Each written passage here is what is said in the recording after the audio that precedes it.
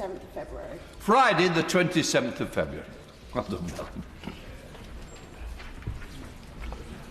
We now come to the Opposition Day motion on Lord Mandelson. I inform the House I have selected the amendment tabled in the name of the Prime Minister. I now call the Opposition spokesperson to move the motion. Shout Secretary of State Alex Burghart. Thank you very much, Mr. Speaker, and thank you for allowing time for this Opposition Day debate and this humble address.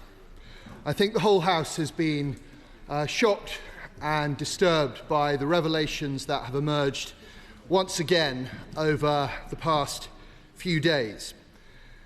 Peter Mandelson, it seems, helped Jeffrey Epstein and his associates make money. And that money was used to run his paedophilic prostitution ring.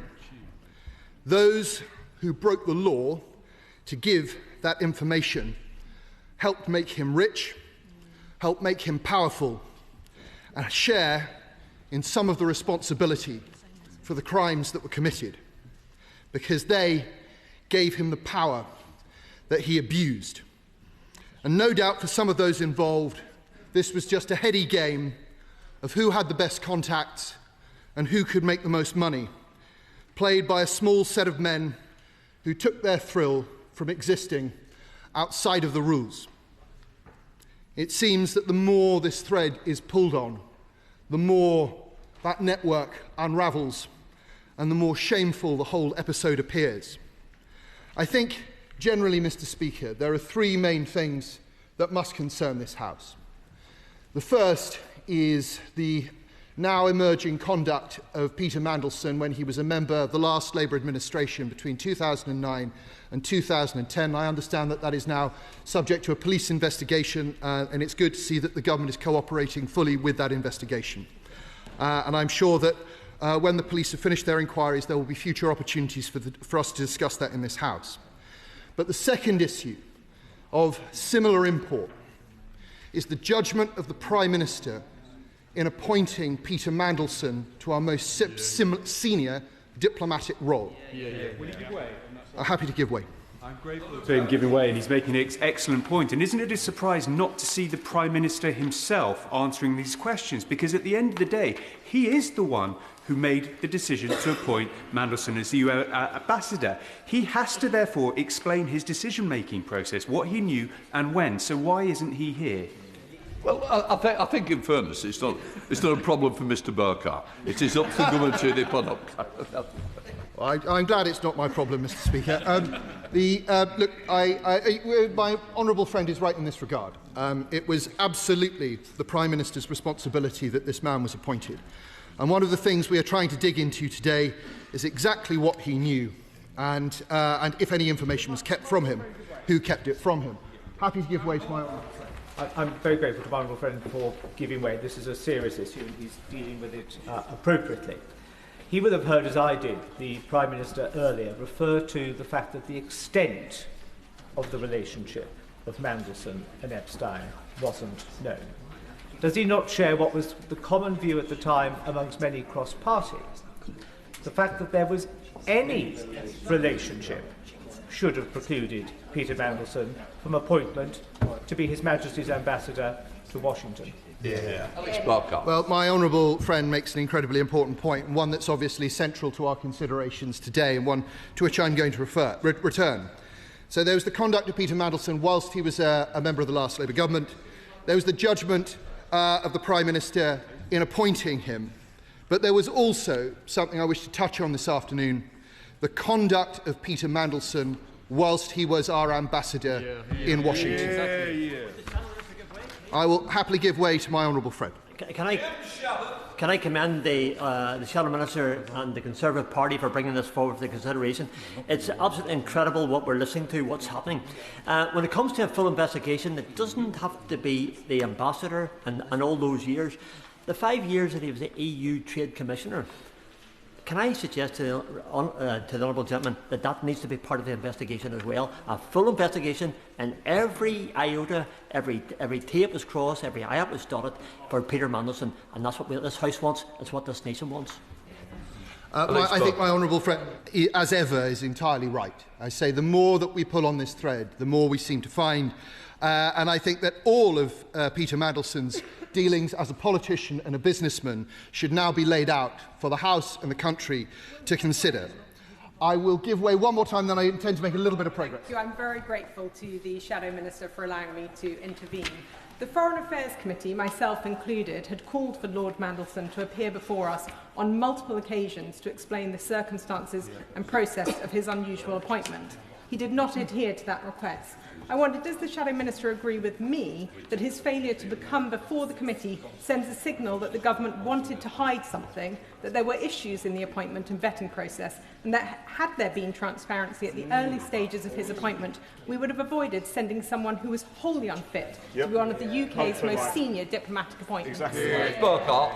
Well, I think that's a very significant representation from a member of the committee. And it must be said that a failure of transparency at each stage in this process appears to have compounded the problems that the government is now dealing with.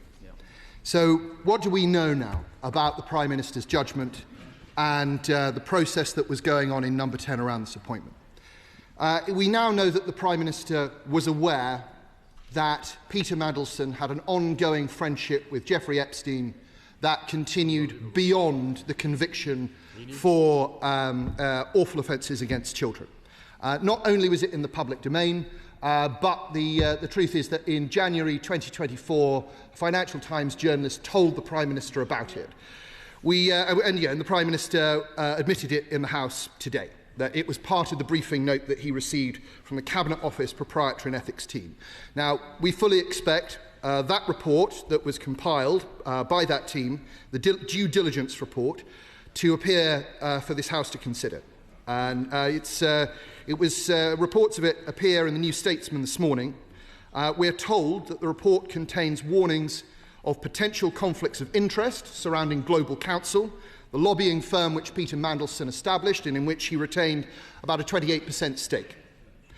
We know that Global Counsel had Russian and Chinese clients, which, according to the reports in the press this morning, the Proprietary and Ethics team had serious concerns about. And we know, or at least we are told in the press, that the diligence report also referred to Mandelson's ongoing relationship with Jeffrey Epstein, clearly stating that Mandelson's relationship had gone over the point of conviction, and also drawing attention to the fact that Mandelson had used Epstein's hospitality in both America and also in Paris whilst the latter was in prison. I'll give way to the Honourable Gentleman. He's absolutely right in his summary of all the misdoings of Jeffrey Epstein, but we heard some shocking revelations during Prime Minister's questions. In fact, the Prime Minister knew about Mandelson's relationship with Epstein when he was appointed as ambassador. Does he agree that the Prime Minister's position is now becoming increasingly untenable? I think that there is no doubt that the Prime Minister's judgment is being called into the sharpest question at this moment. That we really, and it is becoming harder to see how any of us can rely on his judgment into the future. I will give way one more time, and then I must make some. Dr. Andrew Morrison. The Prime Minister's judgment is most certainly in the frame. What about his candour? Does he remember on the 16th of September, the Prime Minister himself introduced the Public Office Accountability Bill, which at its heart has a duty of candour. Do we see candour displayed at Prime Minister's questions today? Alex Burghart. Well, as my right honourable friend knows, the government developed an appetite for candour and then lost its appetite. That bill has disappeared into the ether. I think too much candour would do this government harm. And so I'm not going to give way anyway. I will give way in a moment, but I would like to make a little bit of progress. It was also reported this morning in the press that in September, following Peter Mandelson's sacking, that there was a Cabinet Office investigation into any further wrongdoing. And I wonder if the Paymaster General could confirm whether he's aware of such a report, but at least assure the House that if such a report comes to light during his investigations, that will be published in response to this humble address. Now, I fully understand, on this side of the House, we fully understand that the government has a duty to protect national security and our international relationships. Of course it does. But it must also understand that security and our international affairs are completely entwined with this issue.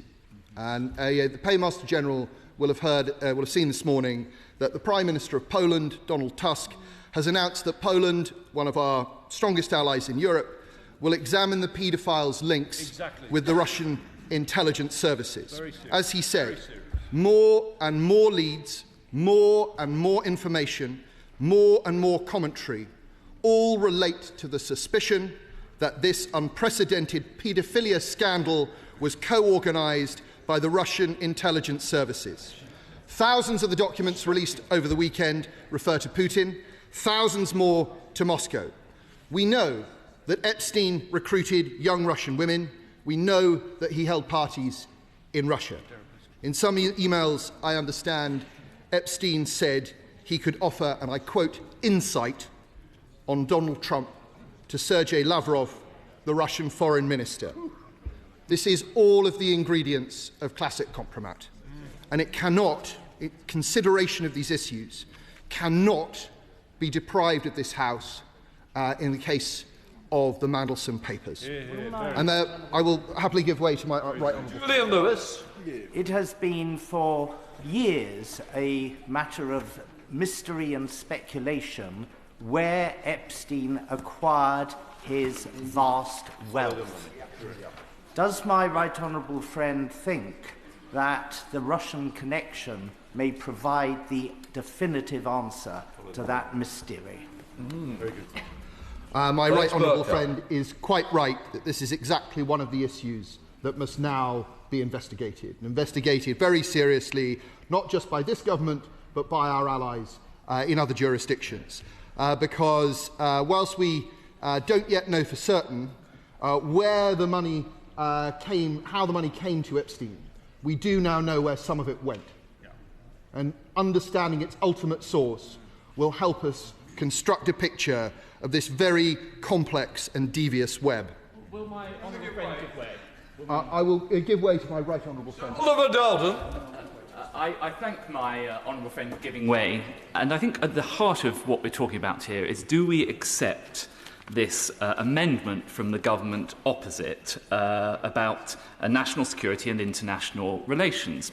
And he and I have both served in the Cabinet Office, and I'm sure he shares my sympathy with the need to protect national security.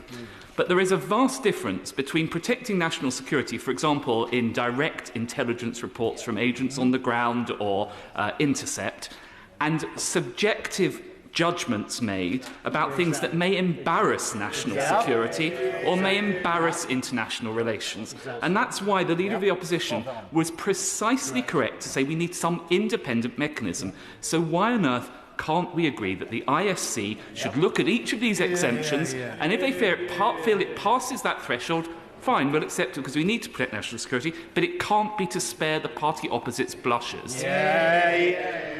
Well, my right honourable friend, who was Chancellor of the Duchy of Lancaster and who knows more about national security than almost anyone in this House, is absolutely right.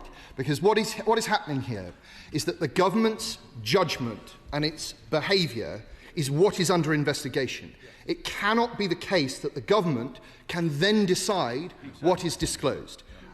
Fortunately for the House, there are mechanisms available to us, not least the ISC, which would do a very good job on behalf of the government of working with them to decide what information could and couldn't be released. But I must say, on the issue of humble address, built into the humble address mechanism itself is an understanding that national security is protected. There is no need for this amendment. I promise to give way to my old adversary from Islington North first, and then I will happily give way to the Honourable. Jeremy Corbett. I thank the right honourable member for giving way, and I compliment him on the content of the speech he's made so far. This inquiry will have massive ramifications. It's an inquiry into the gilded circle surrounding Mandelson. which extends very broadly around this House and the civil service, business community, media and internationally. Isn't it time we had a novel form of inquiry which is not undertaken solely by Parliament or the civil service, but a much broader, more public inquiry which can look into the whole issue, because this is a basic corruption of our political system that we're looking at in the behaviour of Peter Mandelson. Alex Burghart.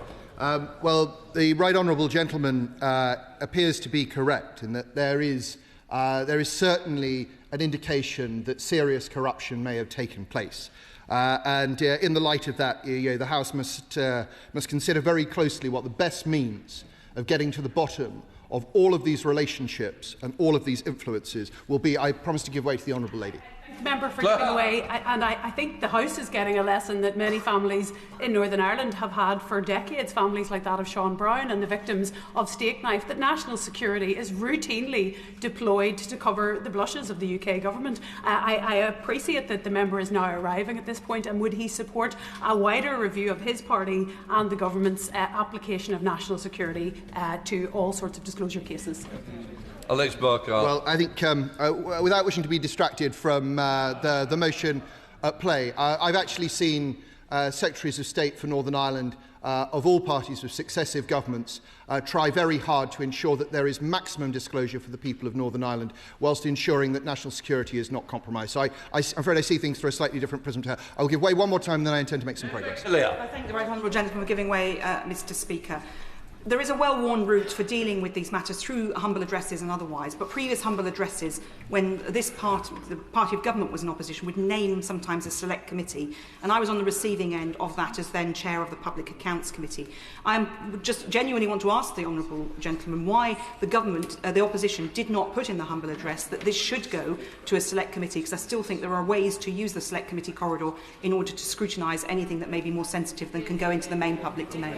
Alex Burghart. I'm very glad that the honourable lady agrees with us that the ISC should be used in this context. I'm very glad that there is agreement between her and me that the front bench should be using the ISC in order to act in this way. And I hope that other members opposite will take the same view as this extremely experienced parliamentarian. I will give way one more time. Jeremy Wright. I'm extremely grateful to my honourable friend. Since he mentions the Intelligence and Security Committee, of which I'm a member, can I put to him this? The purpose of the ISC is not to act as some filter to decide what should go to the rest of Parliament. It's to act on behalf of Parliament, to consider material that Parliament, for good reason, cannot see. This is a motion about whether or not the government should disclose all the relevant material to Parliament. In this context, isn't it a perfectly usable and familiar mechanism for Parliament to use in circumstances such as this, for the government to disclose anything it does not believe the whole chamber can see to the Intelligence and Security Committee? My right honourable friend speaks from a position of experience, and he's entirely right. This is the House is very fortunate to have the ISC, and this is one of the functions that it can perform. The government can have reassurance on national security, and the House can have reassurance that no material is being kept from it that the government might find embarrassing. And so I ask, in his remarks, I asked the Paymaster General, who I know will have had nothing to do with this, and I know is a man of integrity, to think very seriously about the options of gisting, the role that ISC can play in that, and make sure that the government is not marking its own homework, because it's very important that our constituents and this House have confidence in what the government provides us. And now move on briefly, Mr. Speaker, before I hand over to other members of the House, to the conduct of Lord Mandelson whilst he was our ambassador in Washington. And I think that this is very relevant for our debate today, because it exposes again the Prime Minister's lack of judgment in appointing Peter Mandelson as our ambassador. There is obviously now very strong evidence to suggest that Mandelson behaved entirely inappropriately when he was a Secretary of State in the last Labour government. But there are now equally big questions outstanding about what was happening in 2025 in Washington. And this, as I say, is relevant now. On the 27th of February 2025, the Prime Minister, whilst in Washington, visited the American data and AI company Palantir at its headquarters. The meeting did not appear in the Prime Minister's register of visits. It only came to light later. Now, Palantir, we should remember or remind ourselves, was a client of Global Counsel, the company in which Peter Mandelson had a commanding share. Later that year, Palantir received from this government a £240 million deal. British companies couldn't compete. That deal was granted by direct award.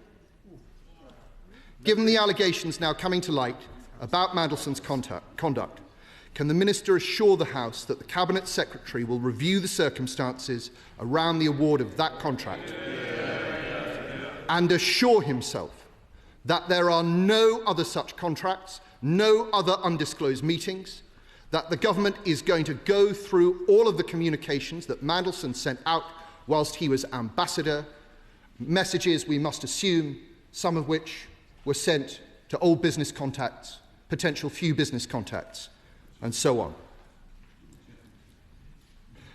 In conclusion, Mr. Speaker, the Prime Minister knew that Peter Mandelson had maintained an unhealthy relationship with a man who was a convicted paedophile, and he appointed him to the role of ambassador anyway.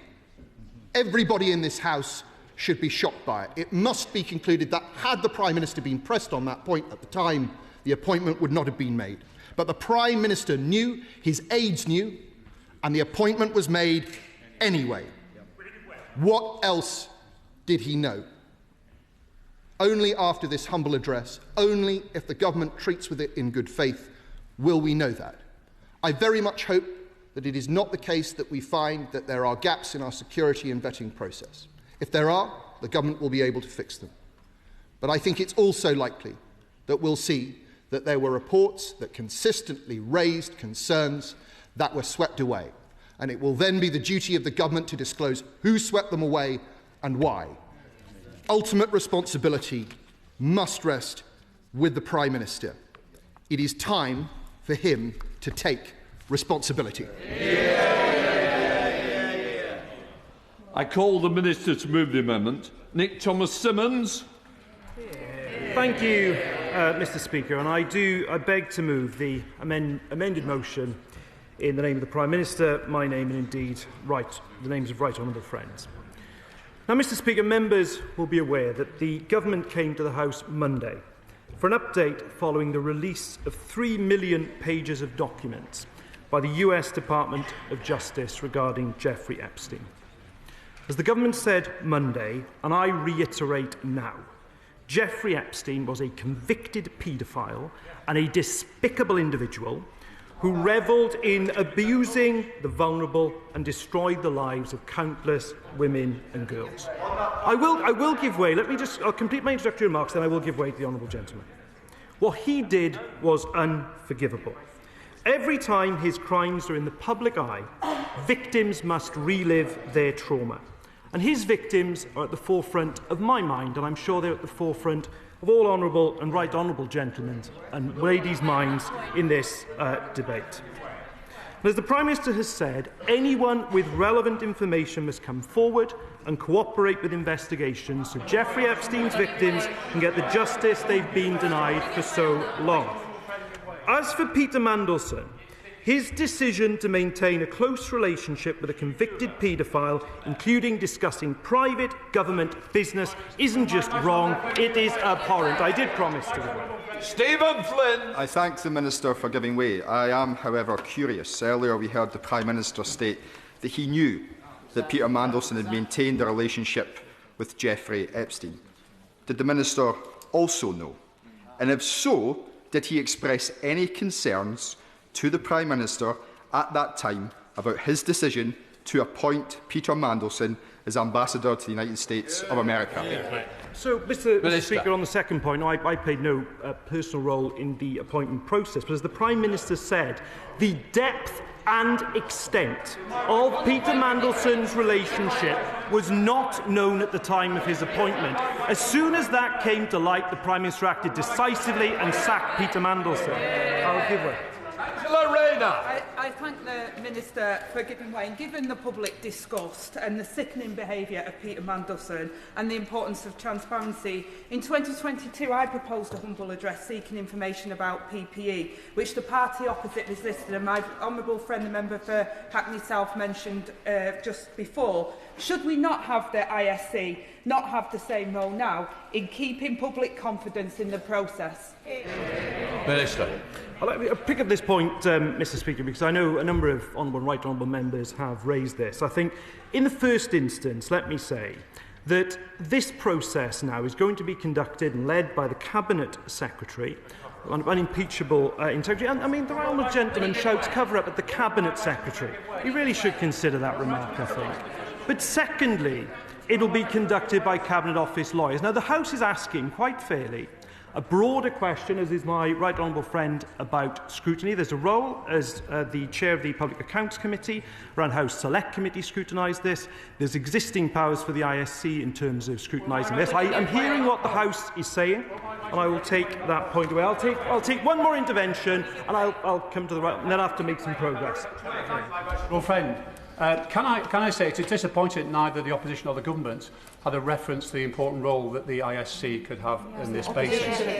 Can I say to him, as a member of the Intelligence Security Committee, I've also spoken to the Chair, the Lord Beamish, and we've heard from the Deputy Chair before, that we feel the Intelligence Security should be involved in this and help this process, not on behalf of Parliament. So I would urge my right honourable friend to speak to Number 10 to ensure that we get that and that happens quickly. Minister. I think I've already said I'll take the point away. I think he knows from our personal dealings on a different matter my respect to the Intelligence and Security Committee and its work. I'll give way to the former Deputy Prime Minister, then I'll have to make some progress. Thank you. I thank the Minister for giving way. The point here is not about impugning the integrity of the Cabinet Secretary. The point here is about confidence in this House. And I think the temperature in the House seems to be that most people feel that involving the ISC will give both this House and, more importantly, the public confidence about this process. Now, it sounds as if the Minister is sympathetic to this point. Can he just confirm that he is sympathetic at that point and he will be making the case to Downing Street for this tweak? Minister. Mr. Speaker, I wasn't accusing the right honourable gentleman of impugning the Cabinet Secretary. The point I was making was that the process is being official-led and indeed then being decided upon by Cabinet Office lawyers. The broader point that the House is making, I can do no more than say I hear what he's saying, and I will take that point away. But can I just come back? I'll give way once more to the chair pack-up, but I really must make some progress. I'm grateful to the Minister, and he knows that this House knows that he's a honourable gentleman in every sense of that term. Right. But the mood of the House is very clear, and my right honourable and learned friend has set out, as have others, the role of the ISC and the expectation that it discharges these serious and sensitive matters on behalf of the House, and that the government has confidence. During the course of this debate, can I invite him to go back to Number 10 and to take advice and to not move his amendment this afternoon? I think that would reflect the will of the House and would allow people to start moving these issues forward. To move it today would, I would suggest, be a retrograde step for the government and its reputation. Minister. On the first point, as I said to the former Deputy Prime Minister, I'll take the point away. But where I disagree with the right honourable gentleman, and I'll come back to it in a moment, is the importance of the amendment, because there are really important public policy issues I want to deal with in respect of that. But let me just return to the thrust of my... I will give way in a moment. No government minister, let's be clear, of any political party should have behaved in the way Peter Mandelson did, and it was absolutely disgraceful. The alleged leaking of crucial documents to help millionaires profit in the middle of the global crash. Lying to contemporaries, lying to the Prime Minister, lying to the public is both shameful and shameless. So let me just finish this point before I will take some more interventions in a moment. Peter Mandelson will now account for his actions and conduct. That is why the Cabinet Office has referred this matter to the police.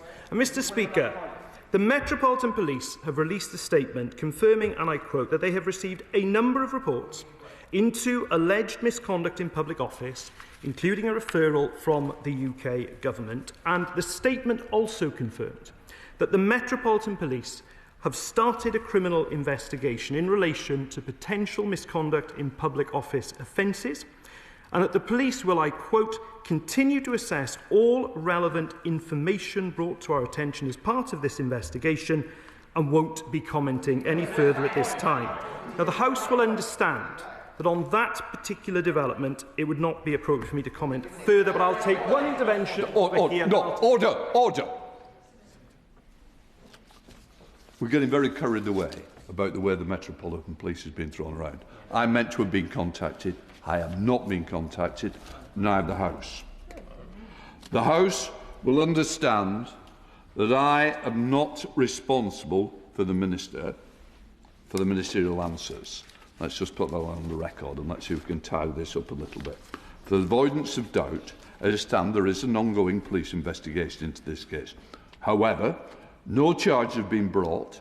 The House sub judice resolution does not apply. In the context, it is up to the ministers how they reply, but the House rules do not prevent them from answering fully. So please, let's not hide behind that something's not factual. So let's get this on the record. And I still haven't had the phone call. Could I just say, in respect of that, Mr. Speaker, I hear precisely what you say. And I entirely accept that interpretation of the sub judice rules. I'm certainly not hiding behind it, and indeed I will come to some remarks about this in a moment. Order. Maybe I can help a little bit. But I think the answer was that we can't do this because there's a police investigation. And I think we've got to recognise that is not a reason. So please, let's not play off each other. I've made my point from the chair. Completely accept that, Mr. Speaker. I'll take one intervention here, then I'll take one over here. Chris Vins. Thank you, Mr. Speaker. I made this point on Monday, but I think it's really, really important to make again.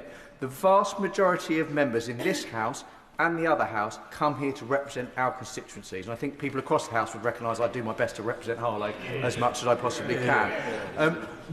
Harlow, Mr. Speaker, would the Secretary of State agree with me that the reason the case of Peter Mandelson is so damning and upsets so many people across this House is clearly this individual, when he was in this place, and potentially when he was in this place, but certainly when he was in the other place, was not representing the people he was supposed to be representing, but representing instead a vile paedophile. So would he agree with me that the reason strength is so strong across the House is because actually he's letting down all of us?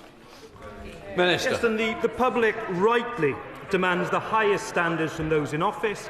They demand the highest standards from ministers. We should be held to the highest standards, and my honourable friend's absolutely right. Peter Mandelson fell far, far short of those standards. His behaviour has been revealed to be appalling, and as the Prime Minister has said, we will not... Order. Please. The Minister is giving way, he will give way, but you can't stay on your feet all shouting, give way, give way. Please, let's give the Minister some time, and he will take you when he feels in the mood to take you. Minister. Thank you, Mr. Speaker. I'll take the honourable member for Bromsgrove, and then I will take an intervention.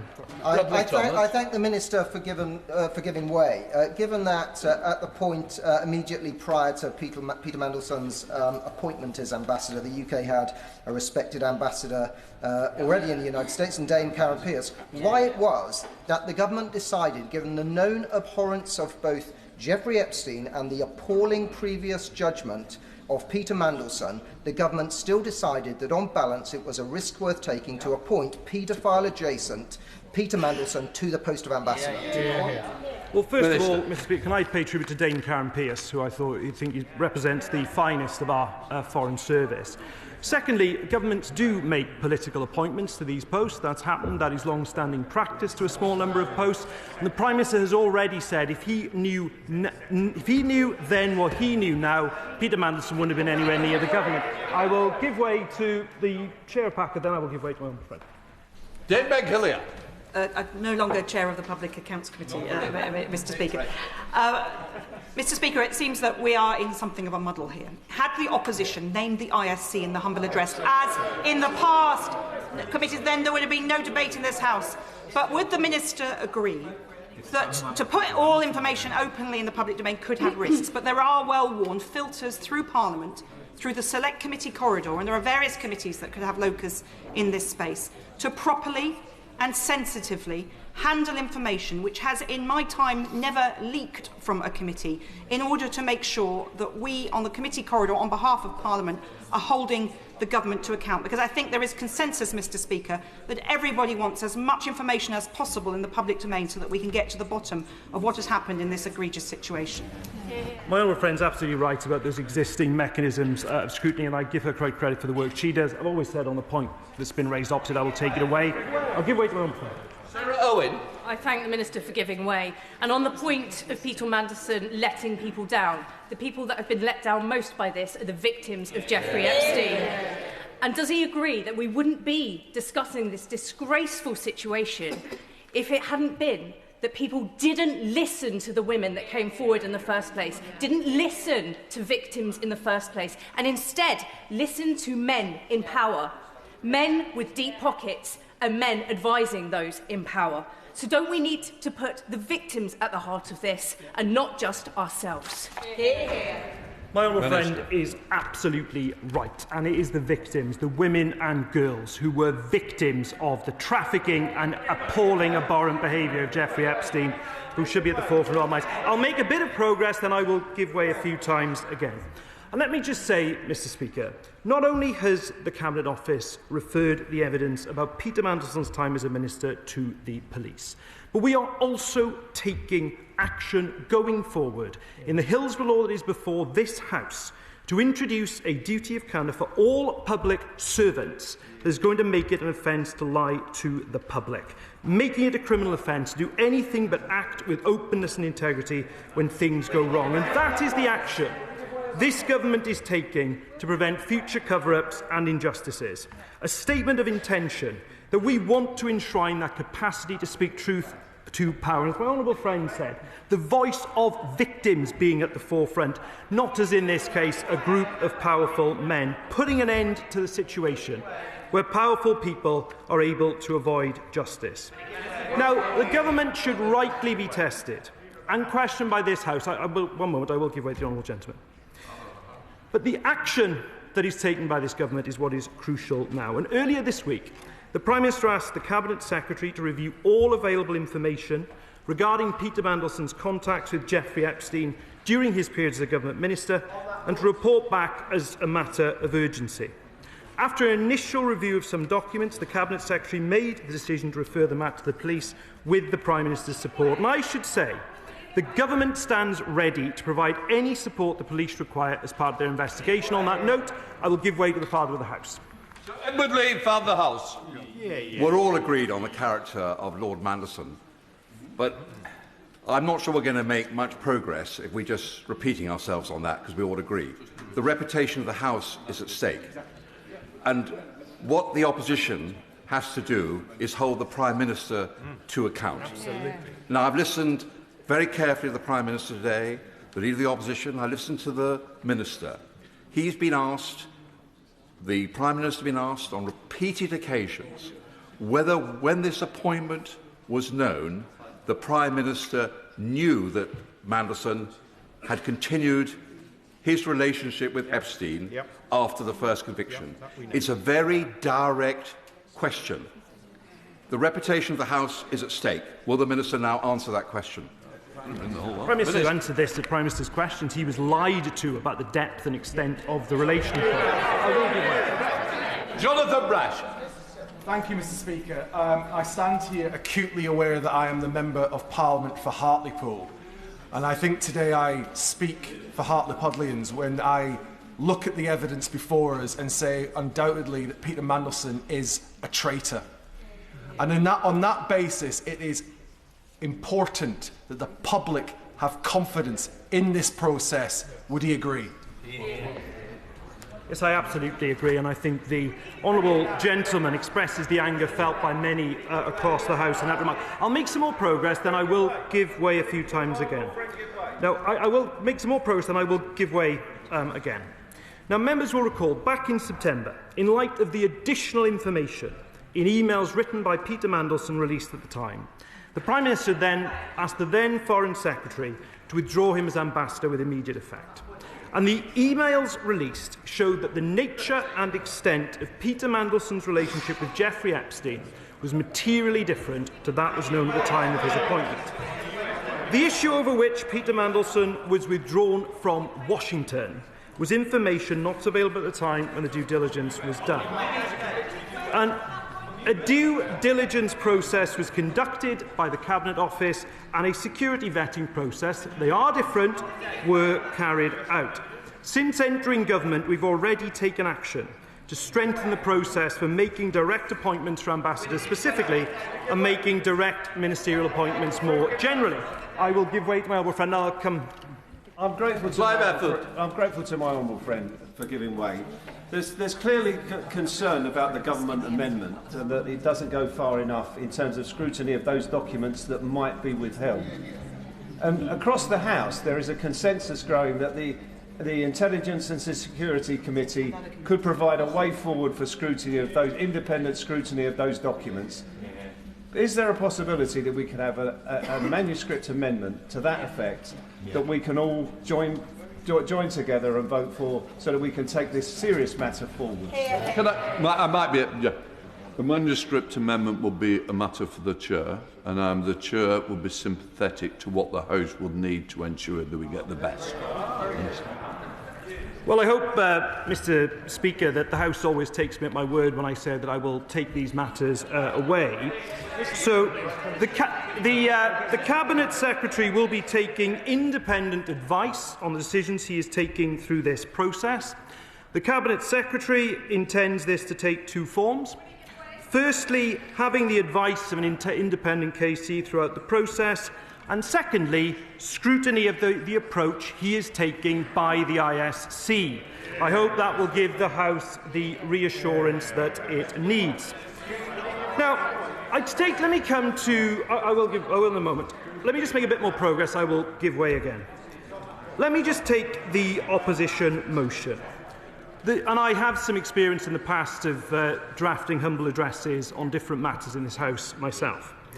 Of course, there is an extensive nature to it. I think the House recognises that. It's imperative that the government protects sensitive information that could damage national security or relations with our international partners. I will give way to I thank the Minister for giving way, and I remember the humble addresses that were tabled in this place during those Brexit years. He will know that in opposition, we never felt the need to put national security or international relations on the face of the motion itself, because that was an implied protection. So can I ask the Minister two things? One, he's just said, quite helpfully, that the ISC will be involved in scrutinising the process. Does he mean the process that the Cabinet Secretary looks at documents, or will they themselves be able to see documents? And I think we all understand what he means by national security, but could he give a definition by what he means by international relations? Because that's quite a broad term. Having some clarity around that would be welcome. Minister. Yeah, I mean, I think my honourable friend has similar memories of that particular Parliament. But for example, on the motion on Ledbedeath, for example, we included in the motion in a form which may contain redactions, but such redactions may be solely for the purposes of national security. So we did do that. And in terms of the humble addresses that I was involved in drafting, I was very, very precise about it. Before I come to the scope of the motion, I've got two. Yes. I'm extremely grateful to him for giving way, and I know the Minister takes the role of the ISC very seriously, and I appreciate that he is trying to help the House with what he has just said. However, he will appreciate the difficulty the House has is it needs to decide what to do in relation to the motion before it today. Yeah. Members on both sides will have to decide how they should cast their vote. Yeah. So although there is some reassurance in the Intelligence and Security Committee being involved with the Cabinet Secretary's process, that will not be possible before we have to reach a decision on this motion. Yeah. The principle here is surely this, that the whole House cannot see everything. I have sympathy with the Minister on this, both in relation to national security material and, rather more sympathy, I'm bound to say, than my colleague on the front bench in relation to material which may be sensitive relating to international relations. But following on from the comments that have been made on his own side, including from the Right Honourable Lady for Hackney and Shoreditch, isn't the answer here that the opposition front bench will accept that its motion will include the concept that if material is sensitive, it is supplied to the ISC only and not to the whole House, but that everything should be disclosed to the House either via that route or via a route to the whole House? Absolutely. Beyond the deadline to amend the motion, which is a familiar situation he and I have found himself in before, but what I just want to say very clearly, and I hope the House takes my previous answer on this as good faith, that I have... The deadline has passed for amendment. Can you just can the Speaker just confirm what you've just said to the House, that you would be sympathetic to a manuscript motion that wouldn't be subject to that deadline? The Chair is able to select a manuscript amendment, and that will be a high bar, but there is a lot that we need to clear up, and I recognise that I think things can move forward, and I'm sure, just to let you know, the answer is yes, in a nutshell. But could I hope that the House takes in good faith what I have sought to do in the course of my speech, let alone the course of the debate. And I think that scrutiny of the process is very important. No. The scope of the motion could also include thousands of documents. It is obviously both in the national interest to protect national security, but also in the national interest to be transparent and act with urgency. I completely accept that. And it is important now we do take time and care balancing those elements. And look, to the government amendment, let me make some progress, I might come back. Look, that's why the government has tabled the amendment it has. For publication of documents unless they prejudice national security. I know I've been asked a specific question about international relations. Because, of course, such documents might contain information about our relationship with our international allies, how we have approached them. That is obviously important for governments to keep, of course, confidential, because it's in the national interest. There's also the issue that I am very conscious of not at all hiding behind the cloak of the Met Police investigation. I'm definitely not seeking to do that. But of course, we will also have to bear in mind documents that might prejudice that investigation, and that's something we will continue to speak to the Met about. Now, Mr. Speaker, we will, of course, do all we can to comply with the motion as amended, and we will also update the House accordingly. And indeed, on this moment, I also want to say to the House that whilst that process of going through a significant amount of documents might take a little time, it is also important that the government starts that process of disclosure to the extent it can do today. And that is what the government will do in response to the debate and the very reasonable questions that are being put across. I am someone who rewards effort, and as the honourable gentleman has put in such effort, we'll allow. Can I return the compliment by just saying to the Minister how much I admire his ability and generosity in giving way. I think he's doing an exceptional job. In relation to the government amendment, Amendment A, I understand where he is coming from, and can I just describe perhaps a thing which he may wish to see pass through the ISC but can't be made publicly available, and that is which of our foreign allies had something to say about the appointment of Peter Mandelson to Washington. I appreciate the Minister is never going to say precisely who that ally might be, but the nature of that correspondence surely is a matter of public interest and therefore of interest to this House, but is not something that can be bruited abroad. So the ISC provides a very obvious solution to discovering what representations were made and what material was passed between our allies and the Cabinet Office before this appointment was made. Can he make that commitment? Minister. Well, I hope the House has seen, even in the course of this debate, Mr Speaker, how the constructive approach I've tried to take on the role of the ISC and its role in this process. That's precisely what I've done. I want to turn now to another issue of this matter, which is the peerage. Because another action the government is determined to take is to strip Peter Mandelson of his title, as the Prime Minister has set out. And frankly, I think people watching this will be bemused, because there is no other walk of life where you are unsackable unless a law is passed. So we will introduce primary legislation. The government has written to the chair of the Lords Conduct Committee to ask the Lords to consider what changes are required to modernise the House processes to remove Lords quickly when they've brought either House into disrepute. And the government stands ready to support the House in whatever way it is necessary to put any changes in effect. Now, Mr Speaker, being in office is a privilege.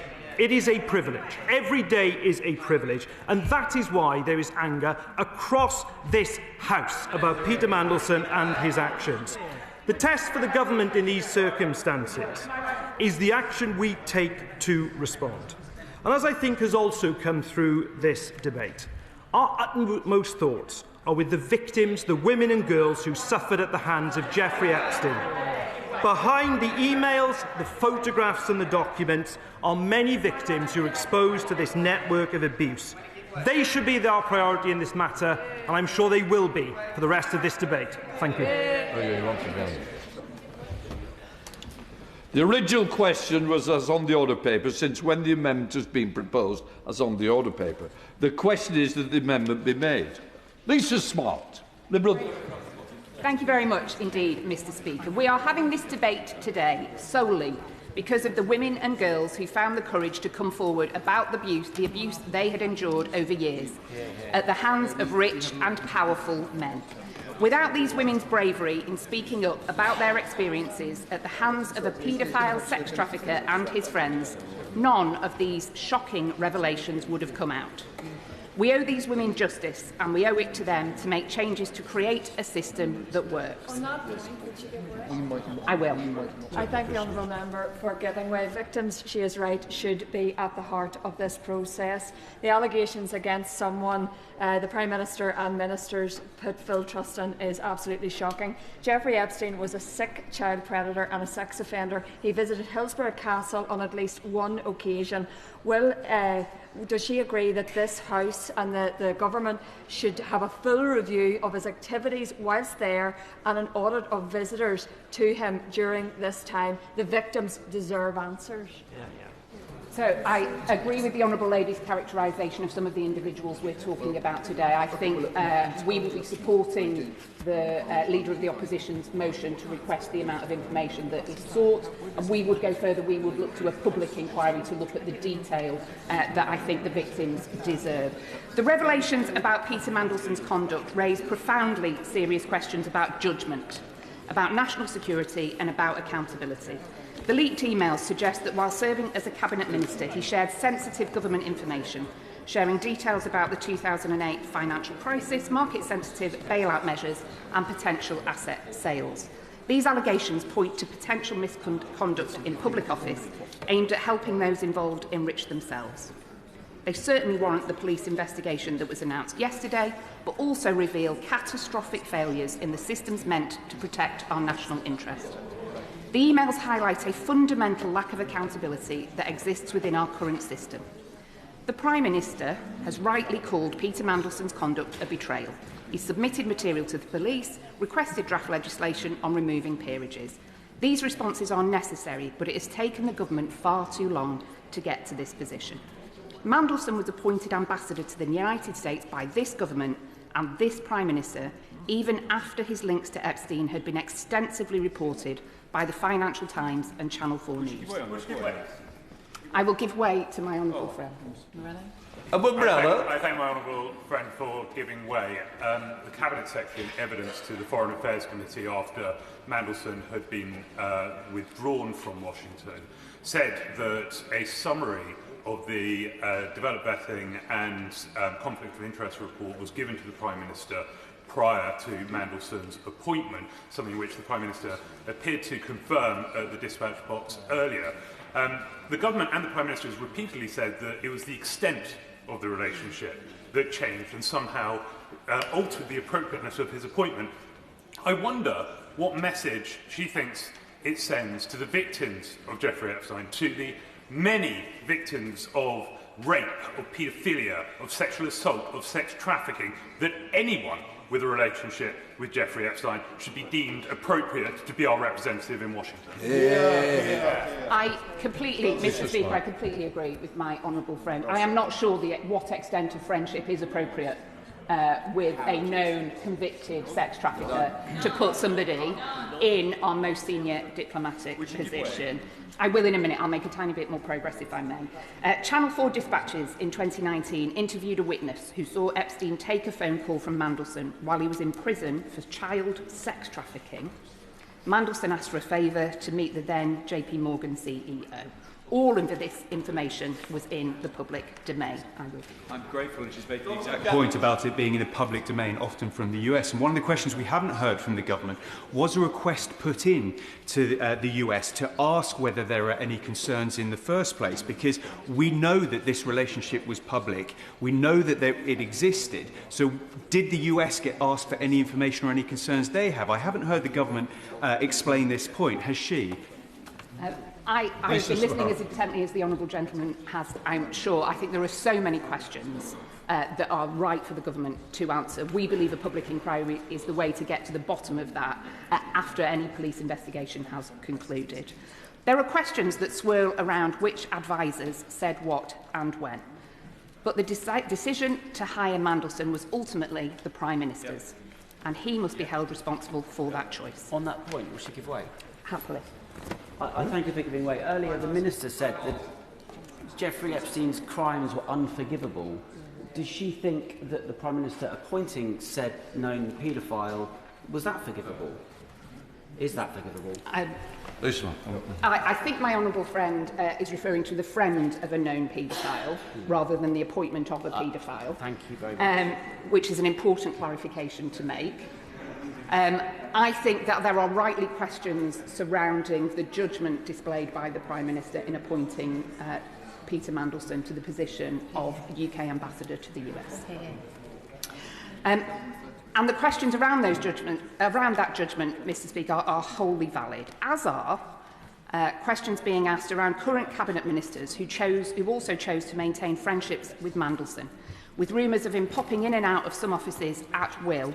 And I must say I noted the facial expressions of some on the government front bench during PMQs earlier today. Many questions were raised about Mandelson before his appointment, of course. There were questions raised about him during the 2009 expenses scandal. He was forced to resign from Cabinet twice for unethical behaviour, and we understand the security services raised serious concerns about his appointment last year. Yet he was still appointed to one of our most sensitive diplomatic positions. This is not a case of one unforeseen problem. This is a pattern of warning signs that were ignored. This Labour government promised to break with Conservative chaos, and instead we see the same failures, inadequate checks, reactive crisis management, and an inability, I will in a moment, and an inability to prevent obvious problems. You do not restore public trust with heartfelt apologies after things go wrong. You do it by having proper systems that stop scandals before they happen. Labour has failed to maintain public confidence, and they must do better. I will give it. I thank the Honourable for giving way. Obviously, people here want to get to the bottom of accountability in terms of the Prime Minister, other elements within number 10, and, of course, what Peter Mandelson himself has done. But there is something out there, I think, which is more systemic, and the public understand that this isn't just about a number of rotten apples in the system. It is systemic. It is about wealth and power and access and how they treat young girls and women and us, the public. They take us for mugs. So does she believe that this is wider than just a few bad apples. It is systemic, and that's what needs to be addressed here, and that's what the public wants. So I wholeheartedly agree with the honourable gentleman. I'm wondering, Mr Speaker, if he's seen ahead in my notes for my remarks about some of the systemic changes we as Liberal Democrats would like to see. I agree with him. This goes far beyond a few bad apples. There are systemic failures in our country that we need to seize this opportunity to address. There are fundamental weaknesses in our system of government, weaknesses that successive administrations have failed to address and which now further threaten public confidence. I'm going to take the urging of the Father of the House to focus on how we make progress from here. We must make reforms to the ministerial code, as it is clearly not functioning as it is. The code exists as a set of rules and principles, acting as guidance for ministers rather than having legal basis. Therefore, ministers who breach it face no legal consequences. When the ministerial code is investigated, even when this is done by independent advisers, the Prime Minister can decide whether to listen to the adviser or not, which means that accountability becomes almost meaningless. And I wonder if, in his winding up remarks, the Minister might consider this and using this troubling episode in our national story as a catalyst for bringing about the much-needed change by enshrining the ministerial code in law. Liberal Democrats believe that to go some way to restore vital public trust in our democracy, we also need to make fundamental reforms to this House and the other place. Members of the government clearly share this sentiment, as we've heard various ministers on the airwaves over the last couple of days saying that the government recognises the urgency of reforming the laws and may bring forward proposals at pace. I'd be grateful if the Minister could lay out further detail of their plans to legislate, especially given growing concern about public trust in our democratic institutions and the integrity of this Parliament. The government holds a substantial majority in this House, and we've seen that they're able to push through legislation rapidly. We saw this only last week with the Medical Training Prioritisation Bill, and the same process could be used to make urgent changes to the other place. Ministers need to set out the legal mechanisms available to suspend or remove a peer, the timetable for any planned legislation, the progress of cross-party discussions that have been mentioned in the press, and how confidence in the upper chamber will be restored. Because without clarification, uncertainty risks further eroding public confidence in Parliament and in our democratic institutions. To the specifics of the motion we're discussing today and the government amendment to it, we Liberal Democrats believe firmly that transparency is vital, and it is the very least the government can do to release the information requested, so we will be supporting the main motion. We would go further. We don't even know the full extent of the British establishment's involvement in Epstein's appalling crimes, or how many British girls and young women were trafficked by him. We are calling for a full public inquiry with the power to compel witnesses, both to get justice for the victims and to protect our national security. On that point, I will give way. I thank my honourable friend for giving way, and specifically on the information that's available. Does she share my discomfort with the fact that this information has only become clear for us, but this mass release of information from the Department of Justice in the United States? And whilst I understand the government's reluctance to release information that may well harm international affairs, that doesn't seem to be a concern of the US government. I'm grateful to my honourable friend, and I think the best disinfectant is often daylight. I am strongly in favour of transparency and welcome it, including the information that's being requested today. For giving way. I think her point about the wider establishment is important. Thank you, Mr. Speaker. Individuals like Sir Richard Branson, who were clearly offering to help Epstein to launder his identity and his reputation by suggesting PR advice on how he might recover from his prosecution, and gentlemen like Bill Gates, whose wife has very bravely spoken out against one of the reasons why she left him due to his links to Epstein. How do we make sure that men like this, who continue to have extreme power, can face some sort of justice on this? Smart. She's entirely right to talk about some of the very well-known men, and it is men, wealthy, powerful, greedy men who we are talking about today, who should be held accountable for their actions. The transparency that is sought today is something I think we should all welcome and have in our minds the victims and survivors, and preventing future young girls and women from being victims and survivors of similar crimes. We should do all we can and take that responsibility that we have very seriously indeed. My right honourable friend, the member for Kingston and Surbiton, mentioned earlier in questions to the Prime Minister, and indeed the Shadow Minister mentioned from the dispatch box today, that the Polish government thinks Epstein may have been spying for Putin. The British public and Epstein's victims deserve to know if a UK cabinet minister was leaking secrets not only to a convicted paedophile and sex trafficker, but also a Russian agent. We Liberal Democrats recognise the vital importance of safeguarding national security and genuinely welcome the openness displayed by the Minister in looking at the ISC as a way of getting to the bottom of some of this that he expressed earlier. However, safeguards are already in place to protect national security. These include the National Security Act, which restricts the disclosure of information where this would harm the safety or interests of the UK. And in tabling the amendment they have, including international relations, as a reason to keep secret the information they have, the government is trying to wriggle out of their obligation to the truth, and we will not support it. Willingly. The Honourable Lady for giving way. I think the transparency point is really important. Peter Mandelson was a Labour politician. This is a Labour government. It may be that Peter Mandelson was an isolated bad apple and really no one knew anything about anything that he was doing until this release of these documents last week. But public will wonder and they will question, and if a Labour government covers up by being anything less than fully transparent, they will wonder who they're covering up for and why. Lisa Smart. I think there have been a series of administrations who have not been as open as they might be, who've made poor choices about the behaviour of some of their members that have ended up in scandal and disgrace. And I completely agree if she's making a point that public trust in our institutions, public trust in our government is vital, and we must all take that very seriously. There is a sorry legacy of recent governments who have behaved less than impeccably in a number of ways. And I think using this whole sorry episode as a catalyst to bring about much needed change is something we would strongly support. Would you give way? I will give way and then I will. For Andrew Millis. Giving way.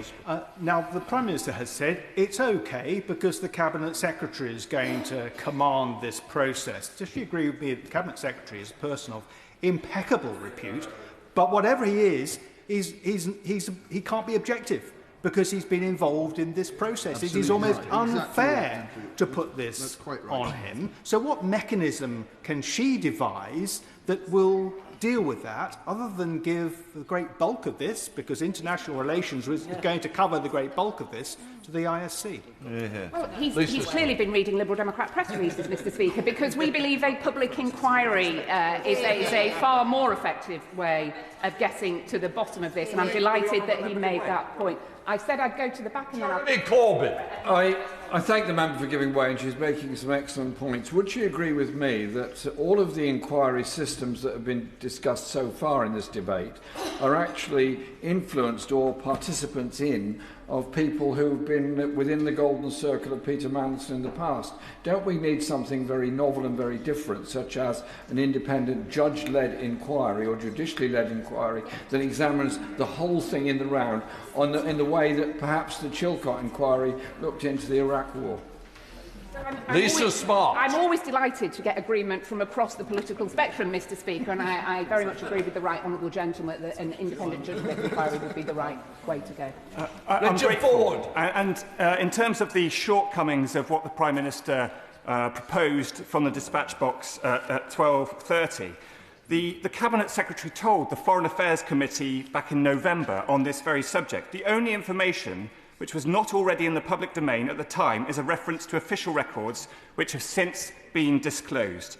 We've learned, obviously, this week that was not the case. Yeah. And so the Cabinet Secretary is plainly not the right person to be leading this government investigation. Wouldn't she agree? That's a very good point. So I think you made the point extremely well. I believe that a public inquiry, a judge-led, an inquiry in the public, which could take evidence in camera as appropriate for national security would be the right way forwards, and I think I'd encourage the Minister to consider when he's winding up where we go from here, because transparency must be prioritised over the potential embarrassment any of these documents could cause, and surely those on the government benches must see that.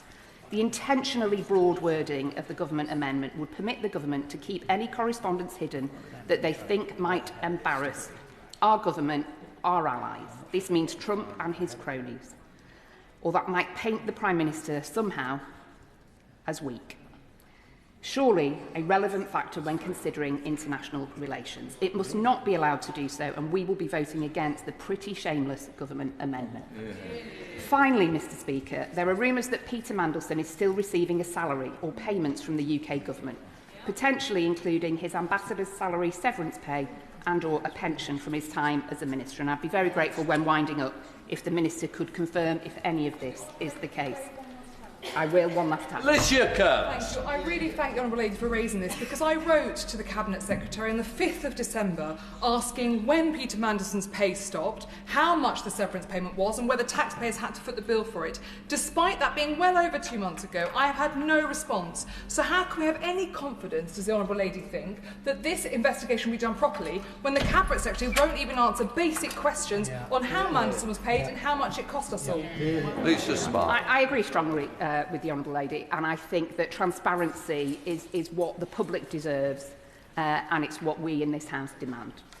This whole sorry tale is about more than the failures, greed and corruption of one man, or even whole swathes of rich, powerful men who conspired to abuse their wealth and power over many years.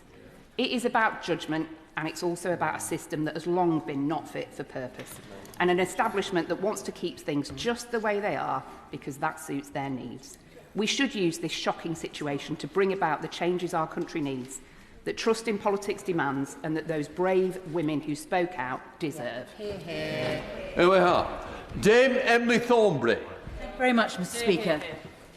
I'd like to start by acknowledging the victims of Epstein and the powerful men around him, vulnerable, abused women and girls who were sold and traded. And since the publication of Epstein's papers, we have learnt so much more. I just, Mr Speaker, want to read one email from Jeffrey Epstein to Peter Mandelson, dated the 28th of October 2009. And it says this: New York, Brown, Cuban-American, have you made any decisions? Peter Mandelson answers a few minutes later, why are you awake? These questions are all related. DESP for QAM, but can only get to New York at a time when people feel G, this may be Gordon Brown, won't have some sort of breakdown. Still working on it, therefore. There are so many questions about that. One of the suggested answers might be that it's not just young women. Yes, I can. Chair of the Foreign Affairs Thank you, Mr Speaker. Does the Chair of the Foreign Affairs Select Committee regret describing the appointment of Peter Mandelson as inspired, and did she know his ongoing relationship with Epstein prior to his appointment? I will come to that because it's important, and it's important to put it in the context. So let me just move on. So since then, we've seen not just that, but we've also seen treachery of the worst kind. And the question is, how did we get here that a man like that became ambassador to the United States from Britain? And I think that we have to begin by bringing ourselves back to when Donald Trump was elected and how challenging that was and how difficult it was to know what the best choice was when it came to who the ambassador to the United States ought to be. There was a choice. We could have continued with the ambassador who was already there, a woman called Karen Pierce. She'd been invited to Mar-a-Lago many times. She had connections in with Donald Trump's circle. She was an older woman, a powerhouse. She's great at making friends. She wears mad shoes. And she's one of a generation of senior, older women who, too many of whom are no longer in the Foreign Office and have been replaced by boys. At the time when Labour was elected, of the 6 other members of the G7 countries, all of them were Britain in all of those countries were represented by women, including the United Nations as well. And now there is only one. We had a choice between deciding to continue to ask Karen Pierce to be the ambassador, or to go in another direction. And the question was, what was the right way to do it? We went for Mandelson because it was seen as an imaginative response, and I welcomed it as an imaginative response. Personally, I would have continued with Karen Pearce, who's a woman I know, and I trust and I admire. But if a choice has to be, if a different direction was to be made, it was a choice that was imaginative and was one that made some sense in the context of Donald Trump becoming Prime Minister. I will give way in a moment, but let me just finish this point. So on the 3rd of November, when we discovered more information about Mandelson's relationship with Epstein, we asked for Chris Wormald, the Cabinet Secretary, and Oliver Robbins, the Permanent Under-Secretary at the FCDO, to come before the committee to give evidence, because we were concerned as to how this had happened, that there was clearly so much background information about Peter Mandelson that simply was out there but didn't seem to have been considered properly before a decision was made. And so we asked how it had happened, and we were told that the first thing that happened was that there is due diligence. And due diligence means that fast-stream civil servants are given the opportunity of going to open sources, so they go onto Google and they look, and that's how they do the due diligence, and that threw up reference to Peter Mandelson's relationship with Jeffrey Epstein.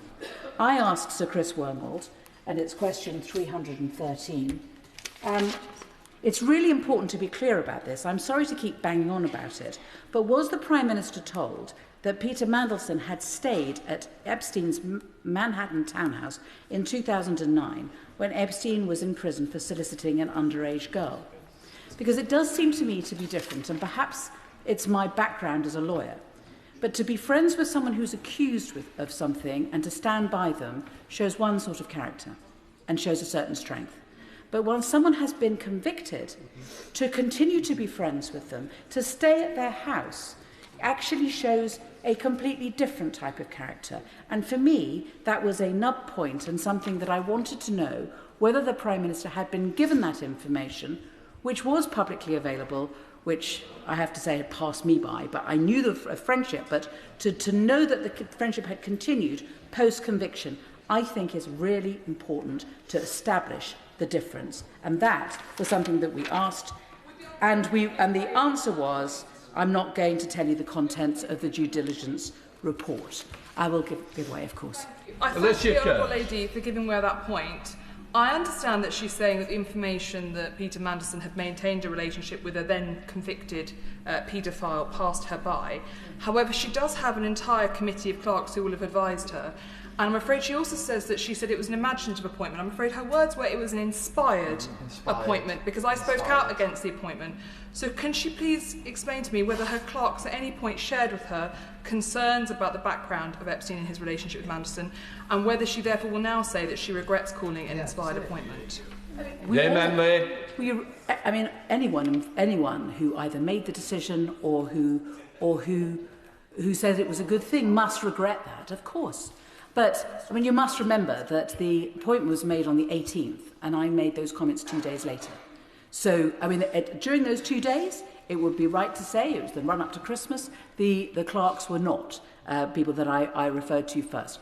There was work done thereafter, and the reason there was work done thereafter was because what we wanted was, once he had been appointed, once the announcement of the appointment had been made, we wanted him to come before the committee and we wanted to ask him questions. And it was very important, we felt, that he was asked questions in an open committee hearing where there would be a record made and where we could ask him questions such as the ones which I put to... May I just finish this? I said this. I said, if he had come before us, we would have looked on the internet, we would have Googled, we would have found that Channel 4 had done a documentary, The Prince and the Paedophile, that clearly highlighted Mandelson's links with Epstein. We would have given consideration to the Financial Times and the Guardian reports in June 2023 that referenced the JP Morgan internal investigation. In those reports, what was most damaging of all was that Epstein was sentenced in 2008 to 18 months imprisonment for soliciting an underage girl, and Peter Mandelson goes to stay in his townhouse in Manhattan in 2009. At that time, Peter Mandelson was the business secretary, so we have the business secretary staying in the townhouse in Manhattan of someone convicted of paedophilia. We would have asked those questions, and whatever answers would have been given, whether they were honest or not, would have been out there in the public. But the problem was, I think, was that a decision was made in the haste of Donald Trump's election to go for an imaginative, inspiring, alternative person to go to the United States, and there was not enough time spent on it. And so the decision was made to appoint, subject to... No, please, let me finish. Let me just finish what I'm saying. So, the decision is made to appoint. There is supposed to be some due diligence before that happens, and I can help the House with what the due diligence meant. I've already explained that it's given to these people from Fast Stream, they look, and again we were asking, when you did the due diligence, what detail was given to the Prime Minister about what the results of that due diligence was? Because, I said, it was very important that we were given the information as to what the Prime Minister at that point was told. Because a friendship with Epstein was one that was generally known, but the specific point about the ongoing friendship and the staying as a member of the Cabinet in Epstein's New York townhouse, to me, was a very different matter, and what I wanted to know was had the Prime Minister been let down by not being told that particular point? Because in the end, we can't expect the Prime Minister to do all the due diligence himself. He does have a country to run, and he relies on those who are around him to give him proper advice and to then work on that advice and to be able to make decisions on that basis. I have 7 people wanting to intervene. If I may, perhaps I will take 2. I will take this gentleman. I'm most grateful to the Honourable Lady giving way. This whole debate is centred around the judgment and the trust in the judgment of our Prime Minister of this United Kingdom when he decided to appoint the monster, when he decided to appoint Mandelson as US ambassador. And yet the Honourable Lady has just confirmed that the Cabinet Secretary refused to answer questions about vetting when the Prime Minister is asking us to trust the Cabinet Secretary to make decisions about the release of documents and information. So does the Honourable Lady agree with me that it must be right that the Intelligence and Security Committee makes those decisions as opposed to a Cabinet Secretary within whom we no longer can have trust? Dame Emily Thornberry. Again, for the record, I asked the Cabinet Secretary why he wasn't prepared to give this to us, and he said 2 reasons. First of all, because he felt that he had a duty of care to the candidate, and the second was because he was not going to give information of the advice that he was giving to Number 10 and put that into the public realm. So they were the 2 reasons that he gave. I think that the proposed amendment is one which has a great deal of sense, and I hope that we can see a lot of bustling around going on in the background of the chamber at the moment, and let's see what comes from that. I will take one other intervention. I'll take. Right, Honourable Lady for giving way. She's making strong and clear points about the relationship between Epstein and Mandelson. The Prime Minister was clear at Prime Minister's questions that he knew that the relationship was ongoing, and he knew that at the time he appointed him. What sort of ongoing relationship with an unrelated convicted paedophile is acceptable to the Honourable Lady for someone who is out to represent our country on the world stage? I think I've made clear that for me, there is a difference between being a friend of someone who is accused of something and then having putting distance between yourself and that person if they are then convicted. I think that a decision should be made at that point and that goes to, I think, a matter of conscience and the right way to proceed. That's my view. If I may make some progress, and I won't take any more interventions. So I've got to the point of I've explained what we were told about due diligence and how that happened.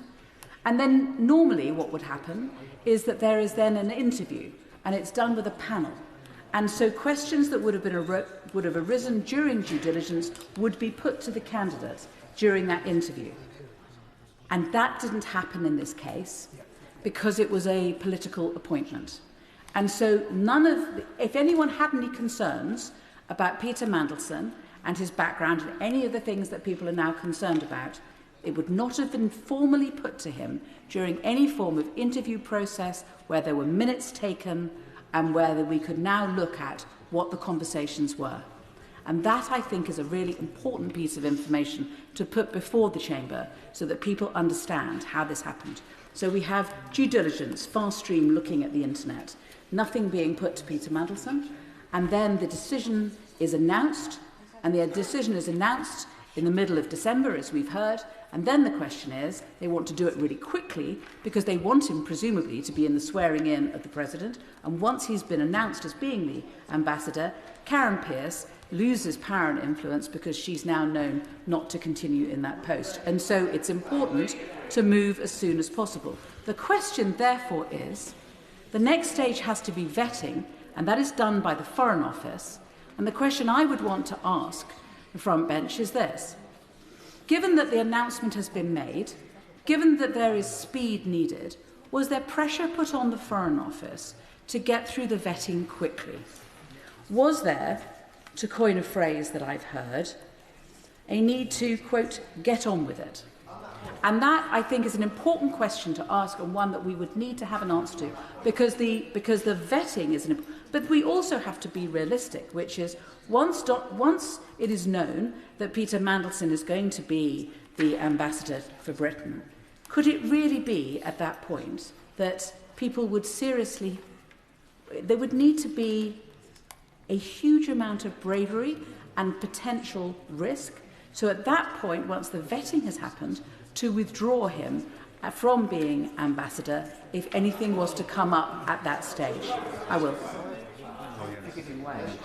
As the chair of the Foreign Affairs Select Committee, does she know what the then Foreign Secretary, now the Deputy Prime Minister, the member for Tottenham, does she know what he knew at that time? And does she think that that should also be brought to the attention of the House in this release of documents? Thornberry. I think the point is that the due diligence and the vetting is done by civil servants and is not supposed to involve politicians. And the decision was made at number 10. And that is how it works, as I understand it. And so the views of the Foreign Secretary may not be as directly relevant in this sense. I think she's been very generous, and thank you for giving way once again. But what's the point in civil servants doing due diligence if that information is not given to politicians to make decisions? It's given to those who are making the decisions, as I understand it. As I understand it, the due diligence is done by the Cabinet Office, and then the decision is made as to which candidate. They did due diligence on a number of candidates, and then the decision is made as to which candidate is going to be put forward. Then it is announced, and then there's the vetting done by the Foreign Office. And then that information is then handed back.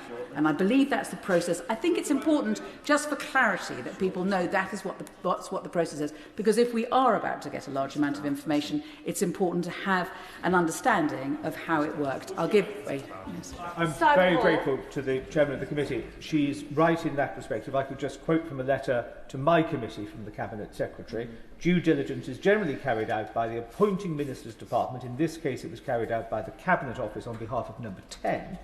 So it is not usually shared with other departments. This is an answer to a question, was the FCDO involved, and was not in this case. So the FCDO, this was purely Cabinet Office at number 10. Right Honourable Lady's right. Just thought that quote may help her in her argument. Thank you very much. Okay, then, yes, I've read the letter. I'm afraid I didn't have it at my fingertips, but it's important, I think, to put all of this information before the House so that we're able to make... And then the question is, what does vetting mean? I appreciate there are other processes that we can't go into here, and it wouldn't be appropriate to do it. But again, if I can just... I hope we have helped to the House by an answer that I got. Is question 269, where I said, the foundation of it seems to be that they fill in a form, you have to take in good faith that they're filling it in correctly, and then you check what it is that they've said. So if they have admitted anything, no one is looking outside what is on the form. And Sir Oliver Robbins said that is broadly correct, yes. So that is vetting. That is vetting. I'll give way to the Honourable Lady. Bolton. Grateful, Madam Deputy Speaker, because I will touch on vetting in my contribution later. As someone who was vetted by the Foreign Office many, many years ago, I'd like to actually seek some clarity as to whether Peter Mandelson went through the full vetting process that a normal member of the diplomatic service would do ahead of taking up such a post, or did he simply undergo what is known more in political terms and Chief Whip terms as the PET process, which is undertaken by the Cabinet Office? Because full vetting, Madam Deputy Speaker, takes a long time. I understand what the Honourable Lady is saying. Obviously, I don't know. All I can do to help the House is point out when the announcement was made of Lord Mandelson to be the ambassador, which was in mid-December, and when it was that he began to take the post up, and the pressure that was being put on in order to make sure that we were all clear that that's what he was going to be the ambassador in time for the swearing in of the president a month later. And the committee did everything that we could to try to get to the bottom of how many questions were asked, what the questions were, and we did our utmost, all of us, to try to get to the truth of this. But I think to say, if you read the transcript, that we were mandarined would be a good one. I appreciate the explanation this is given to the process, because I think for many people outside of it, we do wonder what information is shared and what process has gone through. But it would be hard to believe that the information held by the Department for Justice in the US wasn't shared with our security services, and that wouldn't have been disclosed in a process for a post of this nature with a security clearance that would be required. On that basis, and to eliminate any accusation of cover-up or conspiracy, isn't the right path to have the Intelligence and Security Committee look at this and fin the evidence that is then coming forward? Before the member responds, we've got a very healthy number of members wishing to contribute, so can we make sure interventions are short? And I assume, Dame Emily Salisbury, you'll be coming to your conclusion shortly.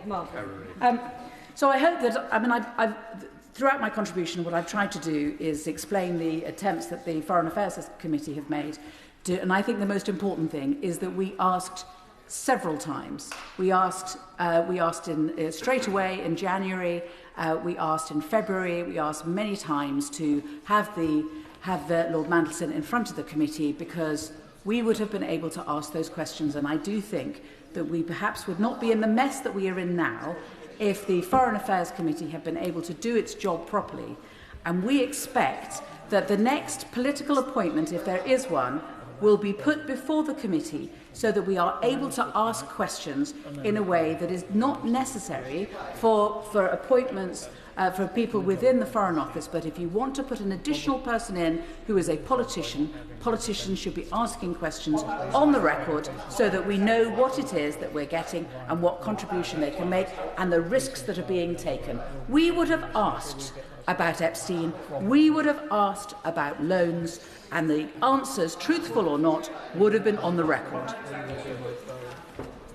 Sir Julian Smith. Speaker, humble addresses are very difficult for the government of the day and for Chief Whips, and the Cabinet Minister just leaving presented many humble addresses that I dealt with. They're difficult from a legal point of view, they're difficult from the position of protecting the rights of the executive to have independent advice. And as the Right Honourable Member for Ashton-under-Lyme said, sometimes those judgments are handled in a way that retrospectively might have been different. The national security element is obviously extremely important, and I pay tribute to all of our intelligence services and the protection that they bring to our country. But this, Madam Deputy Speaker, this humble address is quite different from any other humble address I believe that has been presented to this Parliament, because this humble address is about corruption at the very heart of our democracy. It's not corruption, in my view, relating to the current government. There's obviously differing views on the judgment, etc. But for me, this humble address is the route that we will start to get to the bottom of what looks like a corruption that we have not seen in this Parliament probably in recent times. And how we handle that and how we move forward now is critical to all of us, and it's absolutely vital for the issue of public trust. I'm not going to agree with public trust.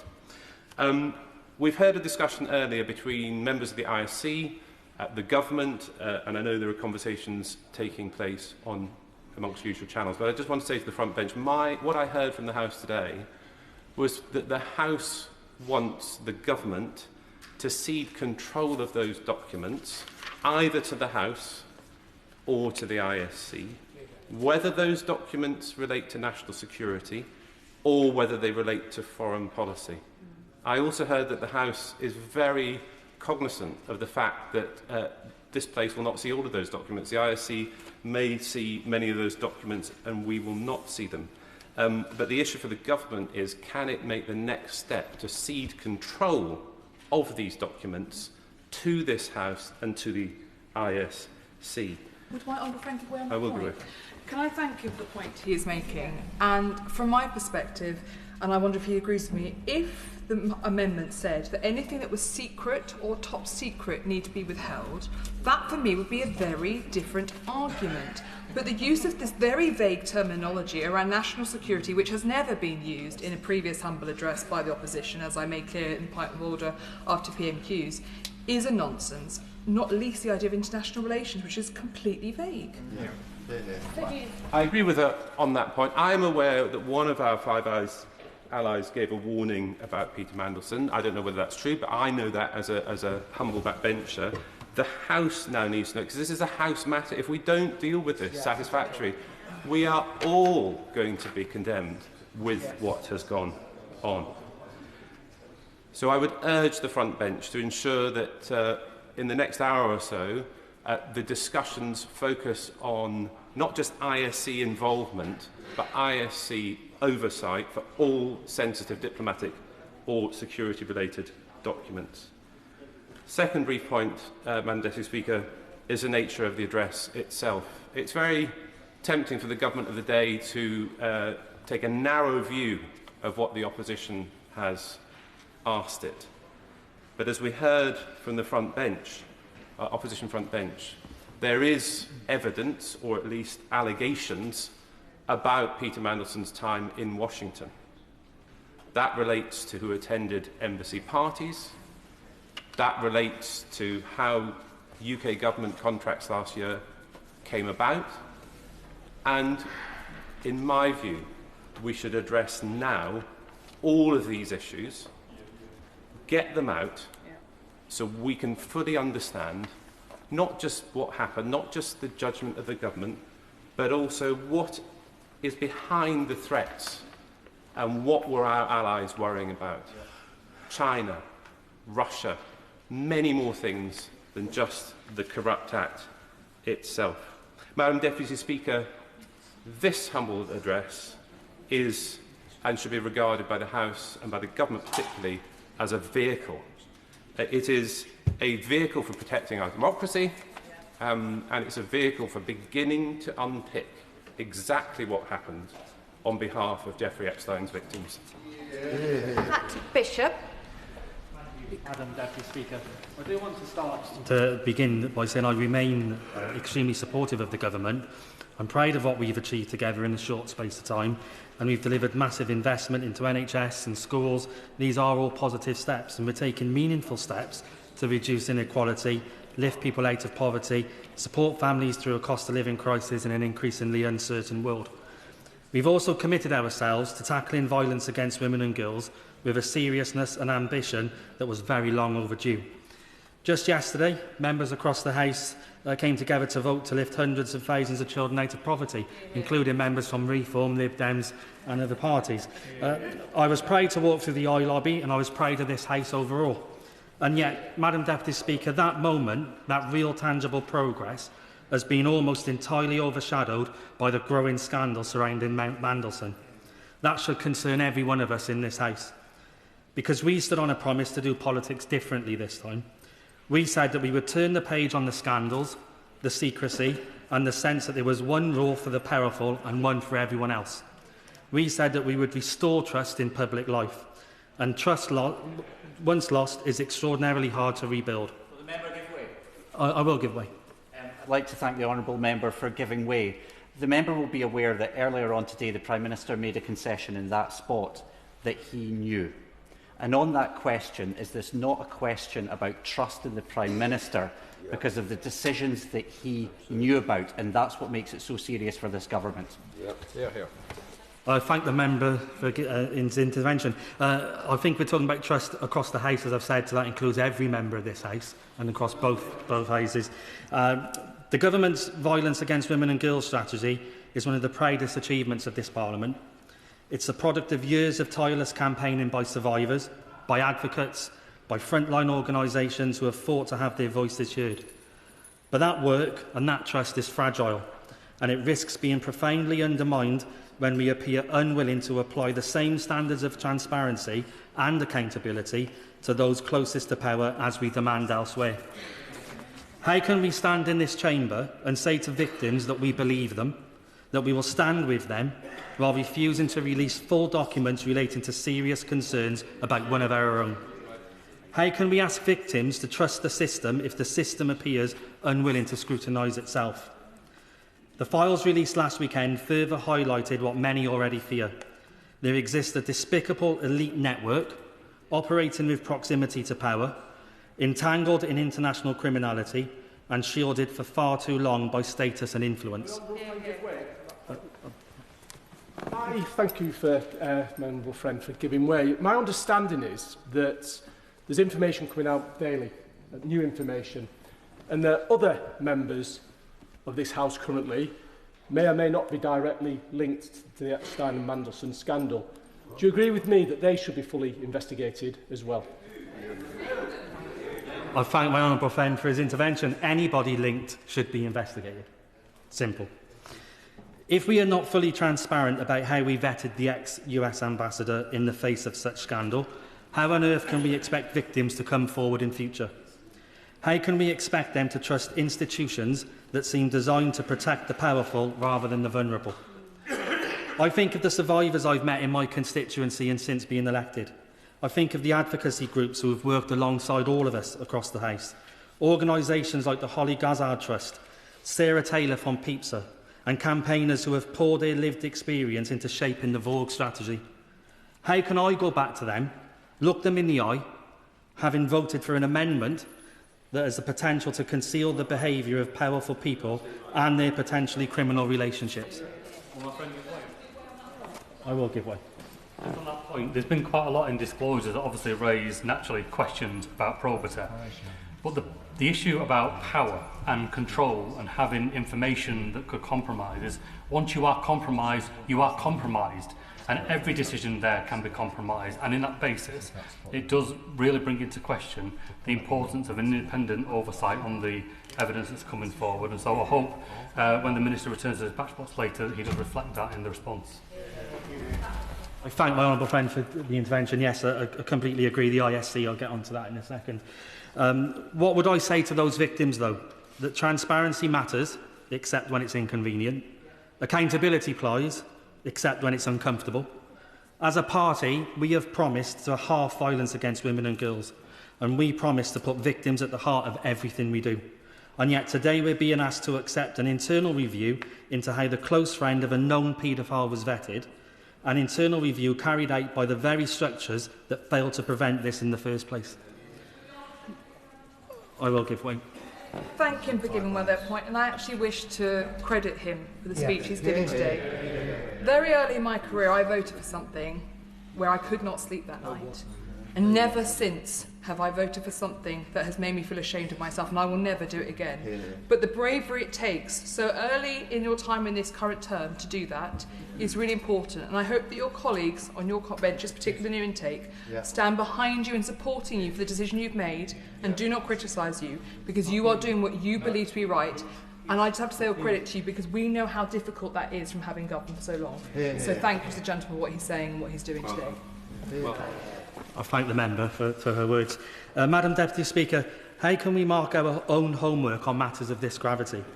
And I want to be clear that I understand the position the government finds itself in. I understand that concerns have been raised about embarrassment, about reputational damage, about national and international security. These are serious considerations and they should not be dismissed lightly. But if vetting decisions were influenced by compromising relationships, then we have a far bigger problem, one that demands scrutiny and not silence, one that requires us to re-evaluate how this country operates on the international stage and whether transparency and accountability are truly guiding principles or merely slogans. An independent review by the ISC, coupled with a commitment to release documents subject to independent legal advice, is not an unreasonable request. If such a process is deemed unfavourable by the government, the public are not naive. They will draw their own conclusions. I'm not making any accusations today. I'm asking reasonable questions on behalf of my constituents and victims who are watching this debate closely. Will number 10 be candid? Will it show humility? Will it choose transparency over defensiveness? And let me be equally clear about something else. I don't believe the opposition tabled this motion with victims at heart, and we can all see the political point scoring at play here. But the motivations of the opposition do not absolve us of our responsibility. Given the strength of feeling among victim and survivor groups, and frankly given my own conscience, I cannot in good faith support a position that risks further eroding trust in our commitment to justice. Power and trust go hand in hand. The responsibility that comes with holding public office must never be understated. We are entrusted, all of us, with shaping national policy, representing our communities, safeguarding the most vulnerable, and that trust must be earned every single day. And so today, Madam Deputy Speaker, not because it's politically convenient to me, but because it's morally necessary, I am voting with the victims, I'm voting with the survivors, and I'm voting with the principle that no one, however powerful, should ever be beyond scrutiny. Simon Hoare. Thank you very much indeed, Madam Deputy Speaker, and it's a pleasure to follow the honourable gentleman, the member for the Forest of Dean, and I will return in a moment to a point that he was just making. I have the great privilege, Madam Deputy Speaker, of being the father of 3 wonderful teenage daughters, and any parent or relative will feel their stomach turn and churn at the thought of vulnerable young women being trafficked and used as playthings for the sexual gratification of warped and twisted minds who thought they were above the law, to whom the rules did not apply, and who thought that they could get away with it because of who they were. And I suppose, Madam Deputy Speaker, the surprise as it relates to Peter Mandelson is that we are surprised. He was a man who seemed magnetised to money like a moth to a flame, who had caused considerable and significant embarrassment and discomfort to previous leaders of his party, and where the current Prime Minister decided that in some way or another it was only the extent of a relationship that should be the determining factor, whereas in actual fact it was the existence of the relationship at all that should have precluded Peter Mandelson from an appointment to be our ambassador in Washington. Now, I want to pick up a point which the honourable gentleman from the Forest of Dean raised, and which I believe my honourable friend from Stamford and Grantham was also referring to. And my conscience, I don't say this in particularly smugly, my conscience is a little bit clearer than my honourable friend's if she's referring to the same vote. There was a vote in this place, and government, the Treasury bench needs to just remember this, because there are certain votes and motions in Parliament that become a thing, with a capital T, that become an event, that set the scene, that make the atmosphere for the coming months and weeks of a government. And I think that this issue, and how the Treasury bench respond later, is one such one. Owen Paterson was and is a friend of mine, as well as being a former parliamentary colleague. we were asked to vote for something which effectively would have got him off a very painful hook. And I, along with 12 other Conservative MPs, against a lot of whipping, voted against the then government amendment to effectively, de facto, exonerate him. It was the most difficult vote I ever made because he was a friend both political and personal. But it was a vote that I never have ever regretted because it was the right thing to do. And when all the party allegiance and the toing and froing and everything else and the whipping and so on and so on, when all of that is over, at the end of the day, and I hope it doesn't sound too folksy to say this, Mr. Speaker, we all need to be able to look in the mirror and say to our families, to our friends, our constituents, whoever, I always tried, I didn't always, but I always tried to do the right thing. Now, I think the right thing for the government to do is to withdraw its amendment. I think the mood of the House is incredibly clear.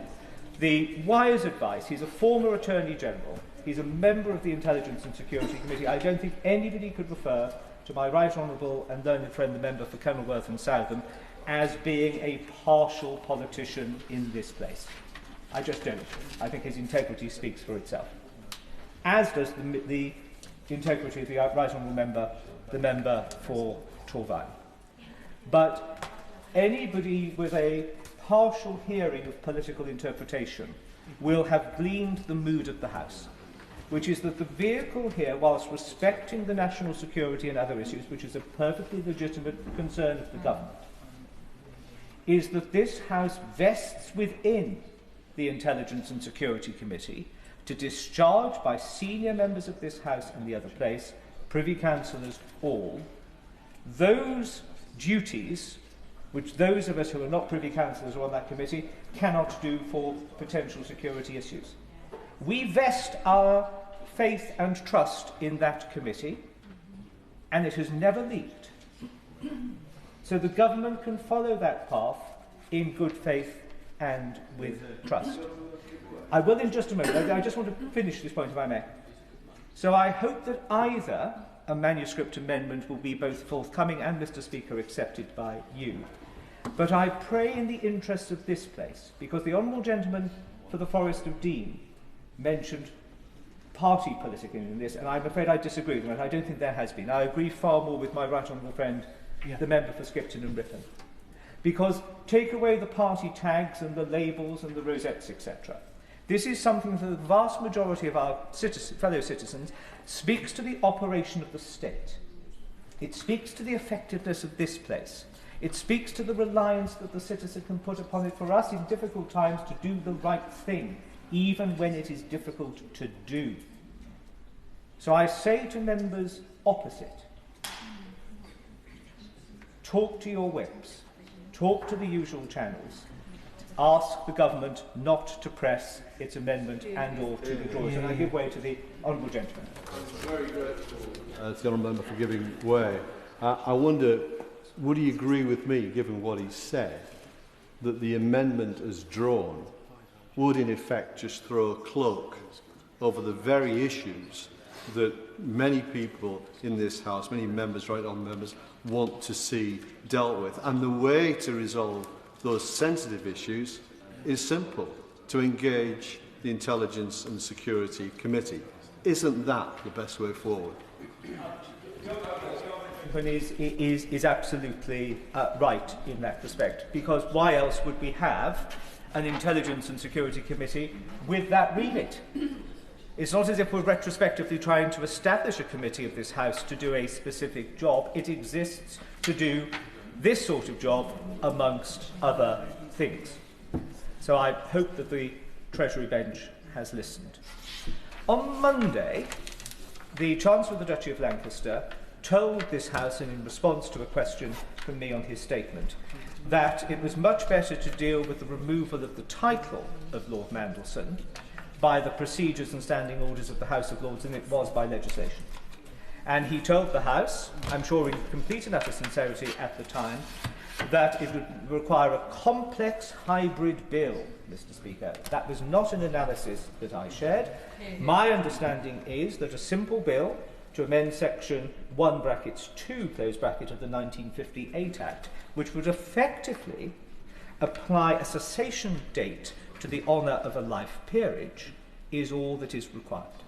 We have passed legislation, important legislation, for Northern Ireland and other issues in a day's sitting. The mood of the House was very clear. So in his summing up, I had asked the Minister, because I think the Prime Minister indicated today at Prime Minister's question that he tasked his team, his officials, to drafting legislation. There is an appetite for urgency in this place. Allowing it to suppurate and drip is not going to be the answer. So if the Minister, in his summing up, or if he wishes to intervene on me, could give us a timetable as to when this House will see the bill and the government time will be found to take it through in one single day, that would be very helpful. Of course, I'll give way. I'm very grateful to the Honourable Member for giving way, and there are many questions that are unanswered and need to be answered on the behaviour of Mandelson, but it is right, and I welcome that the Government have promised to remove the peerages from Mandelson, but would he also agree with me that a bill should come before this House to remove Andrew Mountbatten Windsor from the line of succession? Here. I think, Mr. Speaker, we usually prefer that matters relating to those sort of things are not dealt with on the floor of the House. On this, because it is now a person, not a member of the royal family, it's completely different. For the help of the House, Sam Hall. Thank you, Mr. Speaker. Hospital pass. My hospital pass has just gone through the shredder. So let me say to the honourable gentleman in all candour, yes. The likelihood of Mr. Mountbatten Windsor ever putting a crown on his head is so remote as to be unimaginable. But for clarity and probity, I agree with him. But I think we should deal with this matter in hand today. Now, my committee, the Public Administration and Constitutional Affairs Committee, Mr. Speaker, has written to Sir Chris Wilmot, the Cabinet Secretary, asking him to appear before us. And this follows a letter that we wrote last October and received a reply from him on the 30th. The way of vetting a political appointment to be an ambassador was woefully inadequate. Now, I welcome the fact that Number 10 have put in place new procedures, but that is shutting the stable door after the horse is bolted. And it's either naivety or, worse, some form of complicity that the legitimate and obvious questions that should have arisen from any political appointee, but particularly Peter Mandelson, were not asked. I think it is extraordinary that the views of the Foreign Secretary were not invited on this appointment. I also find it very strange that vetting is only undertaken after the announcement of an appointment is made. That is the most bizarre way of dealing with things.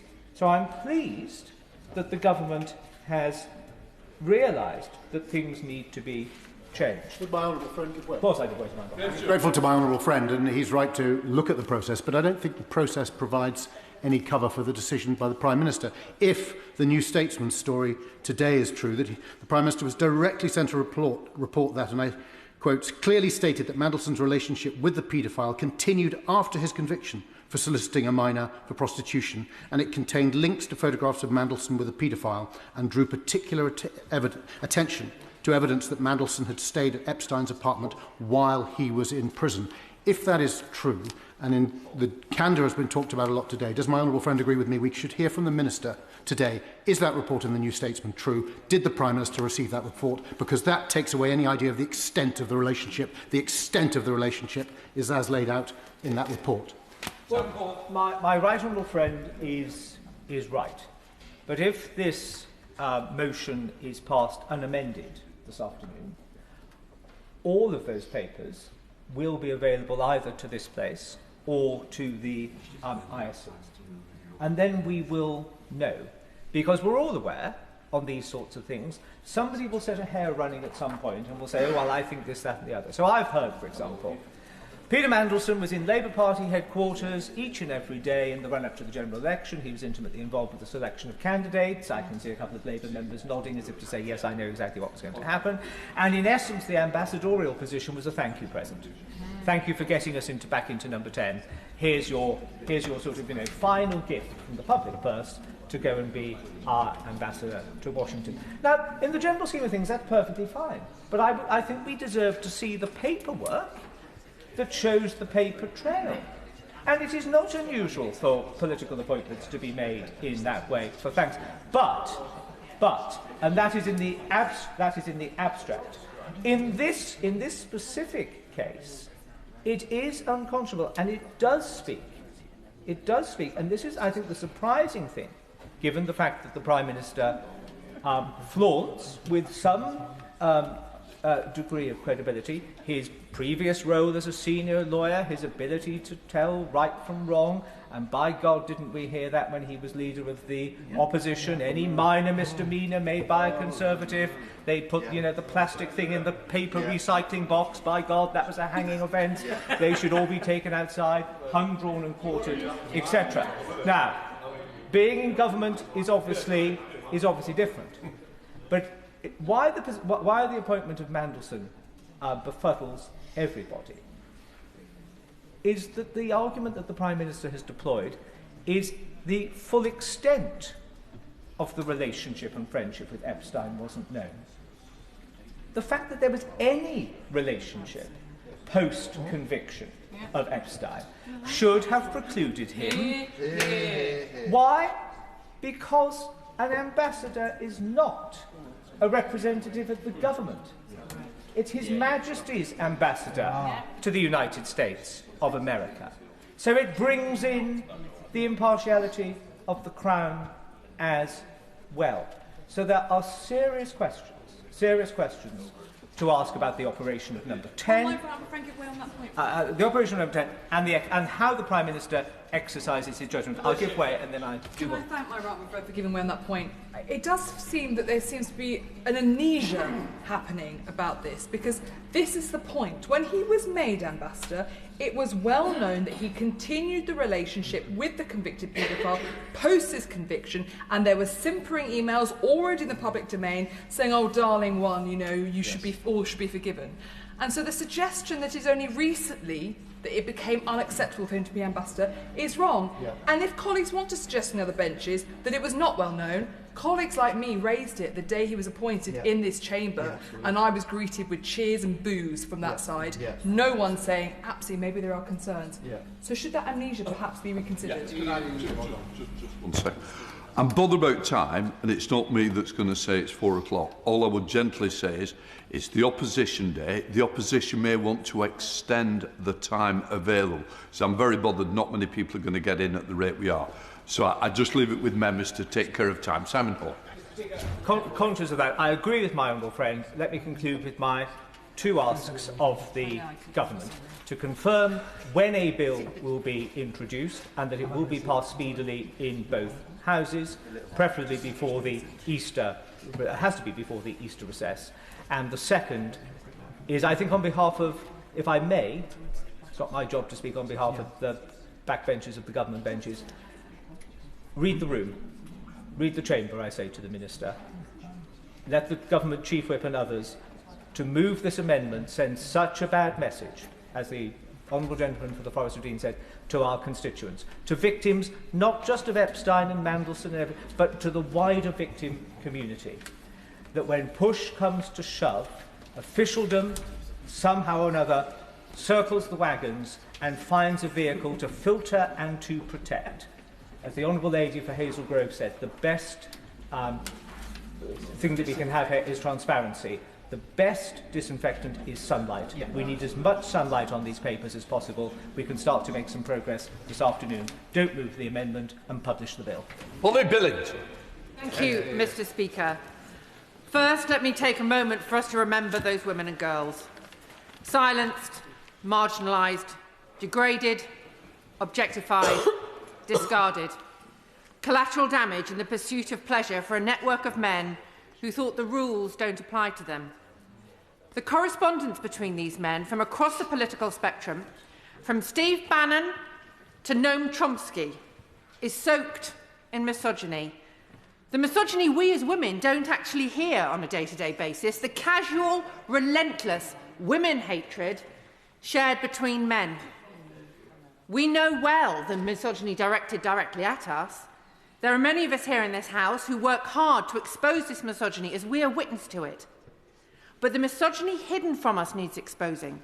That is why the transparency the government says it is committed to is so important.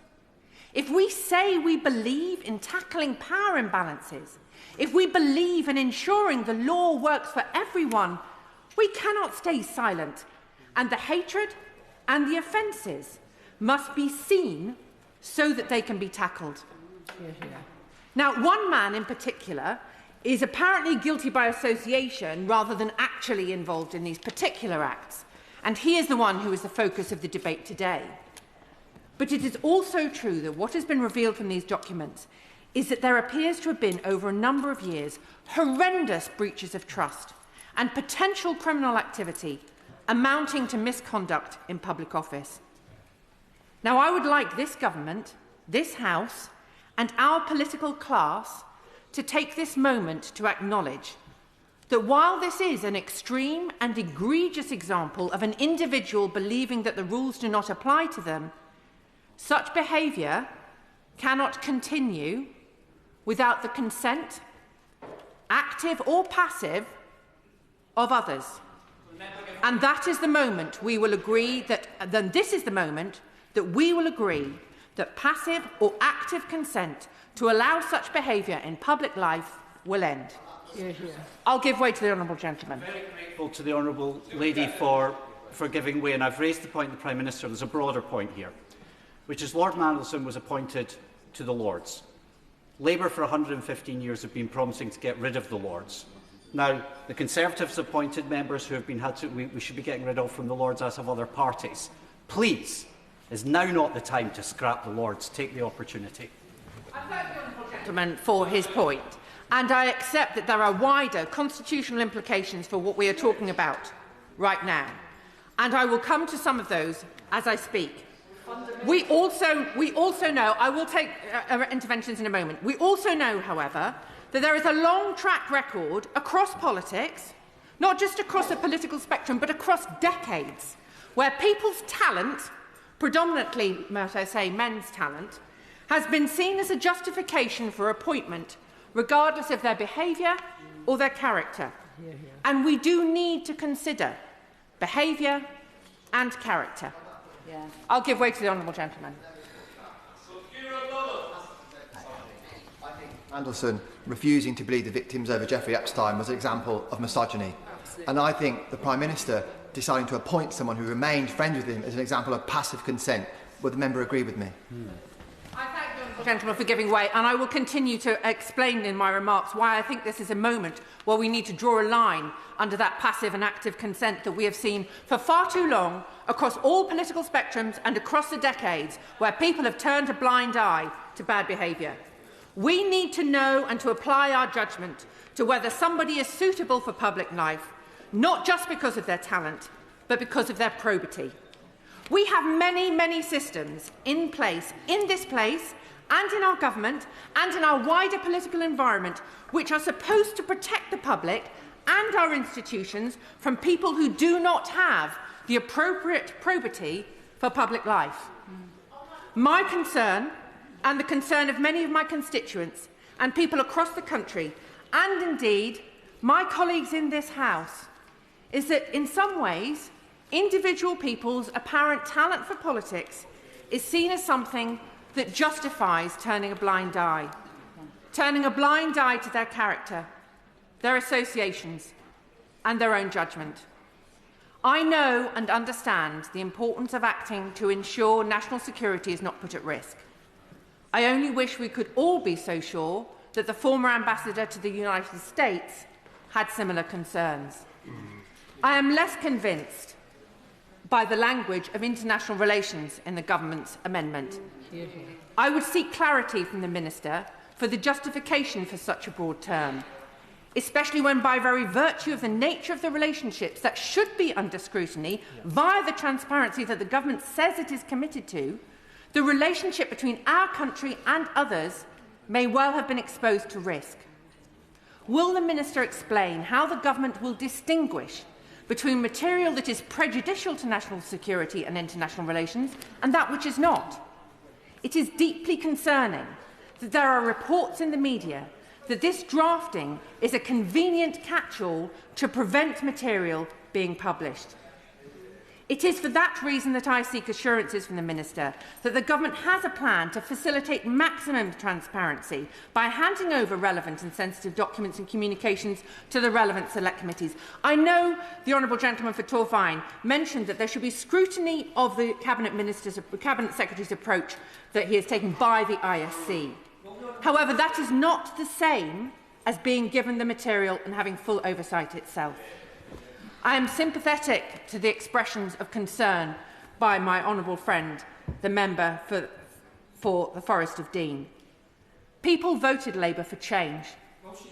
People are convinced we are all the same. This is the moment where the probity of public life is on the line. The actions of this government can go one of two ways.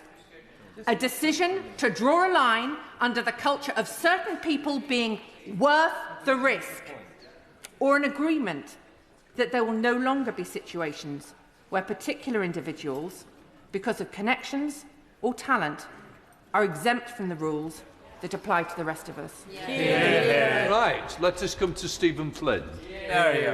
Mr. Speaker, in this chamber, just under 3 hours ago, the Prime Minister of the United Kingdom made a long overdue and welcome admission, because for months the Prime Minister and various members of the Labour Party, various ministers, members of the Cabinet, have told us all to ignore our eyes and our ears, that he did not know, that he was not aware of the relationship that existed between Peter Mandelson and Jeffrey Epstein. And today he admitted at that dispatch box that he did.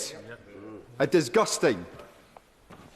Just for the benefit of the House, the debate will now go through to 7 o'clock, so that will allow more people to speak with a longer length time. Sorry for the interruption, Stephen. 4 hours is plenty of time, Mr. Speaker. A disgusting and dark day for this chamber and for each and every person living on these isles, because their Prime Minister admitted he knew. And of course he knew. Of course he knew.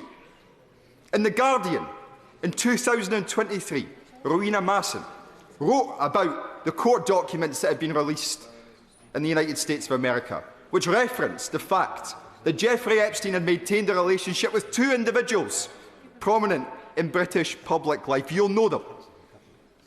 Andrew Mountbatten Windsor and Peter Mandelson. The Prime Minister knew. Just as he knew when Jim Picard of the Financial Times asked him in January 2024 about the relationship. The Prime Minister knew then. He's seen the photos that each and every one of us in this chamber seen of Peter Mandelson in the luxury accommodation in New York alongside Jeffrey Epstein. He knew, I'm not going to give way, I'm afraid, he knew that they had a relationship, and yet he ignored it. He ignored each and every victim of Jeffrey Epstein when he chose to appoint him as the ambassador to the United States of America. And this debate, I will not give way. And this debate today is important. It's important because we get to the bottom of what Peter Mandelson did, and I will come to that. But we cannot in this chamber forgive nor forget the judgment of the Prime Minister when he chose to make that political choice. A choice that members opposite have told us repeatedly was a political risk. It was not a political risk. It was a betrayal of the victims of Jeffrey Epstein, because Peter Mandelson, when he continued that relationship, knew that that man was a convicted sex offender. I said I will not give way. The member can sit down and listen to my speech today, as his colleagues should have done on many occasions in months gone past. The reality is, Mr. Speaker, the reality is that this Prime Minister has not only let himself down, he has let his office down, and he has let the public down, a public who he promised change to. He said that he would tread lightly on their lives. Do any of them believe that today? Do any of them have confidence in his judgment? Are the Labour Party seriously saying to the public that they still have confidence in his judgment? That we can trust him to make the big decisions when he can't even accept that a relationship between Peter Mandelson and Jeffrey Epstein should have stopped him becoming the ambassador to the United States of America? He's going to answer it. I thank you for giving way. I really do think he's misreading the mood of the House. We're trying to find consensus on what's being debated. Yeah. But he talks about articles in The Guardian and what was in the public domain. But he will know that John Swinney stayed in Peter Mandelson's house last year in Washington. He doesn't always stay with ambassadors, but he chose to. So if he knew this was in the public domain, why did he stay with Peter Mandelson? And why did he not answer the questions on this yesterday when he was asked 5 times? And foolish intervention from the member opposite. I should have let him in, Mr. Speaker, earlier if I'd known that that was going to come, because he knows fine well that the First Minister of Scotland does not appoint the ambassador to the United States of America. The Prime Minister of the United Kingdom does. Yeah. And I've thought for once that we did have consensus in this House that the Prime Minister lacked judgment by appointing him in the first place, unless he disagrees that the Prime Minister should have appointed him. This is thank you, Mr. This is what this debate is about. We're trying to find an agreement on how the information can be released into the public domain. It's not. We're not grandstanding for social media or the front page of the National. We're trying to take the country forward. Thank you. Yet another one, Mr. Speaker. He excels himself. And on Monday, Mr. Speaker, in this chamber, the Prime Minister was sat at the dispatch box, and I asked him a question. I asked him 2 questions. I asked him, firstly, to make an unreserved apology to each and every victim of Epstein for his decision to appoint Peter Mandelson. He chose not to do so. I then asked him if he agreed with me at that moment in time that Peter Mandelson should be subject to a police investigation, because I, of course, had just reported him to the police. He chose not to. Indeed, Mr. Speaker, what he said was only the SNP would go about this in this way. Here we are, 2 days later. Peter Mandelson is being investigated, but importantly, the Prime Minister has still not said sorry. Yeah. An abdication of his responsibility. And he has had numerous occasions to do so. Another betrayal of those victims. And, Mr. Speaker, we must move this motion here today and support this motion to ensure that the treachery of Peter Mandelson is not ignored, to ensure that we properly understand why the Prime Minister took the decision that he took. But let none of us be in any doubt that any of this, any of the discussions about manuscript amendments or motions, or how we decide on anything, will matter as much to the public as the Prime Minister's lack of judgment in the first place. And that for him will lead to his departure from Number 10.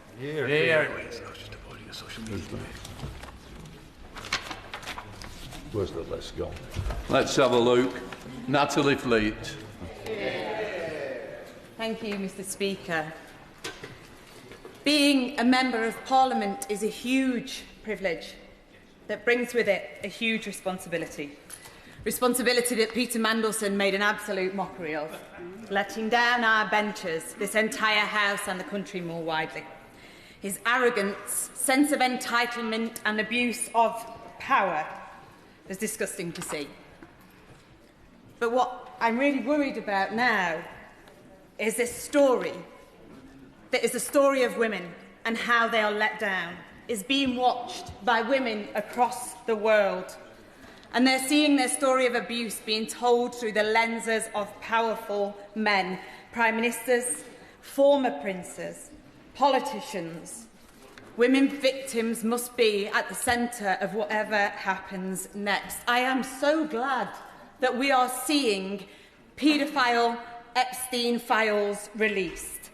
And I'm glad that I'm hearing cross-party consensus that more information should absolutely be public, and anyone who knows anything should declare it. However, I will not lie, I am angry that victims and survivors have had their anonymity ripped away because of careless way their information was handled.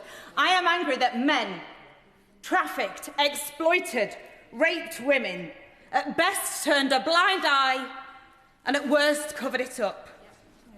However, I am also unbelievably, incredibly grateful. We are here today because women used their voice. They were brave. They are not alone, and they were never alone in their abuse. At the time they were being trafficked in the most horrendous way. My community had the highest teenage pregnancy rates in Europe, often by older men, who thought that young, vulnerable women were absolutely fair game. I feel a huge responsibility to use my voice, and I encourage others to use theirs too. But what stays with me is while speaking up is so important, sometimes it is so difficult that the cost is life itself. I therefore want to use my platform to share the words of Virginia Dufresne. I am sorry to say that for all that's happened, more action is needed, much more, because some people still think that Epstein was an anomaly, an outlier, and those people are wrong. While the sheer number of victims Epstein preyed upon may put him in a class by himself, he was no outlier. The way he viewed women and girls as playthings to be used and discarded is not uncommon amongst certain powerful men who believe they are above the law. Many of those men still go about their daily lives enjoying the benefit of their power. Do you know why the world is as bad as it is? It's because people can only think about their own business and won't trouble themselves to stand up for the oppressed, nor bring the wrongdoers to light. My doctrine is this, that if we only see cruelty or wrong that we have the power to stop and do nothing, then we make ourselves share the guilt. I hope for a world in which predators are punished, not protected. Victims are treated with compassion, not shamed. And powerful people face the same consequence as everyone else. I yearn, too, for a world in which perpetrators face more shame than their victims. And when anyone who's been trafficked can confront their abusers when they are ready, no matter how much time has passed. We don't live in this world yet. I thank you, I thank her, and I know that we will use the power that we collectively have in this House to make sure that we can right historic wrongs, but we can start talking about what is happening to women and girls across the world and challenge it together, because shame must change sides. Thank you. Dr. Kieran Mullan. Thank you, Speaker. It's a pleasure to follow the speech by the member for Bolsover. And actually, in writing this speech, I had people like her in mind, the Labour MPs on the other side of the benches, who I know are genuinely passionate about the issue of violence against women and girls. And they use that passion to criticise us and what we did or didn't do in government, and I respect that. And they sometimes use that passion to criticise their own government. And it's those MPs the Prime Minister is trying to throw under the bus today. Absolutely. It is those MPs who I think would never have agreed to the judgment the Prime Minister made that it was worth the risk. This isn't some hidden or secret position that the government took. Ministers on the record, and Minister on the record in an interview, that they decided that appointing Peter Mandelson was worth the risk. What does that mean? What are we talking about here? What is it worth?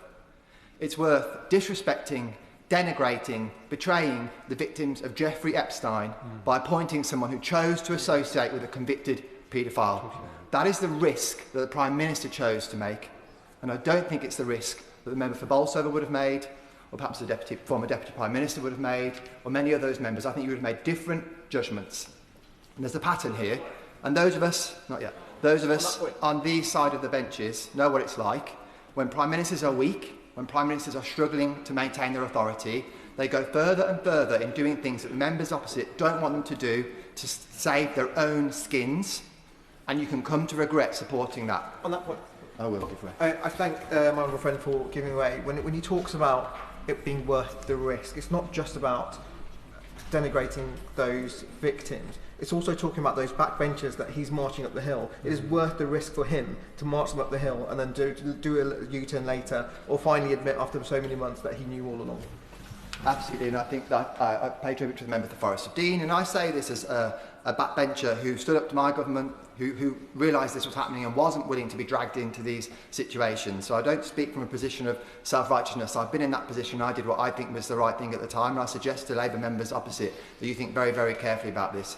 Because we had an admission today, after months of trying to get that out of him, drawn out of him by the Leader of the Opposition, that the Prime Minister knew that Peter Mandelson had continued his association with a convicted paedophile when he appointed him as Ambassador.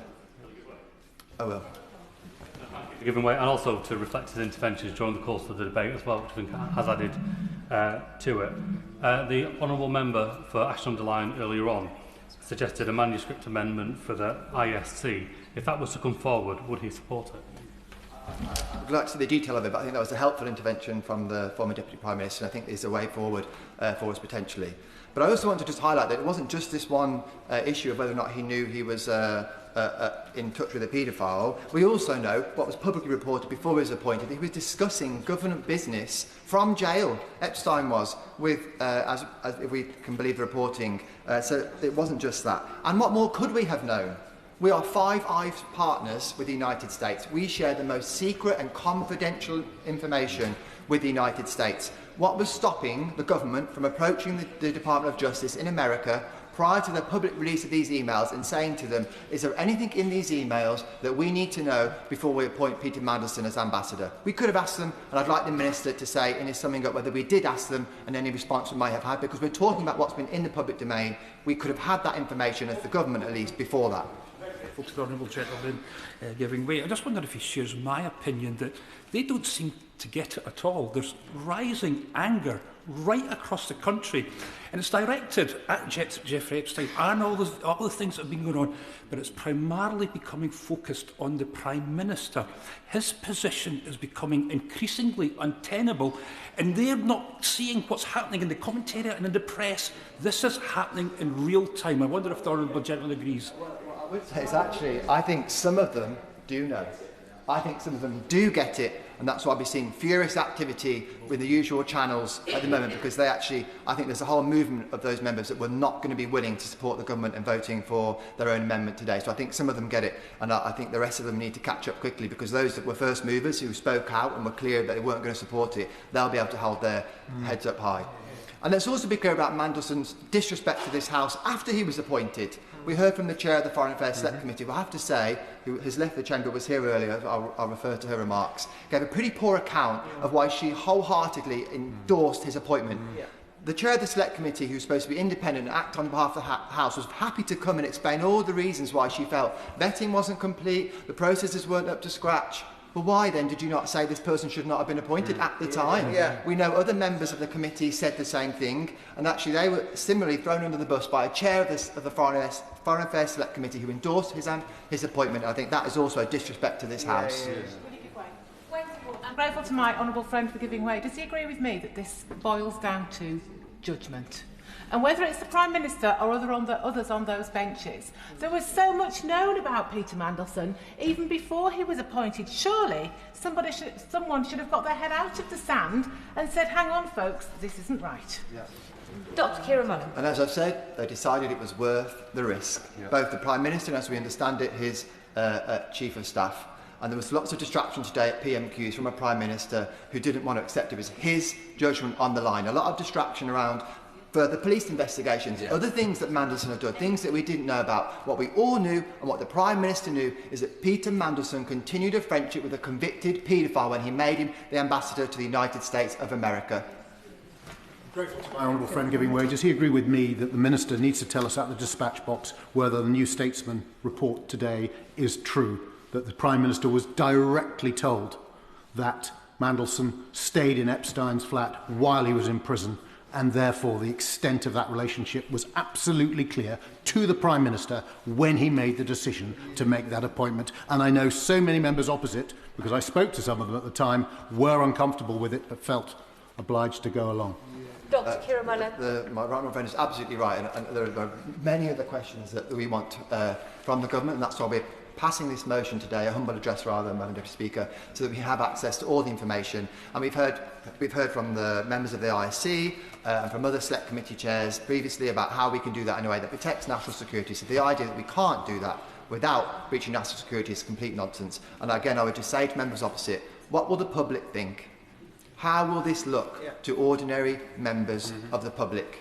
They may well put forward technical arguments, and the government might brief various reasons on the technicalities of why they can't pass this motion, how it's all too difficult.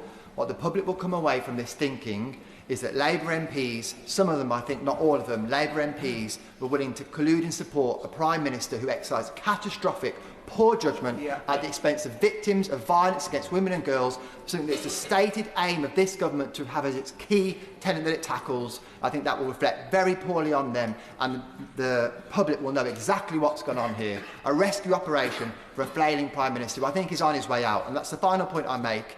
Prime Ministers are on the way out, and they fight and kick and they drag other people along with them, and if you allow them to do that, you will come to regret it, because once he's gone, he'll move on, he'll be doing new things, you'll still be MPs seeking re-election at the next election, having been tarnished and damaged by the things he did to save his own skin. Richard Bergen. Thank you, Madam Deputy Speaker. And of course, the thoughts of everyone in this House are with the victims and survivors of Epstein's appalling, horrific abuse. But the motion today that we're discussing focuses on something very particular. Not just what is known now, not just what has been revealed in the last few days, conduct for which Peter Mandelson needs to face the toughest consequences, but what we are discussing today is also what was known. What was known at the time of the appointment of Peter Mandelson to the hugely important role of this country's ambassador to the United States of America. In 2023, the Financial Times reported that, and I quote, in June 2009, when he was the UK Business Secretary, Mandelson stayed at Epstein's lavish townhouse in Manhattan while the financier was in prison for soliciting prostitution from a minor. That was 18 months before the Prime Minister decided to appoint Peter Mandelson to the role of Ambassador to the United States of America. And at Prime Minister's questions today, the Prime Minister said that he knew before appointing Peter Mandelson that Peter Mandelson had maintained a relationship with Epstein. So people, not just in this chamber, but people out there are asking how on earth, given what was known and what is admitted was known, how on earth did Peter Mandelson end up being appointed by the Prime Minister as the Ambassador to the United States of America? I will give way. Dr. Ellie. I thank the honourable gentleman for giving way. Does he agree with me that it appears that the Prime Minister turned a blind eye to what was already known about Peter Mandelson's association with the appalling sex offender Jeffrey Epstein because he wanted essentially to cosy up to Donald Trump? Does he not agree that it looks very much like the wording of the government's amendment today, accepting papers prejudicial to international relations, effectively say the government doesn't want to release anything that might affect the Prime Minister's ability to cosy up to Donald Trump? Does he therefore agree that the government must withdraw this amendment to the motion today? And furthermore, does he agree that we need to do more than just deal with this, but to address the lack of public trust in politics and in this House? We need to deal with things like political donations, the pollution of misinformation, and the urgent need for reform of the other place, and indeed of electoral mechanisms in this chamber. I thank the honourable member for her intervention, and I agree, and if the government is foolish enough to push its amendments, which I don't think they will, I will of course vote against it, because what it does, it would operate to stop us getting the full and complete truth about this matter. But I want to come on to some other points and make some progress. I know that other colleagues want to speak in this debate. So the public are asking, how on earth did Peter Mandelson end up being appointed by the Prime Minister to the role of Ambassador to the United States of America, given what was known, given what was in the public domain, and given what the Prime Minister said at the dispatch box today that he did know? And I think that something that must come into that, and it's not a distraction, is political culture. And by that I mean the political culture that has developed within the Labour Party. Now that might seem tangential, but how we ended up in a situation where a nasty factionalism has operated to such an extent that the Prime Minister and his advisers have promoted and protected Peter Mandelson when so many honest, decent Labour people around the country have been unreasonably punished and prevented from standing for office. We've all heard of Labour councillors who weren't allowed to stand for council, perhaps because they'd liked a tweet from a member of the Green Party or some such. We all saw how Andy Burnham was prevented, pushed by the Prime Minister, from even standing for Parliament, yet at the same time, Peter Mandelson was promoted. Ways were found around other people standing for fairly minor positions, but a way was found by the Prime Minister and his advisers to push Peter Mandelson over the line into the office of USA, of the Ambassador to the USA. And I think the reason for that was quite simple, or one of the reasons was a nasty political factionalism. The reason that Peter Mandelson is looked upon so favourably by the Prime Minister and people around him is because he made his name kicking the left in the Labour Party, and he boasted about that. So I believe that clouded their judgment at the very least and meant that they could find ways around what was known in the public domain, find excuses to push him over the line. When this was discussed some time ago in this place, I asked in this chamber many months ago how it was that, given what was known, Lord Mandelson at the time retained the Labour whip, while honourable friends from this side were still suspended from the whip for voting to add scrapping the two-child benefit cap to the government's programme in the King's speech. And I will give way to my honourable friend. To my honourable friend for giving way. Does he agree with me that if the government is serious about its commitments around transparency, that internal materials internal communications in the Labour Party that involve Peter Mandelson in any shape or form need to be preserved and be released and be included in any upcoming or ongoing investigations. Richard Bergen. I do agree with what my honourable friend says, and I want to put on the record that my honourable friend who just made that very important intervention was treated terribly by this party, by people around the Prime Minister, by people in the party bureaucracy, whilst at the same time these people had found reasons to turn a blind eye or make excuses for what was known. And I will give way. I thank the honourable member for giving way. Would you agree with me that really what's at stake here is at a time whenever trust in the country across the UK is at a low? What the public will see, and victims and survivors out there, is the wagons being circled, no matter the party. And that is a very real casualty of this today. Would you agree?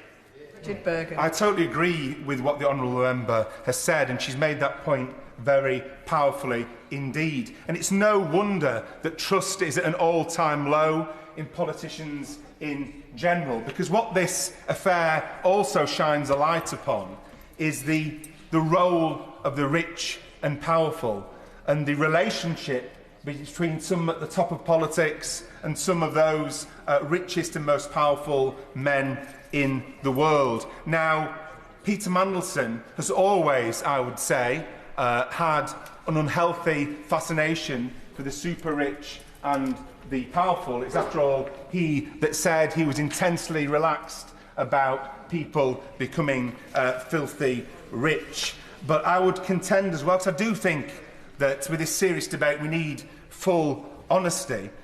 As I alluded to before, one of the main reasons that Peter Mandelson was let off the hook and eased into one of the most important offices he could be given by the Prime Minister was because of his role in internal Labour Party factional affairs. And that is just completely wrong. I mean, I'll quote Peter Mandelson, who said, "I work every single day in some small way to bring forward the end of his term in office," referring, of course, to the Right Honourable member for Islington North, and that comment was made whilst he was leader of the Labour Party, and Lord Mandelson was a Labour Party member. And I would say that that is a reason he was so grateful for the job that Peter Mandelson did, kicking the left again and again in the Labour Party,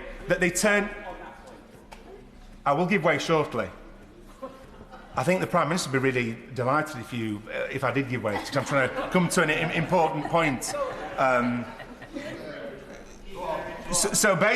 The point I'm making is that the reward for that factional role that he boasted about, that he revelled in, the reward for that was that a blind eye was turned to the fact that the Prime Minister knew of the relationship between Peter Mandelson and Jeffrey Epstein. The reality is, and I will give way in a second, the reality is that Peter Mandelson wouldn't have made it onto a panel of local election candidates in the Labour Party. Yet he wouldn't have made it into the parliamentary Labour Party as a candidate for the general election. Yet, because of his factional role and his relationship with the super-rich that, quite frankly, stinks, he was eased into the position of Ambassador to the United States of America.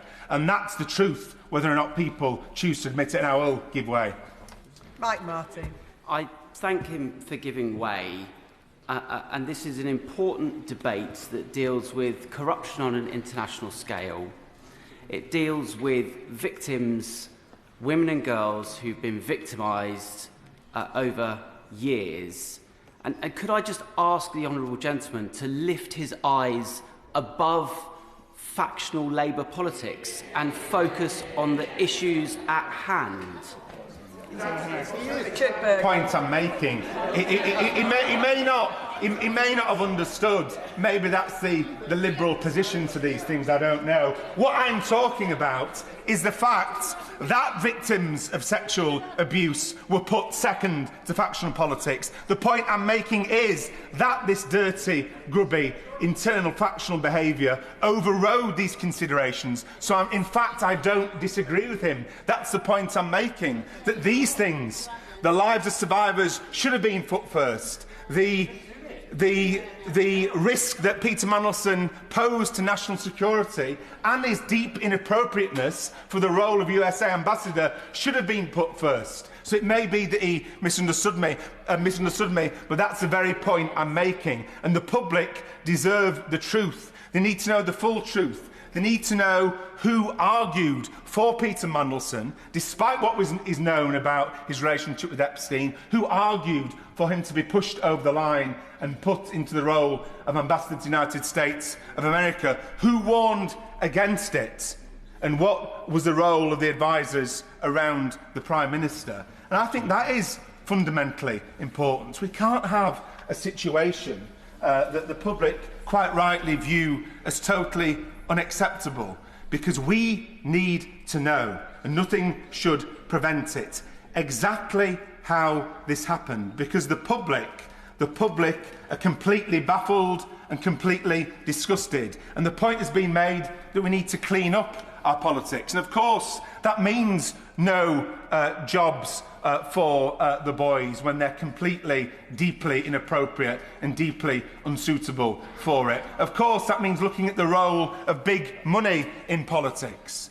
Mandelson was infatuated by the rich and powerful in the same way that he was infatuated by the factional politics within the Labour Party. And these things resulted in him being appointed to that position despite what was known. And so I'll finish on this.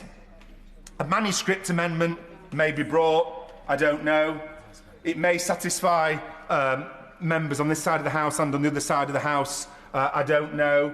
But no manuscript amendment will rub away this crisis. No manuscript amendment, nothing that can be said in this House will remove the fact that the appointment of Peter Mandelson as an ambassador to the United States of America, despite what was admitted was known at the time, is literally indefensible.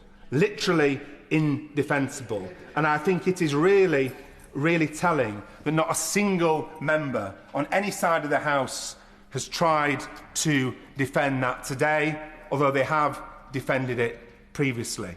And so I'll just end on that, and I just want to come back to the point that my honourable friend tried to make. We can't have appointments in this country suborned to people's friendships or the role that they have played in the factions in an internal party.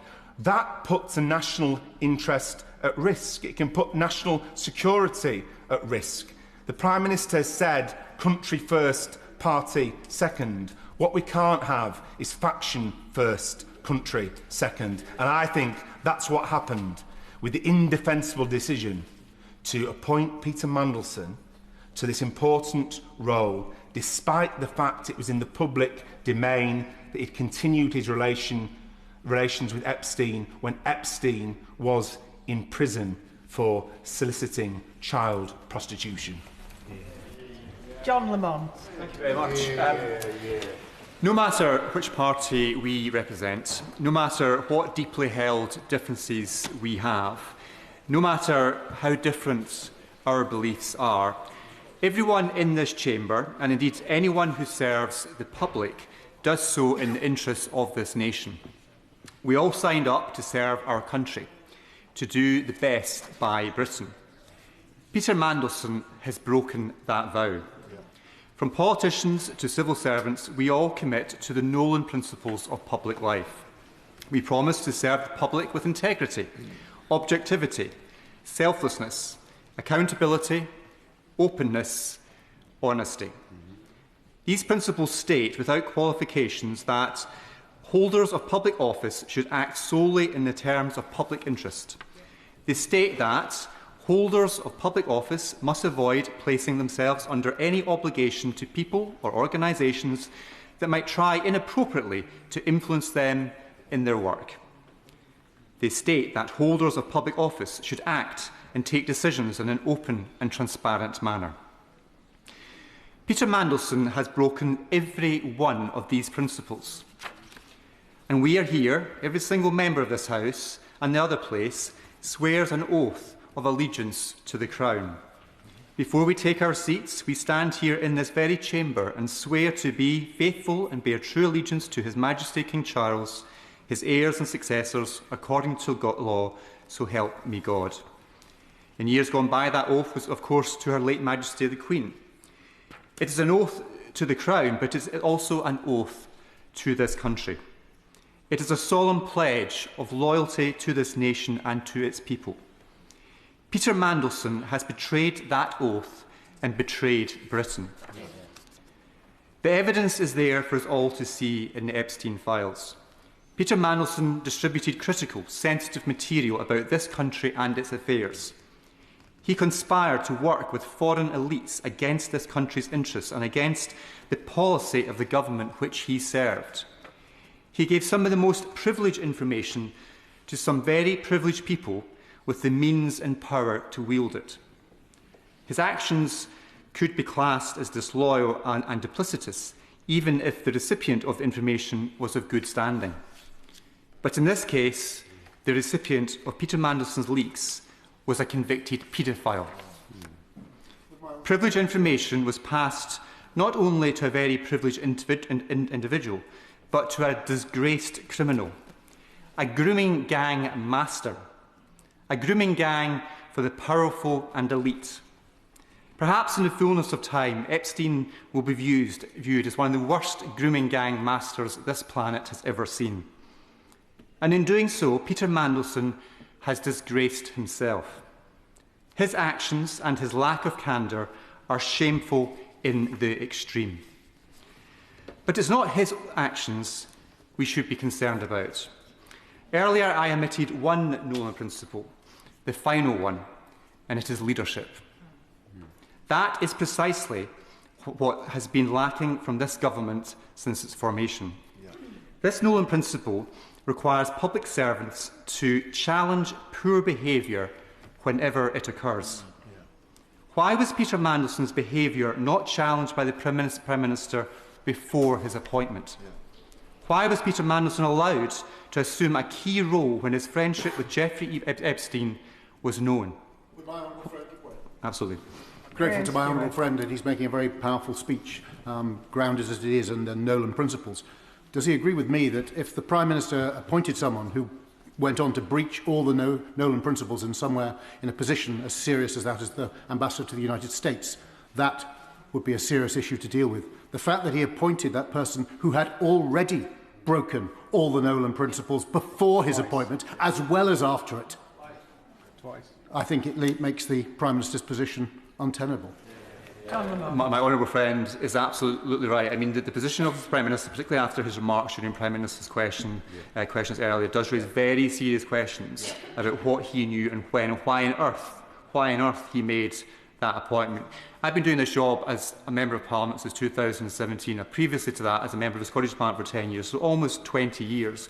Throughout that time, I've been aware of the rumours and the speculation about Mandelson. Indeed, he was sacked from Cabinet on 2 occasions for misconduct. Throughout his political life, there have been question marks raised about his credibility, his conduct and his scruples. So why was Peter Mandelson able to get away with distributing sensitive, privileged information while in office? Questions over Peter Mandelson's character and his loyalty to this country have to be answered. I'll give way to the honourable member who... Yes. I thank the honourable gentleman for giving way. Like him, I have been a member in this place for longer than I care to remember, and throughout that time, I have seen powerful men go unchallenged and cause havoc with our country as a result. He and I will want to change that for good, because this is well beyond any partisan concern. Does he agree with me that now is therefore the time to revisit the role of this House and this place in appointments, in scrutinising, particularly with select committees, and their capacity to object? Too many people have known for too long about a number of controversial characters that they are not fit for public office. It's time to bring back the disinfectants of democracy into that process. Does he agree? I think the obvious question from the Honourable Lady's point is why on earth did the Prime Minister make that appointment when there was so much information about the toxic nature around Peter Mandelson? What on earth was the Prime Minister doing? And when you have Honourable Member, the Honourable Member for Hoare, the Secretary, Honourable Member for Hoare, the Secretary of State doing the rounds, a Cabinet Member doing the rounds, saying it was worth the risk. So clearly, even within the higher echelons of the Cabinet, not least the Prime Minister, there were concerns about this appointment, yet nobody did anything about it. This individual who had this association with this predator, with this grooming gang master, who was sharing information, who subsequently was caught sharing information with him, sensitive information, should never have been anywhere near that important office of our ambassador to the United States. So there are so many questions from the government that need to be answered, but there's crucial questions that the Prime Minister has to answer. And for me, the Prime Minister's conduct on this is completely unforgivable. Paula Barker. Thank you, Madam Deputy Speaker. Firstly, I want to place on record that my thoughts are with the women and girls who were victims of Epstein and his cronies. I'm also deeply concerned with those who suffered incredible loss through the financial crisis in 2008. Madam Deputy Speaker, this House is at its best when we can find common ground and put aside party politics for the good of our country. And I believe that we are seeing that today. And as the Deputy Chair of both the Standards and Privileges Committees, I take that responsibility seriously. And I believe colleagues would say I always act without fear or favour. Standards in public life and the Nolan principles are not optional to me, and they guide my work every day. As politicians, every single one of us in this place must be guided by them every single day. Our national security is of paramount importance, and I know that nobody in this House would want to undermine that. During the Hillsborough Law debate, it was made clear that there are existing legal protections for national security. At moments like this, we are reminded of the importance of the desperate need for the Hillsborough Law and a duty of candour. And during this debate today, it has been clear that allowing the ICS to have oversight is unquestionably the way forward. And at a time when public trust and confidence is at an all-time low with politicians and politics, we must individually and collectively lead the way and assure the public there is no hiding place for those who seek to betray our country for their own individual greed. Mandelson has a checkered history within my party. Some might say he has been a cat with 9 lives, being sacked from numerous positions. I cannot think of a more self-serving and self-absorbed politician than Peter Mandelson.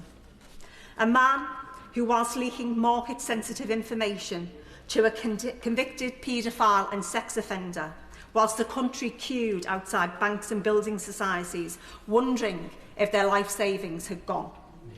A man who has benefited so much from being in this nauseous, disgusting web, he can't even remember his account being credited with $75,000. A man who had no respect for our national security and international relations because his nose was firmly in the trough. And I also think as a party we must investigate the culture and those that have enabled Peter Mandelson to thrive for decades, constantly putting his own needs above those of our country and party. Leadership is about integrity, principle and vision. These are the values of my Labour Party, and we must embody them now more than ever. And I'm really sad to say that I am ashamed of the amendment that was laid today. And I think that we have to do much, much better, Madam Deputy Speaker. So I implore my government to withdraw their amendment and let the ICS deal with the issues, because that is the right thing to do. Therefore, Madam Deputy Speaker, if it is not withdrawn, it is with a heavy heart that I must vote against my government amendment today. And I have written to the Chief Whip earlier today to let him know of my intentions. I will give way. There are rumours about that there may be some kind of manuscript amendment that brings something forward that members opposite do feel they can vote for. But does she agree with me that the fact that the government were willing to try and make Labour members opposite vote for the original amendment is something they should not forget? Paula Barker. I thank the Honourable Gentleman for his intervention, and I think I've made it clear what I think of the government amendment. I will end by saying, as my honourable friend did, the Prime Minister said consistently during the general election campaign that we must always put country before party. He promised the country that this Labour government will put country before party. I implore my government to ensure that that is what they do today. Well said. Well said. Jeremy Corbyn. Thank you very much, Madam Deputy Speaker. And this debate is crucial, it's seminal, but first of all, it's got to be, first and foremost, about the victims of the horrible web that Epstein created, the abuse of women, the abduction of women, the raping of women, the secret imprisonment of women, and them apparently flown in and out of major cities around the world for the convenience of rich and powerful men. Utterly disgusting, depraved and abominable behaviour at every single level. And every member that's called that out is absolutely right to do so. Epstein wasn't revealed yesterday, he wasn't convicted last week, he wasn't convicted last year, he was first convicted 18 years ago. It's not as if his record wasn't extremely well known. And it seems that we're now only debating it because of the inclusion of Peter Mandelson in all of this ghastly, nasty, vile, horrible web that was created by them. And so I think we do have a duty to do something important today, and I, for one, support the opposition motion that's been put forward, and I hope it is voted on and we don't come to some crabby deal between the government and the opposition today to get a manuscript motion that kicks the whole thing into the long grass, long way away, on the pretence that we cannot discuss it because it might affect security or might affect international relations. Almost anything can affect international relations, and that to me sounds like a way in which the government would simply try and get out of it. The question is fundamentally one for the Prime Minister, and it's a bit odd that he's not here for the debate. It's a bit odd that he hasn't spoken in the debate. It's a bit odd that all he's done is said what he did today at Prime Minister's question time. I cannot believe that when he was about to appoint Peter Mandelson as the ambassador to Washington, he wasn't made fully aware of all of Peter Mandelson's record. He would have known the number of times Peter Mandelson was forced to resign, even from the Tony Blair government, because of his behaviour. He would have known all of that. He would have known Mandelson's record as an EU commissioner. He would have known Mandelson's record of an interesting relationship with global dealers in minerals and many other things. He would have known all of that, and yet he still went ahead, apparently despite Foreign Office and other advice, to appoint Mandelson as the ambassador to Washington. What a shame, what a disgrace, and what an appalling appointment to make. And we still don't even know if Mandelson is still being paid by the Foreign Office for that. And so I think today we've got to be very stern and very clear about this. There needs to be the fullest possible inquiry into all of this. Parliament is not competent to undertake this inquiry. The Cabinet Secretary is not competent. The civil service machine is not competent, because they've all been ensnared into this gilded, friendly web of Mandelson, the business contacts, the political contacts, the social contacts, under which favours were done, contracts apparently awarded, this ghastly company Palantir trying to get hold of our National Health Service, apparently at the behest of Mandelson and others. None of us here are competent to have that inquiry. That's why I intervened, and I thank those members that did give way earlier on how the inquiry should be conducted.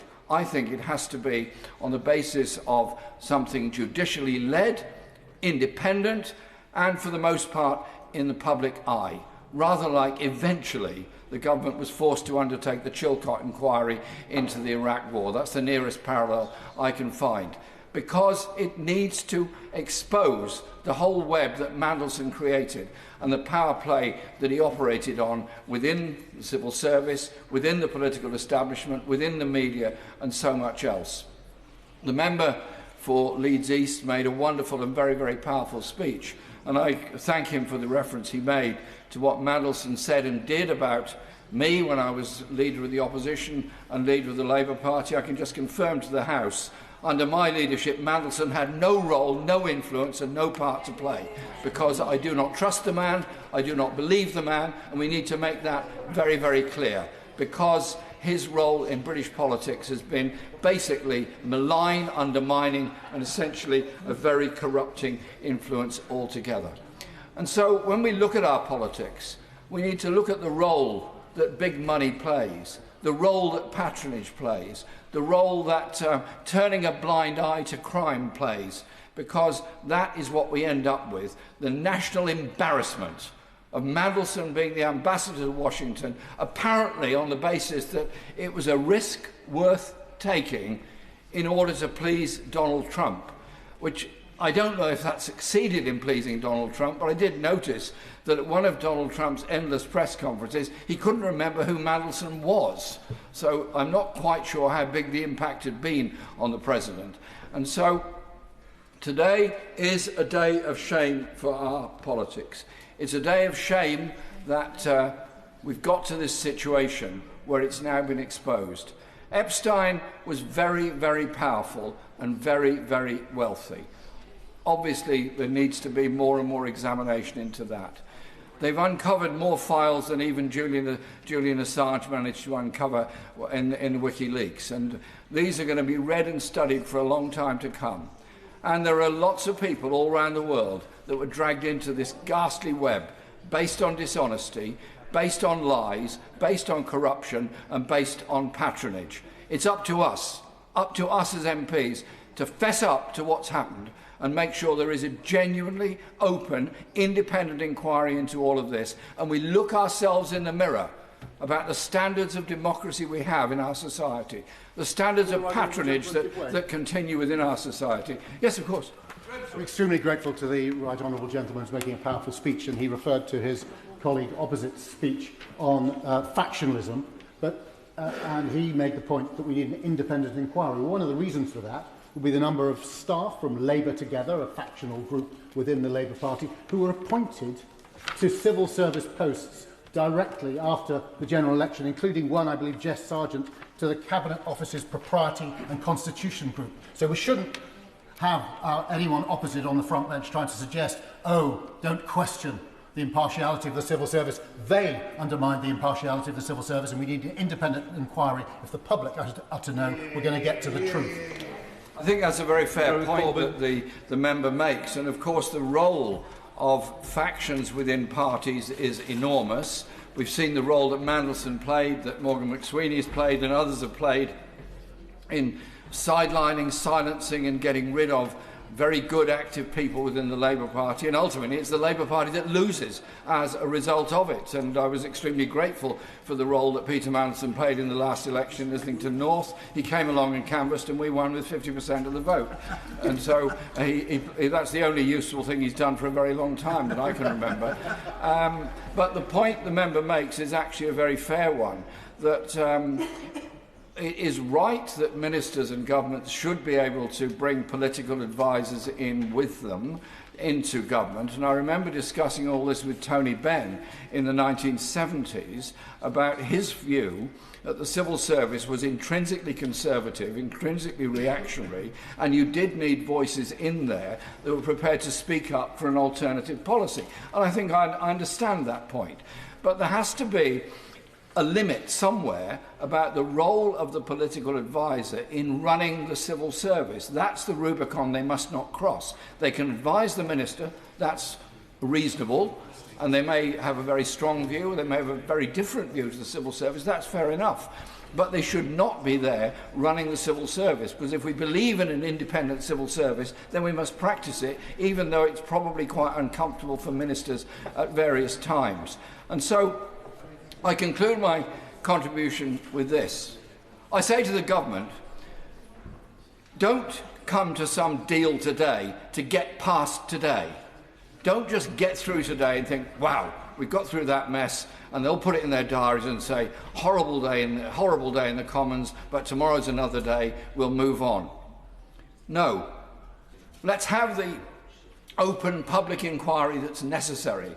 Let's have the understanding that we are going to turn the page on the era of patronage, of the close relationship between commercial pressure groups and lobbying in the Lords and here and all around the media in our society, and really strive to build that open, fair, democratic society that we should all believe in. Those that suffered in order to gain universal suffrage and democracy didn't do that so we could develop a corrupt political system. They did it because they wanted an open, democratic, accountable system that worked for the benefit of the poorest in our society as well as everybody else. So let's pass that motion today. No deals, pass the motion, inquire with real seriousness into the horror show that we've heard about. Order. I must inform the House the manuscript amendment to the Amendment A has been tabled by the Prime Minister, and I have selected that amendment. For the convenience of the House, the manuscript amendment adds the following words to the end of the current amendment, which shall instead be referred to the Intelligence and Security Committee of Parliament. Copies of the manuscript amendment are now available in the Vote Office. I will call the Minister to move that amendment formally when winding up the debate. The debate now continues with Dr Scott Arthur. Thank you, Mr Speaker. I've been waiting for 3 hours to speak in this debate, and I was wanting to talk about consensus, but it seems that my speech is just one place too late. And I want to start by following on from the member from Islington North and the point he made about recovering Mandelson's pay, or at least stopping the pay being awarded to him.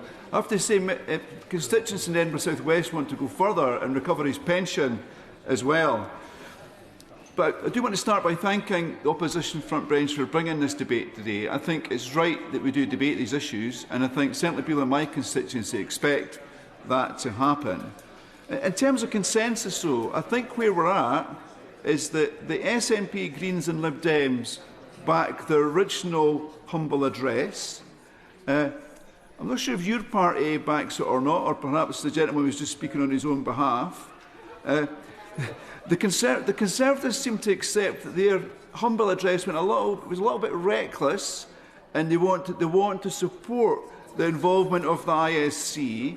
And now the government is showing leadership and brought that in. I think that's where we're at. I mean, feel free to correct me. Do you want to correct me? Sorry. They may want to correct me. I'm happy to take an intervention. But I did expect to come here today, Mr. Speaker, and hear a little bit more about what Mandelson may or may not have been getting up to during the era of Alistair Darling and Gordon Brown trying to save our economy.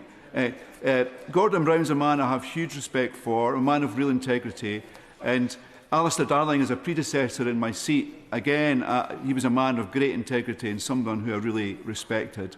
I think Mandelson, I think we can all agree, was the complete opposite of these two great men, these two political leaders of my era. And I don't doubt that once that criminal investigation is completed, there will be a public inquiry that some people are talking about. But I think it's right that we have focused on Mandelson's links with Epstein today, and I think the member for Bolsover made that absolutely clear about why that is so important. Very happy to, very happy to. I thank the honourable gentleman for giving way. He's just said that he thinks it's absolutely right that this House focuses on Peter Mandelson's links with Jeffrey Epstein, and I welcome him for suddenly coming to that conclusion. Can I ask him why, then, the Prime Minister felt it necessary to appoint him as the US ambassador when he, after this afternoon's revelation, knew that he still had a relationship with him? Dr. Arthur. Thank you, Mr. Speaker. I mean, that's why I'm here in this debate this afternoon, because I want to see these documents released so we can understand what decisions were made. You might not guess it, but you might not guess it. Go for it. Andrew Snowden. Thank you, Mr. Speaker. I thank the honourable member for giving way. We know the decision that was making. He was appointed ambassador whilst knowing that there was a relationship with a convicted paedophile and it was worth the risk. So what is worth the risk? What is the level of relationship that is acceptable with a paedophile? Is it coffee in the morning or dinner at night? What is that level? There should be none with a convicted paedophile. Scott Arthur. Hopefully the documents will explain what has happened. Hopefully. I mean, can I just expand on one point? You know, so I know I don't look at it, but I've been around for a long time. I can remember Mandelson's first lap, then his second lap, then I'm going to the Lords, and now this third lap. So my general perception of him is not someone I would trust. I wouldn't buy a. I'll come back. I wouldn't buy a second-hand car from him. But that's based on my perception of the media. I've not seen the vetting they went through. When the chair of the Foreign Affairs Select Committee went through what the selection procedure was, and I accept that's a procedure that this government's inherited, I thought it was an absolute shambles the way the steps they went through. Nothing what I would expect. I expected much more detail. So hopefully these documents will give us a bit more detail. Happy to give way. I'm grateful for the honourable member for giving way. He's just said that he wouldn't have bought a second-hand car from Mandelson. So would he have made him ambassador to the United States?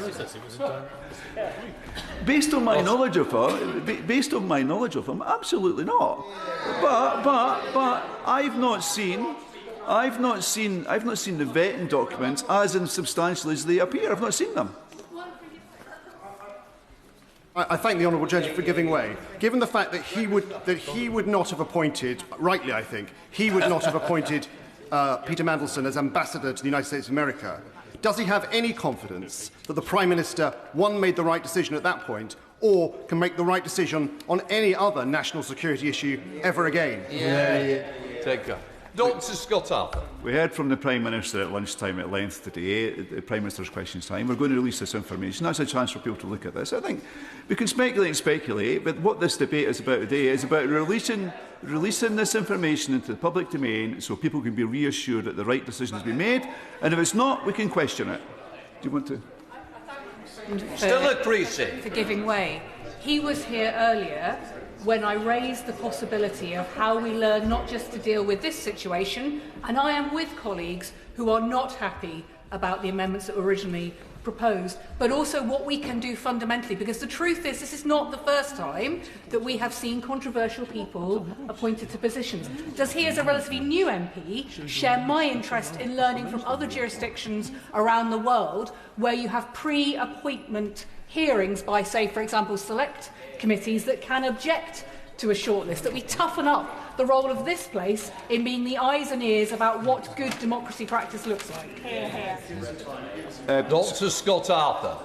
I have to say, Mr. Speaker, I really thank the Honourable for that point, but the description of the vetting procedure described by the Chair of the Foreign Affairs Select Committee just seems so insubstantial to me. So absolutely right, we have to do much better.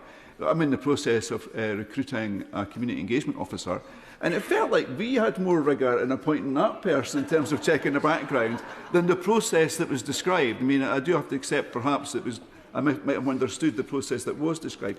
So it's right that we have focused on Mandelson's links with Epstein, absolutely.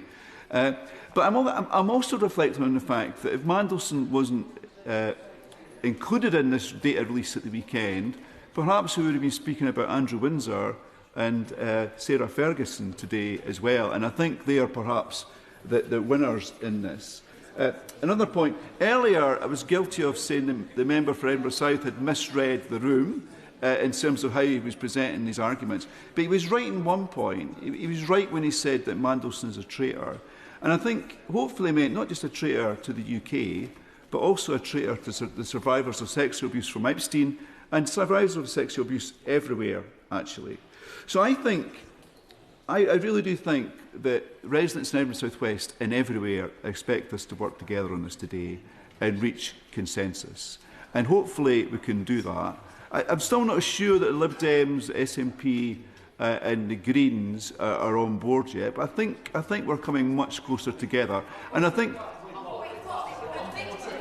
So, because it seemed that, apologies, it seems that the SNP, Greens and Lib Dems perhaps were wanting to back the original humble address rather than including the ISC being involved in the process. That was my understanding. Lisa Smart. Mr Speaker, I'm very grateful for him letting me intervene. I said explicitly in my remarks from the Lib Dem front bench that I welcomed the Minister's openness to the ISC being part of this. So I'm glad he gave me the opportunity to clarify. Really grateful for the correction. As ever, perhaps I wasn't listening quite as carefully as I should have been. So I really do thank you. So I'll just end by thanking our front bench for, I think, listening to the arguments from this side and from right across the chamber, showing a bit of leadership and hopefully bringing us together with some consensus. Oh, go for it, go for it. I thank the Honourable Gentleman for giving way. His speech is coming across to me as quite miraculous, and not in a good way, in that he is claiming that his front bench have shown leadership this afternoon. Let's say to the House exactly what's happened. His leadership and his front bench have changed and amended this legislation today, or the motion today, because they knew that the people over there wouldn't have voted for the original one. No, can we just reflect for a second? I think the original humble address was reckless. It was going to put information which would have damaged our country into the public domain. And what the minister, and you could argue that the minister's original amendment perhaps was an overreaction to that. We were getting to a good place now. We're reaching consensus. Very happy to try. Specific point of our amendment then, had all things been equal, would he have gone through the aye lobby or the no lobby when that division was called? Lord Scott. I had complete confidence in the minister reaching consensus within the House today. But I would, but seriously, look, would members opposite voted for their own motion today, which would have put that sensitive information in the public domain? I really doubt it. I think better of them. Thank you. Very quickly, I think our motion was very clear, and we do know when it comes to the IEC and how evidence and information is brought forward. My point, Mr Speaker, was very clear. Would he have come with us on that motion, or would he have gone against it? Scott Arthur. Mr Speaker, I'm trying to sit down. I'll do so. Marvellous. Sir John Whittingdale. Thank you, Mr Speaker. We've had some very powerful speeches in this debate, and actually I think it's a credit to this House that we are discussing this issue and the appalling behaviour of Jeffrey Epstein in a way that is not being discussed in Washington. However, what we have heard in the last few days has been truly shocking. The photos, the emails, the revelations of the very close nature that Peter Mandelson had with Jeffrey Epstein, which actually now raises questions potentially of criminality and even treason. But beyond that, actually what the House is asking is how was it that somebody who was already established to have had to resign twice from government in disgrace, who had questions over his performance in the European Commission, and then was known to have maintained a very close friendship with a convicted paedophile. How did that man ever come to be regarded as an appropriate appointee as our ambassador in Washington? That was one of the issues, and that was the critical issue which the Foreign Affairs Committee was anxious to examine. We did repeatedly ask that Peter Mandelson come before the committee. He did not. We were told eventually that we had had an opportunity to speak to him briefly over breakfast when we were in Washington, and therefore that was sufficient. It was not sufficient. We were not able to ask him any of the questions. We did, subsequently, have the opportunity to ask those questions of the Permanent Under-Secretary of the Foreign Office and the Cabinet Secretary. And the Chair of the Committee has already set out some of the issues that were raised. But I think it is worth repeating. We were told that in the appointment of Lord Mandelson, there were 3 parts, that the process consisted of 3 stages. The first stage, because this was a political appointment at the direct instruction of the Prime Minister, therefore there was no interview panel, there was no far-side chat, which would normally take place between the appointing minister and the candidate. Instead, well, Foreign Office was told that this was the wish of the Prime Minister. And instead, he was asked to fill in a conflict of interest form in order to understand his private interests that might have some conflict with his position. I give way to Mark. I'm very grateful for the Right Honourable Gentleman for giving way. The Prime Minister made a huge deal about a process having gone through when he was answering questions from the Leader of the Opposition earlier today.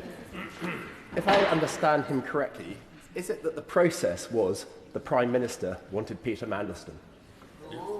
That was made absolutely clear right from the start. Indeed, the Permanent Under-Secretary described this as a political appointment which was the direct instruction of the Prime Minister. But I do want to just go through the 3 stages. So this first stage, the conflict of interest form, as the chair of the Select Committee actually brought out, essentially what this consisted of was Peter Mandelson being asked to fill in a form and to choose what to put down on it. And there was no subsequent questioning about anything that did not appear on his form. The form, of course, is something that we have not seen, and I hope that as part, indeed, I believe that as part of the motion which we are likely to pass today, that form should now be made public. Also, as a part of the potential conflict of interest, I did raise with the Permanent Under-Secretary the question of Lord Mandelson's continuing shareholding in Global Council. The Permanent Under-Secretary replied to me, "This was honestly the hardest bit of the process for both of us. Lord Mandelson was a founder of the company. While he was confident that he could conduct his role as ambassador without giving rise to a conflict, we wanted to make sure we mitigated that possibility in some ways." So the conclusion was not that Lord Mandelson should dispose of his shareholding. Instead, there were some Chinese walls put in place which would ensure that he wasn't aware of who the clients of Global Council were, or indeed the work being undertaken. And I listened with concern to the speech from my honourable friend on the front bench about the meeting that took place with Palantir. I think that that raises real questions about the effectiveness, just one second, the effectiveness of the so-called undertakings that were put in place by the Foreign Office, and we need to understand that. Of course I get it. Thank you for allowing me, but I rise with incredulity to learn that the interest was not a requirement to dispose of the interest. I recall going through ethics and propriety when being made a minister that that it would be entirely inappropriate to hold things. I know of colleagues who had to dispose of interest. Would you agree with me that if the noble Baroness Grey was perhaps still running propriety and ethics, something like this would not have happened? Sir John Whittingdale. I completely share the view of my right friend. Like her, I too went through a process in which I was required to get rid of rather smaller shareholding interests than the one held by Lord Mandelson. But this is just one of a huge range of questions to which we need to know the answer. The second stage of the process. Before my friend moves on from that stage, may I? Thank you. Alicia Kearns. One other appointment we've had, and some might argue he is the de facto Foreign Secretary, is the National Security Advisor, Jonathan Powell. How can we have confidence that he went through the appropriate vetting, not least when he's running around having secret meetings with Wang Yi and other Chinese senior officials, when we cannot have confidence it was done in the American ambassador, our ambassador to America? John Whittingdale. Well, I mean, I think once we get the revelations of the documents as to precisely what occurred in the case of Lord Mandelson, that is bound to raise questions about what procedures were followed in the case of other appointees, and particularly the one that she raises, Jonathan Powell, who in many ways is the Foreign Secretary of this country. The second stage of the process, we were told, was the due diligence carried out by the Cabinet Office. The due diligence consisted of identification of information and a second part of it, which was judgment about it.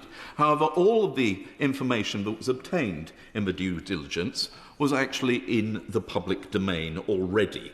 There was no additional investigation take place.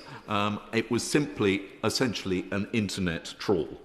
That report, the due diligence report, was presented to the Cabinet Secretary for onward transmission to the Prime Minister.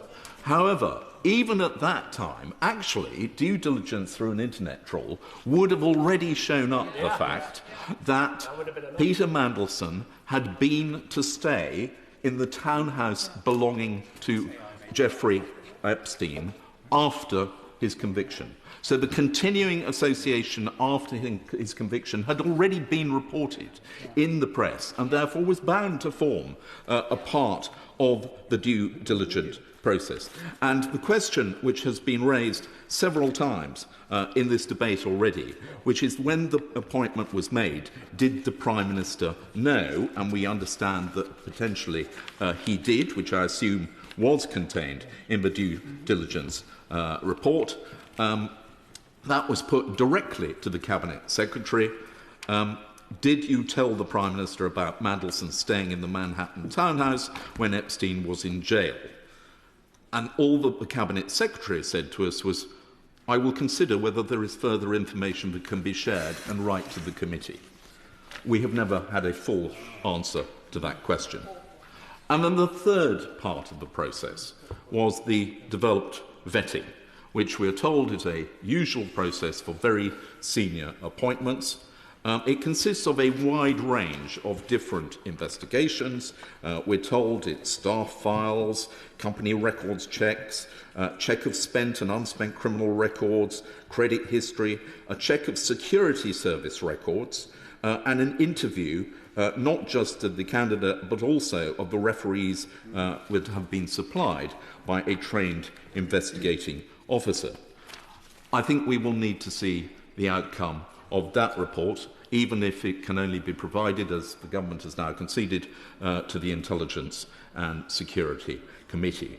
But taken together with those three processes, the Prime Minister still decided there was no obstacle to the appointment of Peter Mandelson as Ambassador to the United States. We then come to the question put to him, a Prime Minister's questions, following the Bloomberg report of the large number of emails. The Foreign Office learnt of those emails the night before Prime Minister's questions, and I pressed the Permanent Under-Secretary as to whether or not Number 10 had been told that these emails contained material evidence which could potentially change the whole perception of Lord Mandelson's relationship. He said that he had a duty of care to Lord Mandelson, and therefore he needed to make checks. He essentially told us that number 10 had not been informed. I find that very hard to believe. As somebody who used to prepare the Prime Minister for answering questions, the idea that something was not told to the Prime Minister of that order seems absolutely extraordinary. But there is another question which I think needs to be asked. The British government say that they discovered of all these emails which proved that the relationship was very long-standing and much closer than had ever been admitted by Lord Mandelson. They discovered them because Bloomberg obtained copies in a leak. They were held by the US government in the Department of Justice for months. The US government knew all about them, but it was only when we're told Bloomberg obtained them that the British government found out. Will you give way on that point? Of course I will. Do you believe it's conceivable then that the government did not ask, is there any compromat on the US ambassador, the British ambassador, to become the US ambassador on that basis? Because it seems incredulous that this has been known about, as he rightly pointed out in his speech, for years. My honourable friend is absolutely right, and I think there are two possible questions. The first is, why didn't the British government ever ask the US government, who they knew had all this material from Jeffrey Epstein, whether it contained any additional information that might be relevant to the appointment of Peter Mandelson? Or equally, our relationship, we are told, with the United States is so close. We share intelligence. Is it really the case that they didn't feel it necessary to tell us? Either way, it is an appalling breakdown of communication, and I have to say I find it very difficult to believe. These are all questions which we pressed the Permanent Under-Secretary on, that we pressed the Cabinet Secretary on, and we failed to obtain any answers. And I have to say that my confidence in a further investigation by the Cabinet Secretary is actually influenced by his failure, really, to answer any of these questions when he came before the Select Committee the first time. Would my right honourable friend give way? Of course I can. I'm very grateful to my right honourable friend for giving way. Once the Bloomberg leak had been done, I'm sure my right honourable friend remembers that many of us asked the government, surely now that these things have turned out to be true, surely we should now turn Lord Mandelson, Peter Mandelson, inside out, as if he had become outed as a spy. And surely the things which have now been released over the weekend would have come out. Is he surprised, like I am, that the government did not seem to do the investigation into Peter Mandelson subsequent to him being fired? I completely share the astonishment expressed by my honourable friend. And as further revelations come out about the behaviour of Jeffrey Epstein, particularly in relation to his links with Russia and other hostile powers, you'd have thought then again the government would say, please, if there is anything involving Peter Mandelson, we wish to know about this. The potential damage to our national interests that may have occurred as a result of Lord Mandelson's continuing to feed information to Jeffrey Epstein is huge, and that is something which has not yet even begun to be properly exposed. With my honourable friend, I'm grateful to my honourable friend. In his interrogation of the Permanent Under-Secretary of the Foreign and Commonwealth Office and the Cabinet Secretary, was he able to shed any light on another part of our motion about whether there was any severance payments made to Lord Mandelson, how much they were? Because if there were payments made, we should be seeking to get them back for the taxpayer. My honourable friend is absolutely right and actually anticipates my exact next point, in that I asked the question. Well said. I asked the question to the Permanent Under-Secretary whether or not he was still on the civil service payroll. I was told he was not. I was asked whether or not a settlement payment had been made, and I was told that he had resigned, but that his contract would be honoured. And when I asked whether or not that included a payment, I was told it was a confidential matter between him and the civil service, but that I will see if I can actually find it, because the exact wording is worth my just quoting again.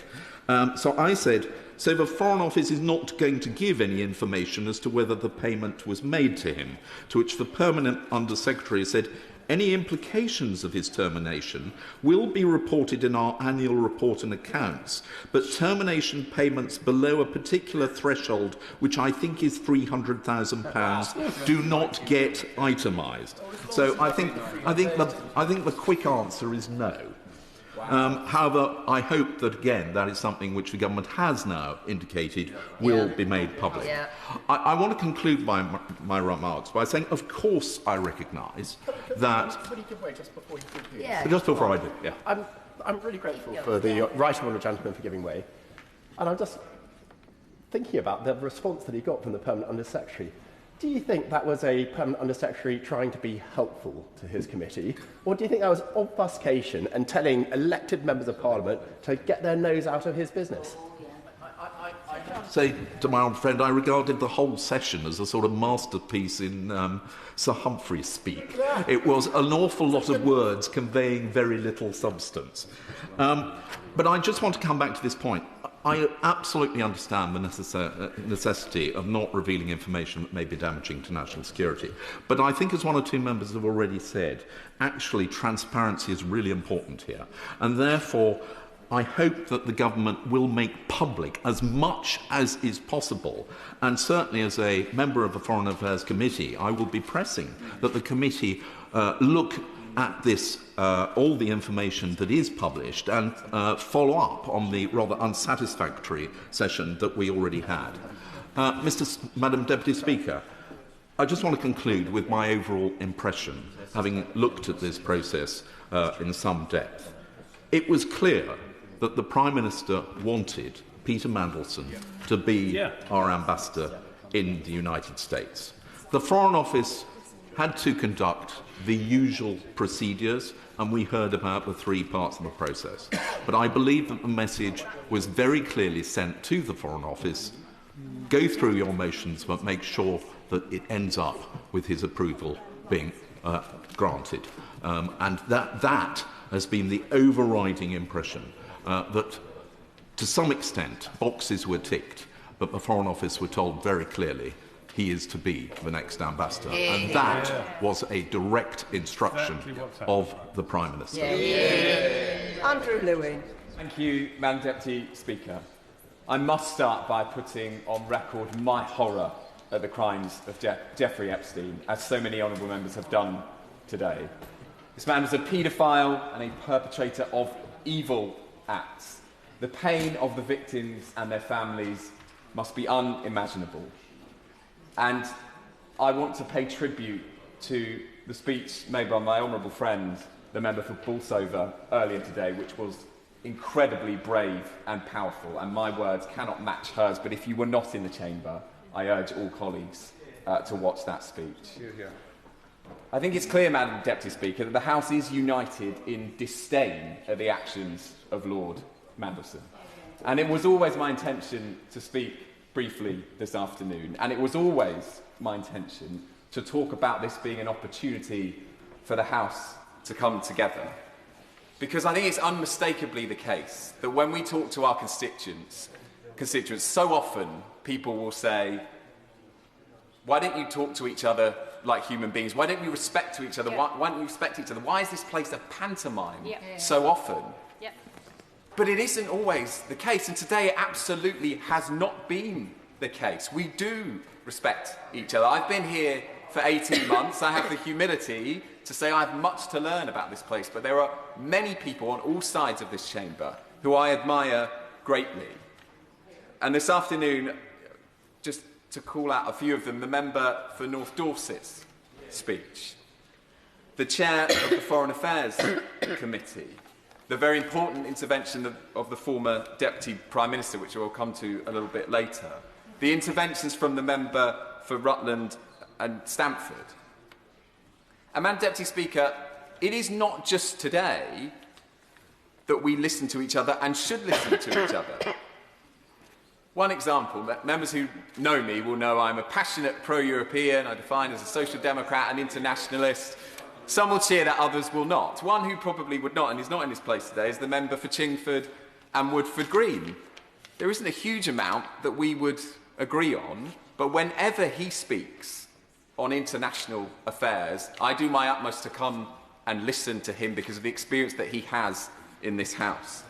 And I'm very surprised to see he's not in his place today, but the member for Strangford, the only thing that matches his number of interventions, in Westminster Hall, is his decency as a man and as a parliamentarian. So I wanted to put all of that on the record. The focus today, of course, though, rightly has been on on Mandelson. There is unity in contempt for his actions, the scandalous and the brazen way in which government information was leaked, how he undermined the government and his colleagues seemingly at every turn. His actions will offend every British citizen, every public servant and every member of this House. It's why decisive action was needed, and it's why this debate this afternoon was so important. I do wholeheartedly welcome the decision that has been made and proposed by the government that the Intelligence and Security Committee will determine which documents are released. And I want to commend the courage of those who made that argument earlier today, not knowing if they would be successful in making their case, but also the courage of the government to accept those recommendations. I will.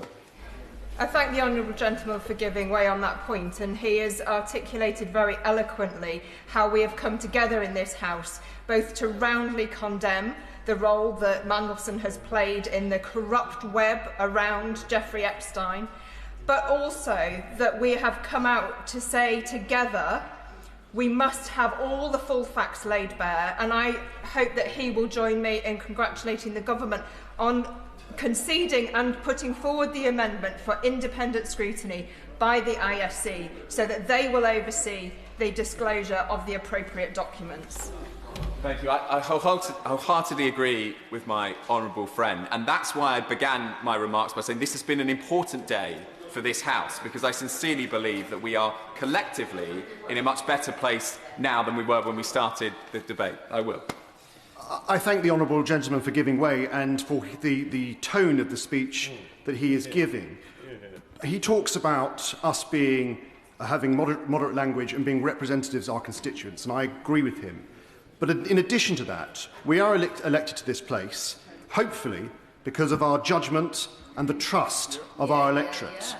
Now, whatever the outcome of this debate and whatever the outcome of those documents, we already know that the public knew, the media knew, our constituents knew, we all knew, and we discovered at about 12 o'clock today, the Prime Minister knew that Lord Mandelson had a close personal relationship with a convicted paedophile. Yeah. Does he think the Prime Minister can still command the trust of this House and the public? Yeah, very well. I think there are unquestionably things that we did not know. And I listened incredibly carefully to the Prime Minister in PMQs today, and he was clear, and it was a personal statement for him, that he has felt lied to at every single stage of the process. And the precise reason why I think everybody in this House wants to see every single document published that we possibly can is to get to the bottom of that. But I believe the Prime Minister. I'll make some progress. All of us in this House deserve the truth. Everyone in the country deserves the truth. And most importantly of all, so does every victim. Mandelson's time in public life was a very dark chapter. It is the duty of this House to shine a light on it and give the public the answers that they absolutely deserve. Thank you, Madam Deputy Speaker. This situation stinks. Peter Mandelson maintained a relationship with Jeffrey Epstein after he had been convicted. This wasn't before anyone knew about his grotesque crimes, not when it was being whispered about, but after his conviction, when the world knew exactly who and what Jeffrey Epstein was. Yet before his appointment as ambassador to the United States, senior Labour MPs went on television and social media to praise him, members sitting opposite today. They knew the facts, because by that point, it was already public knowledge that Mandelson had stayed in Epstein's New York home while Epstein was serving time as a convicted paedophile. When asked about this last September, the Prime Minister told this House he had full confidence in Peter Mandelson despite knowing about his close relationship with Epstein. That's right, the leader of the Labour Party and the Prime Minister had full confidence in a man that was besties with a convicted nonce. What a disgrace. And what we are witnessing is not accountability, it is the Westminster Club protecting its own. Madam Deputy Speaker, this is not just about this Labour government. Large sections of the media also play their part. Mandelson didn't simply drift back into public life, he was rehabilitated, rebranded, presented as respectable. He was welcomed on the BBC's flagship programme as a wiser, elder statesman, given differential treatment by The Spectator, The Guardian and The Sunday Times. These are the same outlets that lecture relentlessly about standards and morality when it is a trade unionist, a protester, a working class person who puts a foot wrong. But when it's one of their own, the tone changes. Suddenly it's about experience, pragmatism, it's about getting things done. This is how power protects itself. And what about the victims, the girls and the young women abused by Epstein? They received an apology by Mandelson only after sustained pressure. It was not freely given, not offered because it was the right thing to do. And until recently, he still enjoyed the Zone 2 dinner party treatment, with magazine-style PR photos of Mandelson being published only this week. Then, Madam Deputy Speaker, there is the money.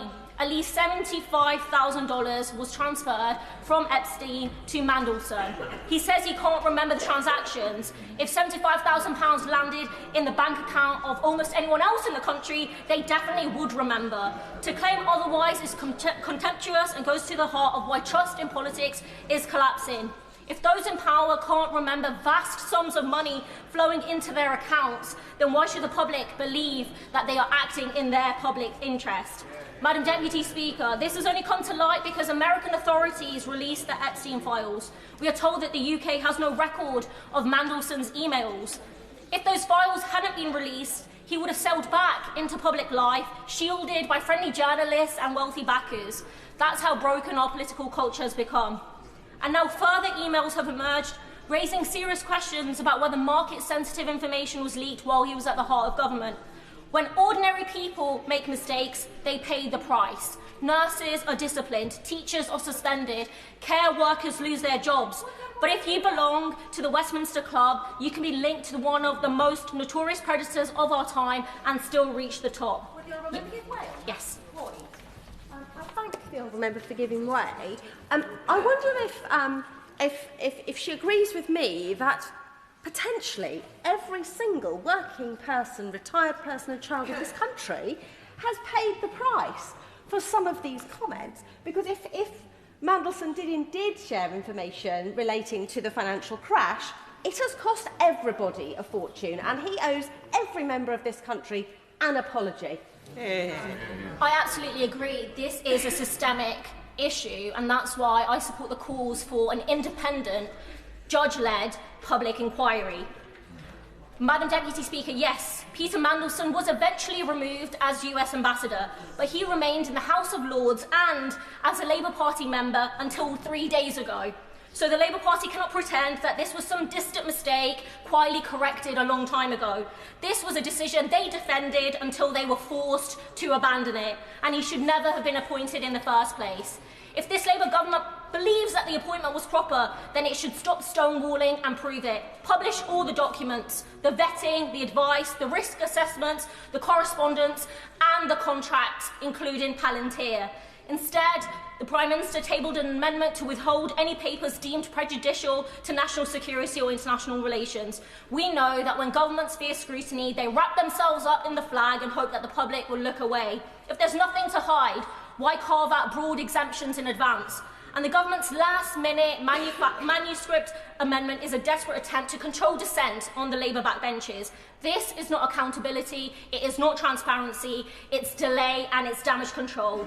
They are kicking the can down the road in the hope that the outrage will fade and the questions will go away. Well, they won't. And that's why I'm supporting calls for an independent, judge-led public inquiry. Madam Deputy Speaker, this is not just about Peter Mandelson. It is about a system that protects the powerful and disregards the public. The victims deserved better, the British public deserve better. So the government must publish all the documents and the corruption and the cover-up and stop insulting the public with empty words when what we need is transparency. Madam Deputy Speaker, the Prime Minister said he had full confidence in Peter Mandelson. While the public has no confidence in him, he should do the honourable thing and resign. Madam Deputy Speaker, there is an old proverb. It may indeed be of Russian extraction, which maybe would be fitting enough. And it says this: tell me who your friend is, and I will tell you who you are. Yeah. And doesn't that sum up Peter Mandelson? Yeah. The friend of the child abuser, the friend of Jeffrey Epstein. He is the living personification of that proverb. He is a man apparently so corrupted in his own morals that he thinks what he did was okay, and perhaps corrupted financially. And that corruption, of course, is the product of his intoxication as a freeloader on the rich and the powerful. Yeah. And he has brought us to a very sorry pass indeed. But the abiding two words that will live from today relate to the Prime Minister, and they are, he knew. Yeah. Yeah. That is what will long outlive this debate. Yeah. He knew when he appointed him that he had this ongoing relationship with Epstein. He told us today, but he didn't know the depth of the relationship. Sorry, it's not about depth. It's not a question of scale. It's a question of, was there a relationship? Yeah. And the very fact there was should have been enough for any Prime Minister. Yeah. And that calls fundamentally into question the judgment of our Prime Minister. None. Our Prime Minister, and he is our Prime Minister, is a man who has to, on the world stage, make fine judgments. Day and daily, he has to make judgments that affect us all. And if on a matter so glaring as this, his judgment is patently and fatally flawed, then it does raise fundamental question of how we can trust the Prime Minister's judgment. Even those who knew Peter Mandelson tangentially would have had enough suspicions to question his appointment. We in Northern Ireland know something of him. He was our Secretary of State at the turn of the century for 2 years, until he had to resign over the passport application scandal. I then next encountered him when I was a member of the European Parliament, when he was the United Kingdom's Commissioner in the EU Commission, appointed then as the Trade Commissioner from 2004 to 2008. And that was not uncontroversial. 2006, I well remember, in the European Parliament, controversy about the fact that he had been holidaying on a yacht with an Italian tycoon whose business had benefited from his imposition of EU anti-dumping tariffs on Chinese shoes. And the Italian manufacturer of shoes was a beneficiary of those anti-dumping tariffs. And there he was, months later, on his yacht. Wow. 2 years later, he was on another yacht. Must be something about yachts. In Corfu, with a Russian oligarch. Mr. Mandelson, as Trade Commissioner, had just cut the EU import tariffs on aluminium, benefiting the oligarch's company, Russell, who were in the business, in the aluminium business. Yes, sir. Very grateful to the gentleman for giving way. Would you agree with me that there may be some considerable merit in both the Commission and the Parliament, just looking over their paperwork, to see precisely where these things link and whether he breached rules when he was serving as a Commissioner? That's the point I was coming to. Sadly, maybe the European Union being the European Union, there was no great interest in investigating those matters. They were rather swept under the carpet. But I do say this to the government. He was there as the United Kingdom's Commissioner on the Commission. And I think that gives status and opportunity to venture into inquiries about those matters. And then, of course, he came back to be sacked again. Now, all of that is largely in the public domain. Before we come next or near Epstein. And yet, equally in the public domain at the point of appointment was the knowledge that he had this ongoing relationship with a man who, upon his release from prison for his child abuse, Mandelson described it as his liberation. And our Prime Minister decided he was a suitable person to be our ambassador in probably the most important capital in the world, in Washington. That was a fatal flaw of judgment by the Prime Minister. And it will, I fear, hallmark much of his premiership. That a man who made a decision such as that, and then came to this House in September, when these things began to leak out, and expressed his confidence in Mandelson. So not just had we the flawed judgment in appointing him, we then had the continuing upholding of him by the expression of confidence, until finally the Prime Minister ran out of road on this issue.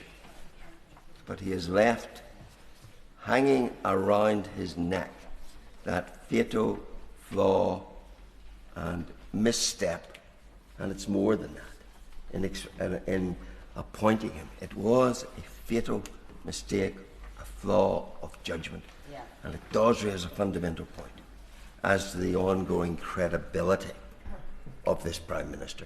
And that is the abiding legacy of this situation. Dr. Luke Evans. Beware of Greeks bearing gifts. It's a slightly obscure quote, and it comes from a Trojan priest. And he was the one who spotted the warning, because many of you know the wider story of the Trojan horse. He said, beware of Greeks bearing gifts. Because actually, the moral of the story in terms of the Trojan horse was the fact that warnings were there and they were ignored. That's fundamental to what we're seeing here today, because Troy didn't fall because there was no warnings. It was because they were dismissed, sent away, ignored. The advice was ignored, and it led to catastrophe. Now let's apply that to our Prime Minister today. He appointed an ambassador known literally for decades as the Dark Knight for operating behind the scenes. That was his reputation. Not only on that basis, he was sacked not once, but twice from his cabinet roles. So every instinct in me says no other member of Parliament, both on this side or the other, would think they are a suitable candidate to be ambassador of this great nation to one of our greatest allies. And we've heard we can't have more information because of national security. Rubbish. But this side of the House, we're not asking to see the blueprints of the horse or the set out of the blueprints of the walls of Troy. No. We're simply asking, was he warned before he wheeled through the Trojan horse that is Mandelson into government?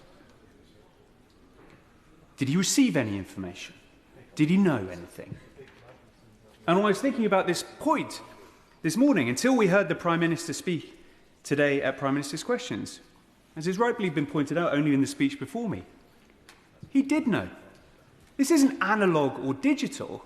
He knew there were concerns, and yet he went on and made an appointment. So this is not about the intelligence that we're looking at, but actually the judgment to understand whether advice was given and whether it was followed. It's not how that advice was written, it's simply whether or not it was inferred, passed on, and ignored. Now, what hasn't been mentioned in this debate is that we've been round this once before. We had a Standing Order 24 debate, for those of you who remember, only just before Christmas. And at that time, I raised the point, why did the Prime Minister not come to the House? He is the one, by his own admission, who makes the decisions. He, therefore, knows all the answers. And when he came into government and he stood at the doors of Number 10, he said he wanted to do things differently. All he has proved is that he doesn't have the leadership to come and answer the very questions that need to be put to him. Yet again, we're spending parliamentary time debating about whether there will be information released, which he knows himself. He could have spent the next 5 hours that we're going to spend debating this, answering the questions and setting this right. But instead, he's not here. Now, you'll often answer, well, convention states that no other Prime Ministers did it. Well, actually, some of them did. But more importantly, this Prime Minister said he was going to be different. This Prime Minister told us he wanted to see change. On that point, I will take an interview. I thank my honourable friend for giving way. I found today shocking where the Prime Minister has openly admitted that he knew that Mandelson had an ongoing relationship with a convicted paedophile at the time he appointed him. Yeah. And anything else we discuss today, that goes against any value I stand for in my life, any value my constituents will stand for. Yeah. Does my honourable friend believe that it's untenable for the Prime Minister to stay in his position? Yeah. I think he's absolutely right, because as Troy fell because leaders ignored when the horse was at the gates, the advice given then, Prime Ministers fall for the same reason. And so he is either saying his judgment was so catastrophic that he didn't see what all of us have instinctively, or that he chose to ignore the information. And both of them, either outcome, are the problem facing us today. Yeah. Now, it's customary in these kind of debates for me to pose questions towards the ministerial team here. But actually, I'm not going to do that. My question is to the people behind them. Because why are we having a humble address? This is the very opportunity, the very literal reason we have humble addresses. They exist in moments like this for when there's stalling in scrutiny, when we can't get the answers that this House demands, when there's obfuscation and no way forward. We are asking today the monarch to compel the government to give that information out. And that's not important just for the party politics, but important for both sides of this House and the wider country. Now, the House and the motion doesn't ask the other side to condemn. It simply asks to clarify. We need to know who said what, when, why, who knew what, with whom, and what were the discussions. I think that's something that could be supported on all sides of the House. Yeah. Clarity is what a humble address strives for. Backbenchers are not being asked to defend or attack the appointment at all. They're simply being asked to step forward and vote for a motion that means all of us, here in this House and across the country, get to understand why the Prime Minister made his decision. Because if he won't come to the dispatch box and answer the questions to do so, maybe the very documentation that he's seen and signed off will show the answers. So I ask them on the other side of the House, do support this motion, do stand up for that simple transparency, and let's get some clarity on what has happened and what is going to happen going forward. Sir Christopher Chair. Madam Deputy Speaker, it's a pleasure to follow my honourable friend, who participates a lot more frequently than I do in these Opposition Day debates, and on the basis of the quality of the debate today, I should come along more often. I must say that the background to this, the immediate background to this, is the ghastly behaviour of Epstein and the sexual abuse and the child trafficking and all that goes with it. And I asked the question the other day as to whether that sexual trafficking might involve not just women and girls but also young men. And I think that is unresolved at the moment, but perhaps we'll find out more in due course.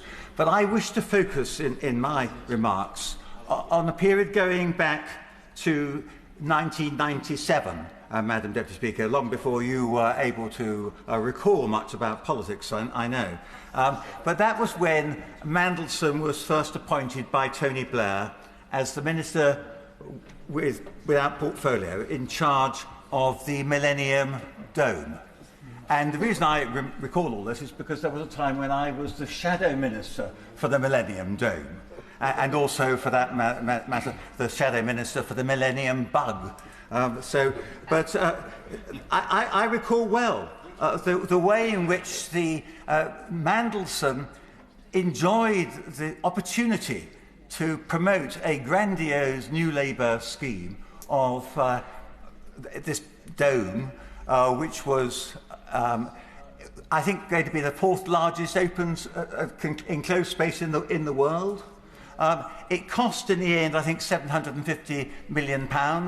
The number of visitors who attended the Dome in the year 2000, which was half of what it had been estimated it was going to be. And Mandelson was really proud of this because it had a link with his grandfather, who must be turning in his grave, Herbert Morrison, a really great public servant. And his grandson has betrayed the public service in an enormous way. But Herbert Morrison was involved in the Festival of Britain. And so Mandelson thought that by being responsible for the Millennium Dome and promoting it, he would be able to, in a sense, emulate the great efforts of his grandfather. And so the project proceeded.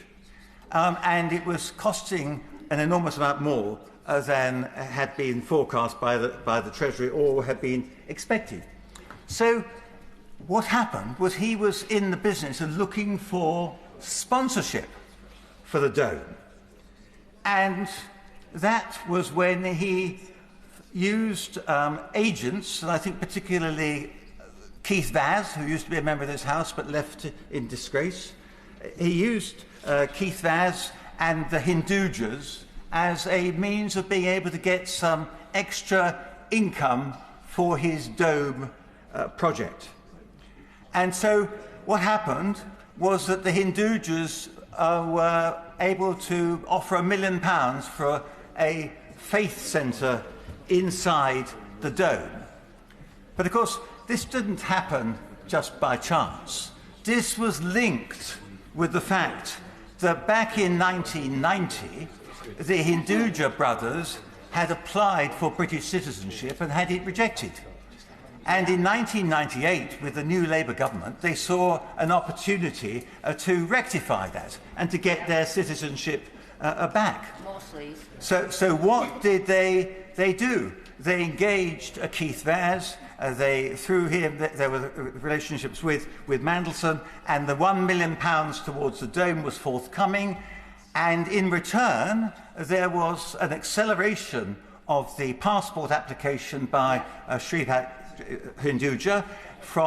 He applied, I think, in the middle of '98, and his application was granted in January of 1999. Yeah. And that happened, and his brother's passport arrived not long after that. And there was an enormous amount of suspicion around all this. And I can remember, as the shadow minister for the Dome, trying to get us... I got a good story, actually, on the front page of the Sunday Times, linking Hinduja with Mandelson and the money for the Dome. And as soon as I got that, and I went off to thinking I'd be able to do the usual rounds, the whole story was closed down by Alistair Campbell and Mandelson, saying this was a whole load of rot. There was no truth in it whatsoever. We know that at the time there was a denial by Mandelson that he had any dealings with the Home Office on behalf of the Hindujas. Subsequently, there seemed to become evidence that there had been dealings, and what happened, and I think this is a message that we should bear in mind, and that is what happened was that an inquiry was set up into whether or not there had been dealings between the Secretary of State and with the Hindujas. And Sir Anthony, what was his name? Sir Anthony Hammond, a distinguished retired civil servant. I think he'd been in charge of the Home Office and as Treasury Solicitor. He was asked to produce a report, which he did in 2001. That report totally exculpated any involvement of either Mr. Vaz or of Mandelson in any wrongdoing. And then subsequent to that, a few weeks after that report had been published, which was a complete exoneration, then more papers were discovered, amazingly. And so what happened was that the inquiry by Sir Anthony Hammond was reopened, in itself quite an unusual event. And the inquiry was reopened, and what happened, the consequence was, he discovered, having looked at these extra papers that had been hidden away, he discovered that there had in fact been dealings between Mandelson and actually with Michael O'Brien, who was a very distinguished and honourable Labour member who served at that time in the Home Office. And so Mandelson had consistently lied, he covered up, he behaved in a way which is totally unacceptable. And that was all that time ago in 2002. That was when the revised report of Sir Anthony Hammond was produced. Yeah, of course. I'm grateful to the member for allowing an intervention. He's giving a historical perspective, which we all appreciate, I'm sure. It seems that Mr. Mandelson is a serial liar.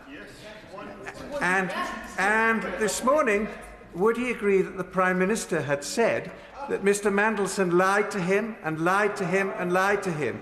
Who in this House has never been lied to?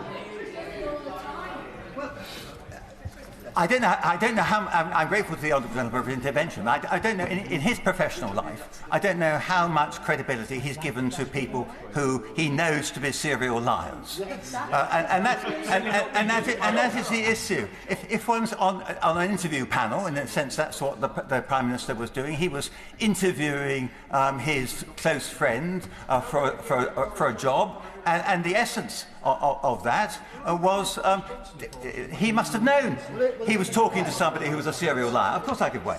And of course the other important point is there is one thing we know he didn't lie about, because the Prime Minister knew it and said he knew it today, was that he had continued his contact with Jeffrey Epstein after he'd been convicted as a paedophile. There was no lies in that, and the Prime Minister admitted he knew it, so defend that. Shocking. My honourable friend makes a sort of typical point that's made in court when you've got the defendant is found out to be lying, and so you address the jury and say he's lied about that, members of the jury. How can you trust him to be telling the truth about the charge which he's facing in the court? In public office, serial liars should not be tolerated. Yeah. I give way. I thank my right honourable friend for giving way.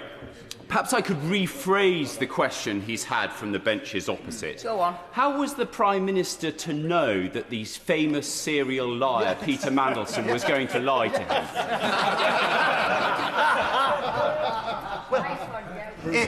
If the Prime Minister was here, he'd be able to answer that question, I'm sure.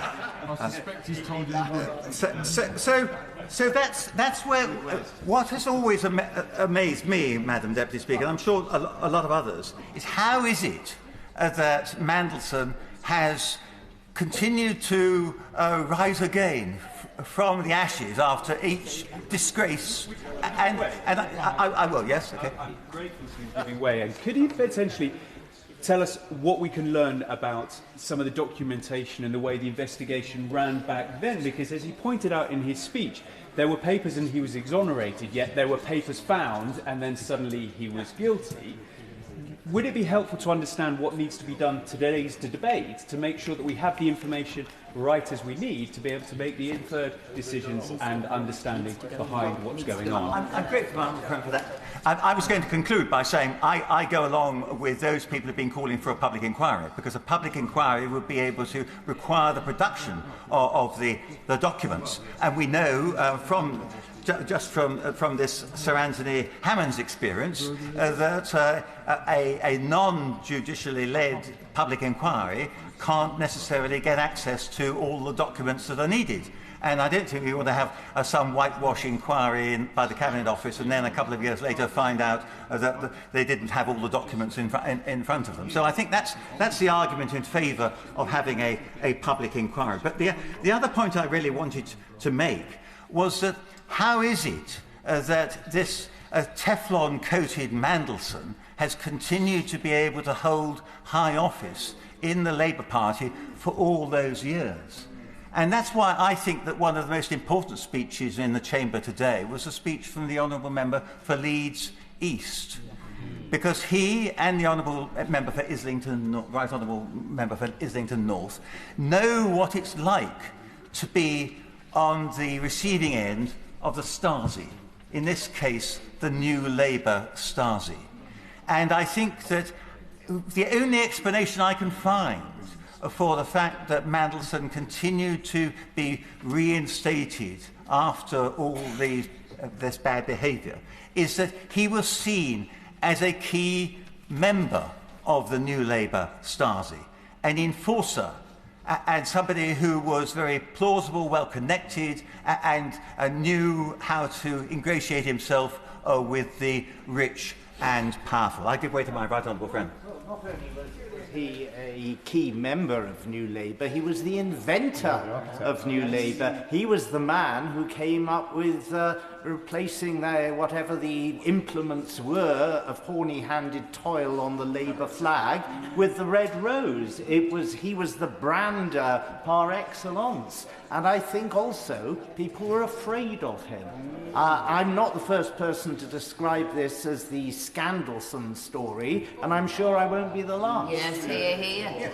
Well, I'm sorry I understated the proposition, and my right honourable friend is quite right to correct me on that. And I think that if we had a public inquiry, we'd be able to extend the terms of reference of that public inquiry into Mandelson's influence over the internal politics of the Labour Party over those last 30 years. Wouldn't that be interesting? Okay, wait a minute. My honourable friend is making a great speech about the influence of Mandelson within the Labour Party. It's currently being reported that he has been involved in the selection of many of the new candidates, up to 25%. Do you think that those documents should be made available of anybody that he's helped recruit into the Labour Party? They're not here to defend him. I am having difficulty hearing the debate. Sir Christopher Sharp. Madam Deputy Speaker, I think what you were hearing was the incredulity being expressed by my honourable friends at this revelation that this man who was so discredited already has had such an influence in the choice of candidates, many of whom have been successfully elected at the last general election. I don't know how they're going to be voting in this debate this evening, but it's extraordinary that Mandelson has had this enduring influence and over politics in this country for such a long time, and it's taken essentially the production of documents in the United States to enable us to be able to get somewhere near the truth. I'm grateful to my honourable friend for giving way. The government tried to stop full disclosure of documents today, and members opposite, I think primarily, identified that, said they wouldn't put up with it, and it's thanks to them there's a manuscript amendment. But there may still be a misunderstanding, because the member for Welwyn Hatfield said that the ISC would be vetting the documents before they were released. That's not my understanding. The truth is they may get to see them, however inappropriate it is that they're not published to the whole House. And does my honourable friend agree with me? Ministers need to set out today that that can be not only referred to the ISC, but the ISC, if it agrees that that document should be made public and it doesn't see it as injurious to our security, then they should be released. Absolutely. And we've got to erode this cancer which is affecting our public life and the esteem in which public servants are held. And when the public see what has happened over this period of time, in the Mandelson case, they must be horrified. Of course I could wait, yes. Giving way. I'm a member of the 2024 entry, and I'm very grateful I've never had to meet the cretin that is Peter Mandelson. But can I just be clear? Party politics aside, or not, actually. I didn't join the Labour Party because I hold anyone in high esteem who has led the party, influenced the party. I joined the Labour Party for two very important reasons. One, the welfare state is one of the most important things this country's ever done, and the National Health Service. Now, I think it's dangerous when we hold someone in such high esteem and we give so much power to so few people that things like this are allowed to happen. But let me be also very clear. My faith in the Labour Party to continue to deliver for people of this country continues. My faith in people like Peter Mandelson, I am very, very grateful that he is no longer a member of this party. I'm grateful to the Honourable Lady for her intervention, and I'm certainly not going to make any accusations about her owing any patronage to Peter Mandelson. And it seems from what she says that she's going to join those of us in this House who are independently minded and express our views in a straightforward manner. But let us be clear, it's obvious that a lot of people on her side who were elected at the same 2024 general election, they were chosen by panels which included Mandelson. And this is not just an exclusive problem for the Labour Party, but we must recognise in our democracy that the people who choose the candidates have enormous power. And if those people who are choosing the candidates are corrupt, as in the case of Mandelson has now been established, then that puts grave doubt upon the credibility of our democratic institutions. Of course I will. Well, friend, for giving way, but actually, according to reports, it's worse than that where Peter Mandelson had his fingertips through the whole of the Labour Party, but also the government, because there are reports that he was actually, after the Prime Minister had realised that he still had a continuing relationship with Epstein, was in number 10 during the cabinet reshuffle of the 5th of September. So actually, he hasn't had a direct role in appointing half the cabinet, hasn't he? Well, these revelations keep coming, and the answers come there none, and I hope that in due course we'll be able to pursue these points further with the Prime Minister when he next appears in the House. I give way to my honourable friend. What we're talking about really here with this appointment of Mandelson really is the judgment of the Prime Minister. And when we look at the judgment of him appointing Mandelson, that he's now a key part in the Starmer government, in appointments, what goes on, the key people, it begs into question every judgment of this Prime Minister, from Chagos to China to the Northern Ireland Troubles Act. This today, I would say, is the crumbling of Starmer. His judgment is poor. His judgment is ruining this country and the Labour Party. My right honourable friend is absolutely right. It's fundamental judgment and discretion and the way we behave, and that's part of our character. And we know that the character is set quite early in life, and certainly we can see from the case of Mandelson that it hasn't changed in all the time that he was being involved in public life and public service, so-called. And so what the point I'm just going to make, and I'm going to finish in a minute, but what is...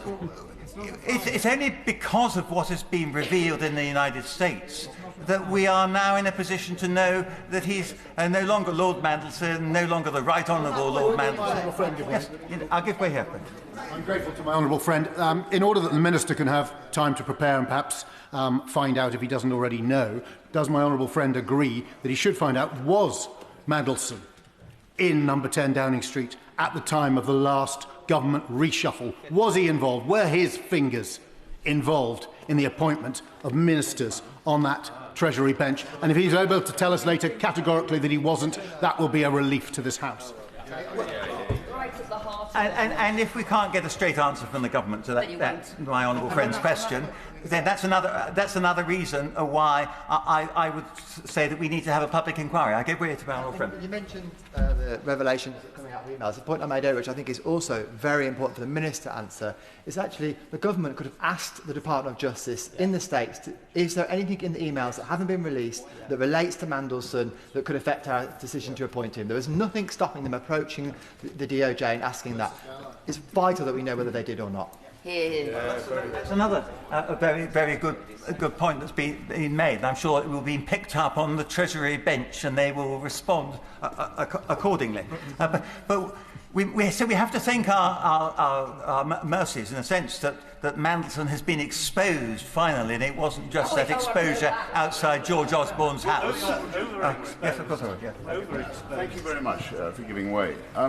I very much enjoyed the history lesson about a man who has a history of misfeasance in public office. And I've spoken in this House about my surprise at his appointment as the US ambassador, which is an incredibly important relationship for this country.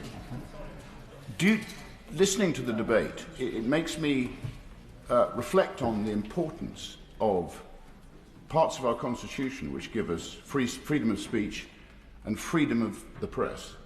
Two incredibly important things, and I think we all owe a great vote of thanks and gratitude to Elon Musk and X, who has played his part in exposing a great deal of this evil.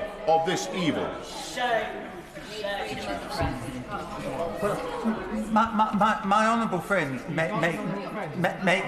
makes his point in his own way. I would just draw attention to the fact that this is Freedom 250 is how the United States is describing the 250th anniversary of independence in their celebrations.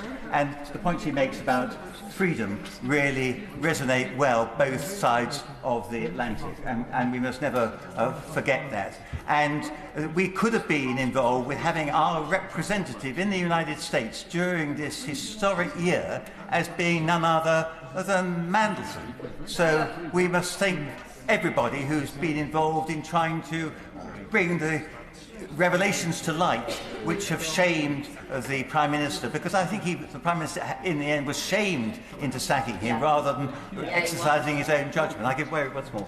Does my honourable and very experienced friend believe that one of the lessons of inherent necessity for political survival is the ability to learn from mistakes?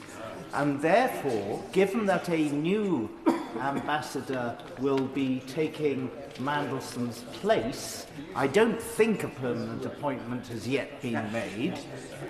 Does he think the Prime Minister will have enough good sense and wit to appoint a diplomatic professional to the role, or will it be another ill-starred flunky that he favours for political and personal reasons. Probably. Well, I'm grateful for my right honourable friend's intervention, but actually I think the appointment has been made. I met the gentleman concerned, who is an esteemed member of the diplomatic corps, and he was present at Mr. Speaker's dinner in honour of the Speaker of the House of Representatives 2 or 3 weeks ago. So I think we are in safer, more secure hands there. But I think that's a good note on which to. I think I'll go once more. In relation to, during the debate we've heard that there is a new manuscript amendment coming forward, at which it says, shall instead be referred to the Intelligence and Security Committee of Parliament. Does he share my concern, however? All that information that we've been requested for in this amendment is going to go there. We as yet have not heard from the government what would actually happen with that, where the reports would come, what would be done, and what the judgment is about whether or not an embarrassment for a Labour government is different to a security side of things, indifferent to an international relation. Does he share my concern without the government setting out what that framework may look like? It's quite hard to vote this through without losing the risk of having transparency. Well, I'm not going to suggest we don't vote in support of our own motion, frankly. And I'm sure that we know from the course of this debate that a lot more questions are being raised, and in due course, I think with the forensic leadership shown by the Leader of the Opposition, we will be able to get to the bottom of these issues and get the answers which we deserve. But in the meantime, it's quite frustrating for people. And I'm just going to finish on a final note, and that is, I didn't go to Oxford, Madam Deputy Speaker, but I think we should show solidarity with the people of Oxford University, who had the wisdom not to elect Mandelson as the Chancellor of that university.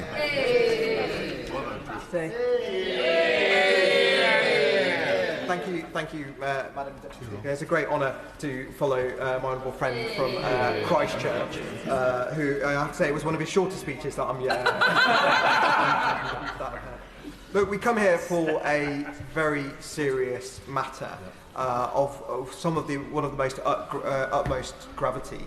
I've heard a number of really good speeches from all sides of the House, including members of the opposite benches, and I do commend all the members who've stood up and said, because it's not an easy thing to do, all of the members who have stood up and said that they're not happy with the government's position. I am very, very pleased that we've got to a point where there is a manuscripted amendment now that will force the hand of the government and make sure that the ISC has a pivotal and critical role to play.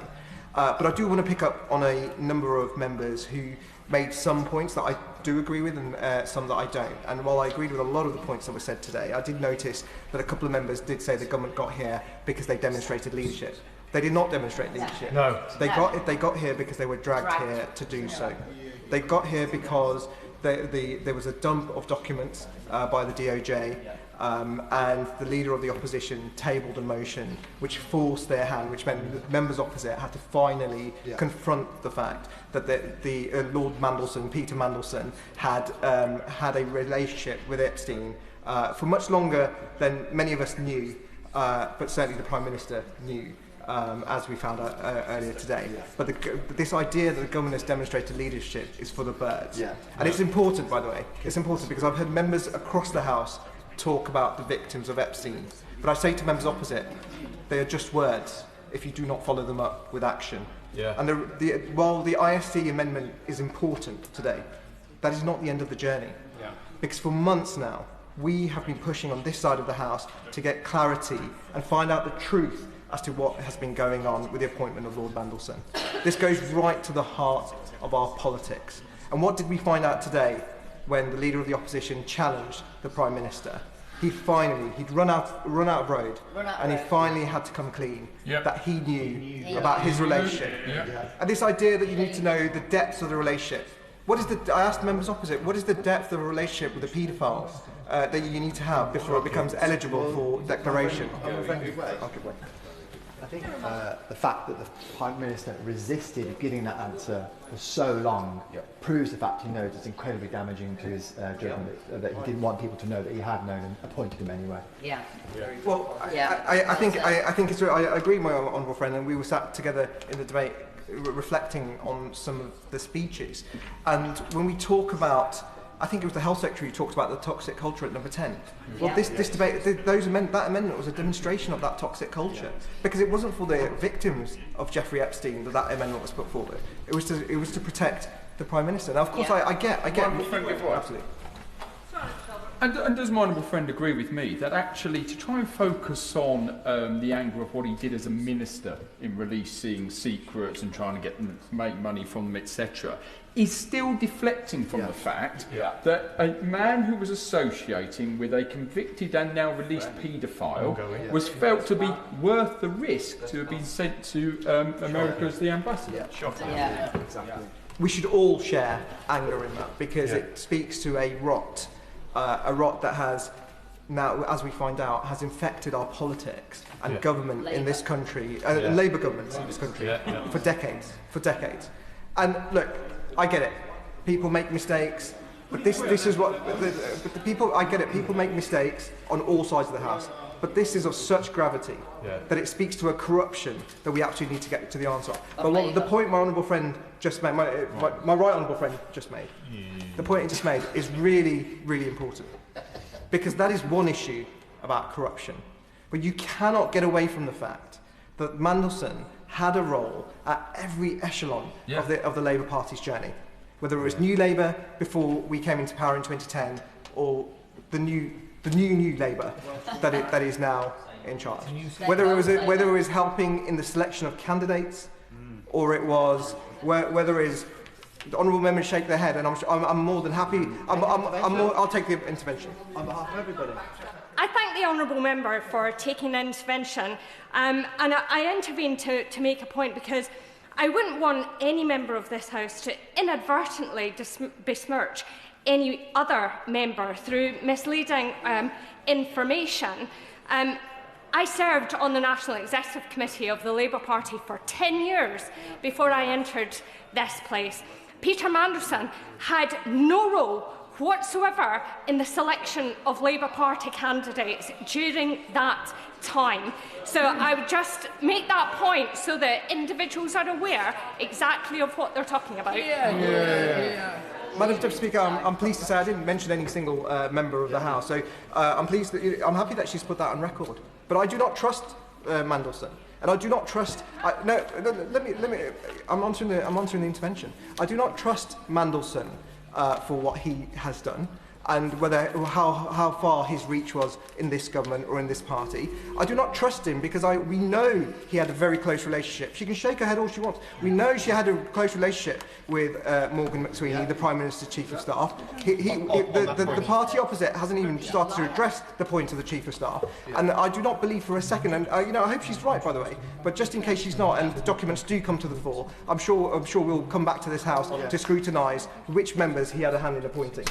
Thank you. Just on that point, it's currently in the mainstream media at the moment that Mandelson had a handle on recruiting candidates for the Labour Party. The mainstream media are reporting this. They will have evidence to support this and back this up. There will be candidates that have been selected where he's had his hand on, and he's also been in cabinet reshuffles. That's what is rumoured to believe. So he has had a far bigger reach than probably most of you realise, and any defence of that now is indefensible. I couldn't have said that better myself, although I may not have used the word you, but that's This is important. This is important because of the reach that Mandelson had and how he was enabled. And at every step of the way, there was no regard for Jeffrey Epstein's victims. And that is a really, really important point, because there's been a lot of obfuscation today. We've had to drag the government into this position where this amendment has now been put forward, where they now will release documents to the IC. And I noticed the earlier intervention about the role of the IC that my honourable friend made. I think it was a really important point. Because if members opposite, I say this again, this is not the end of the journey. They have a role to play now.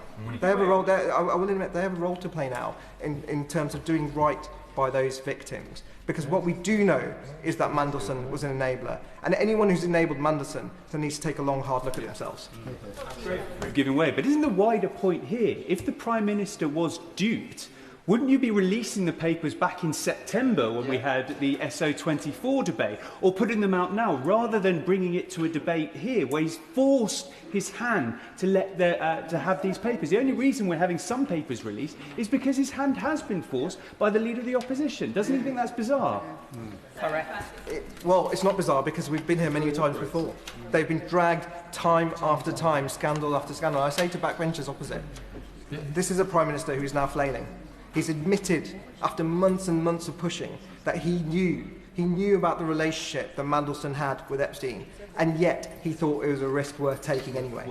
And I made this point earlier, that risk worth taking, it wasn't just about denigrating the experience of those victims. It's also, the risk worth taking was marching all those members up a hill and using their careers. And it's okay, look, we're members of Parliament, we care about our careers, you know, wherever they may end up. But the truth of the matter is, he did not care about that. And that journey is not over yet, because he is going to use them over and over again. He will throw people under the bus. Before he throws his chief of staff under the bus, that will happen too. I can almost guarantee it. Does my honourable friend think that we're going to get to any sort of position where we can start to understand what level of influence did Mandelson have, that having not declared six-figure sum loans, had to resign from government, having tried to flog passports, had to resign from government, having gone off to the EU, and now all the allegations of that brought back into government, put in the House of Lords. There must have been something that made people think it was a good idea to bring him back again and again and again. The exasperation that my right honourable friend shows is exactly the exasperation that the British public will be seeing as they read the headlines, and they have been seeing and showing as the stories have unfolded. As the stories, I will in a minute. As the stories have unfolded over the last few days and over the last few months, and this really comes to a really fundamental point about the toxicity at number 10. And this is really important because this is where the members, you know, they have the authority and the power to do something about this. The toxicity at number 10. Because the rot starts at the top. And this is fundamental. Because the Prime Minister, it was obvious to all of us, it was obvious to all of us about this relationship that Mandelson had. It was obvious to us when he appointed Mandelson to one of the most important positions in our country and one of the most important capitals in the world. One of the most important capitals in the world. It was obvious to us. And the Prime Minister did it anyway, because he thought it was a risk worth taking. In response to the intervention from my right honourable friend, the member for Wetherby, there's a key difference between this Prime Minister and former Labour Prime Ministers, in that Gordon Brown and Tony Blair appointed Peter Mandelson without knowing some of the connections that he had. The key difference is that this Prime Minister knew and still did it. So there is still a Labour Prime Minister with integrity, and that's Gordon Brown, who actually took this to the police. This Prime Minister did no such thing. I thank my honourable friend, who always makes excellent points, and I was going to talk about Gordon Brown later, but I will do it now. Because he raised the question back in September. He wanted to know what has gone on, and he asked the question, and he was battered away. Has any government minister, when the minister stands up at the dispatch box, has he asked the Cabinet Secretary why the former Prime Minister was battered away? Did that former Prime Minister not have any respect in number 10 for him to get a legitimate answer as to what happened and what went down there? I think the public deserves to know. I think this House deserves to know. I think there's another point I just wanted to make around integrity, and it was made by a number of members earlier, including my right honourable friend for Skipton and Ripon. The Prime Minister, by that admission, has called into question the integrity of every member of this House, because we all know that trust in politicians is at an all-time low. We all know that. We see it on our doorstep. We see it in our inboxes. I was at a birthday party for my four-and-a-half-year-old son on the weekend. I was chatting to some parents, and of course, with the Mandelson headlines, this came up. And I had to say, look, it's not normal for a billionaire to fly people out, fly members. You know, we have a pretty strict expenses regime. You know, despite what after the expenses scandal, we have to, you know, we can't move left or right, and yet the British public do not trust us because they think we take them for granted. And I had to explain to them that it's not normal to be invited onto islands and have all these luxuries thrown at you. This was not a normal kind of behaviour. And yet the Prime Minister knew about this relationship and he let it happen. And this is really important. Absolutely. Honourable friend for giving way. What I find more extraordinary is, as he says, the Prime Minister knew, but he also stood at that dispatch box in September and said that he had full confidence in Peter Mandelson, Lord Mandelson, knowing what he knew. Does he not find that extraordinary? I find it disgusting. Yeah. I find it disgusting. And I say to Labour members opposite, they are now at a crossroads. And it's really, really important, this. Because if they really care about those victims, and what Epstein did was absolutely disgusting in its own right. He trafficked, he was a child sex offender. In many ways, he was a coward in how he left this world. Because I wish he'd face the full force of the law. But we have to be honest about the people. I think the honourable member for Bolsover talked about enablers and the powerful men and the role that they played. And Labour members now are at a crossroads. Because if they really care about the victims of Epstein, they really need to ask how this was allowed to happen. And it's not, by the way, it's not just about Mandelson, and it's not just about Epstein. My good friend for Rutland and Melton, Rutland and Stamford, sorry. Near Melton. Near Melton. Made the point earlier about Bill Gates. To be honest, I was watching the video of Melinda Gates just yesterday. And I was talking to my wife about how horrible it must have been to see those emails and see what he was up to. She mentioned Richard Branson. The reality is, there is clearly a culture of men who thought they were above the law. And while the DOJ is grappling with it over there, and I commend the debate here. We've talked about some very important things here today. We also have to be honest about the fact that it came onto our shores. And it's possible that there are still victims that we don't know about. It is possible that there are still criminal investigations that need to happen. And the assurance I need from the front bench today is that if that comes open, or comes to the fore, that the government will act quickly to make sure criminal investigations are started. The public require that to help us on that journey to rebuilding trust, and we shouldn't underestimate that. I thank my honourable friend for giving way, and he's making a powerful, wide-ranging speech, and I'm sure more details will come out. But doesn't it already come down to this, that the Prime Minister appointed a man, Peter Mandelson, as US Ambassador, who he knew, at the time he appointed him, had a long-standing friendship with a prolific international convicted paedophile, to the extent that Peter Mandelson had stayed in that paedophile's house while he was serving prison time. And that in itself is sickening and shocking. And not only should nobody be defending Peter Mandelson, which they're not, nobody should be defending the Prime Minister for his sickening conduct. The Prime Minister has really brought his judgment into question. Now, for us, of course, we've been saying it for a couple of years. Opposition do that. But on this issue, the way he has marched everyone up a hill, ministers have gone to defend this issue time and time again. His position really is now untenable. And I guarantee members opposite, they can go home to their constituencies and go talk to the constituents right now. They will have to answer questions as to why the Prime Minister allowed this to happen. To my honourable friend giving way, and he may have heard the powerful speech by the member for Leeds East earlier in the day about factionalism in the party. The Prime Minister not only appointed Peter Mandelson, knowing, as he declared today, what he knew, to the post of ambassador, he previously brought him in as a strategic advisor, advocate, planner in the 2024 Labour election campaign. So all members opposite are tainted by that association with Mandelson, brought about by the leader of their party, now Prime Minister, who knew about it at the time, and this perhaps hasn't been picked up on as fully as it should have been in today's debate. Madam Deputy Speaker, I'm going to leave members to reflect on that, because I think many have spoken up today, but I say once again, they are just words if there is no action. And the judgment of the Prime Minister is deeply, deeply flawed. He allowed this. He alone is responsible for the culture at Number 10. I ran a business. If there was something going wrong, buck stopped with me. He alone is responsible for the culture at number 10. It's not Morgan McSweeney. He enabled Morgan McSweeney. It should definitely needs to be held accountable for his relationship, and we need to see those emails. We need to see what the conversations were. That's why this is important. But the buck stops with the Prime Minister.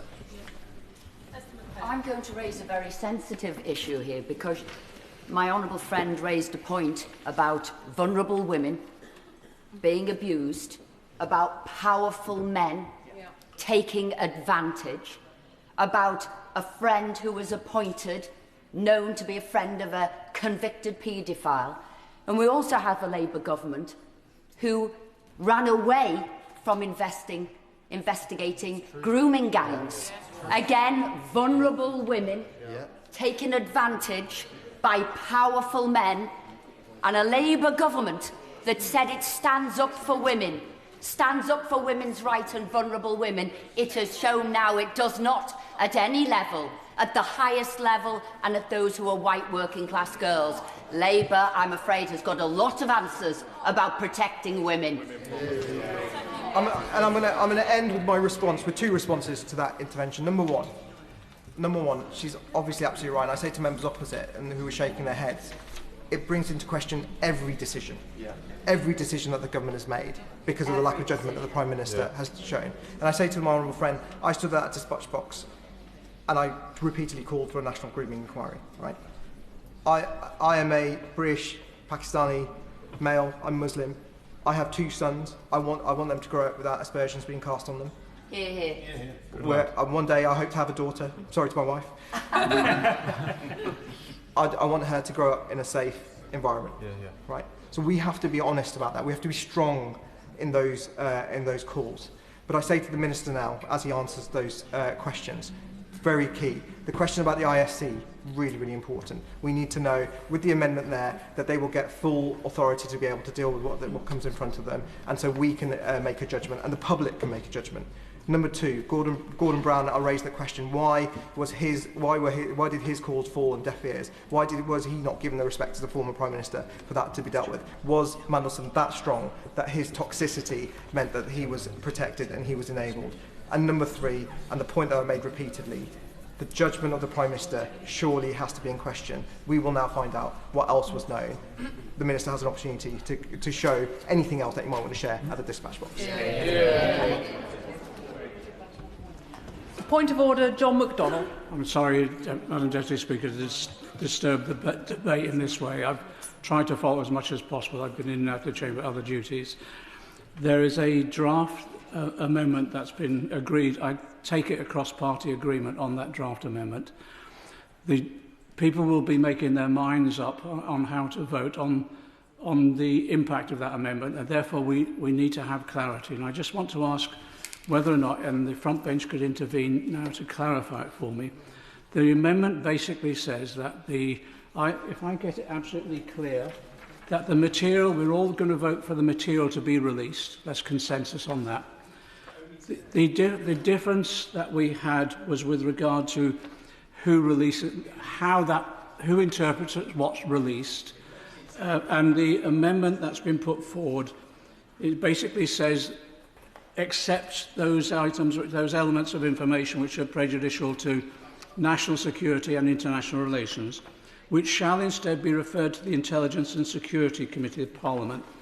I agree with that, but I want just the clarity, is will the Intelligence and Security Committee make the decision about publication, or please listen, or will it simply advise the government and then it rests with the government on the final decision? It would be helpful to have that clarified before we vote. Point of order, Sir Jeremy Wright. Thank you, Madam Deputy Speaker. If it's of assistance, and I recognise that the honourable gentleman is asking to assist the House, the answer to his question is that when the material is referred to the Intelligence and Security Committee, the committee is independent, it will act independently, it will consider the material referred to it, and then decide how to respond, what to refer to publicly and what not to refer to publicly. But I can assure him the committee will act independently in this matter, as it does in all matters.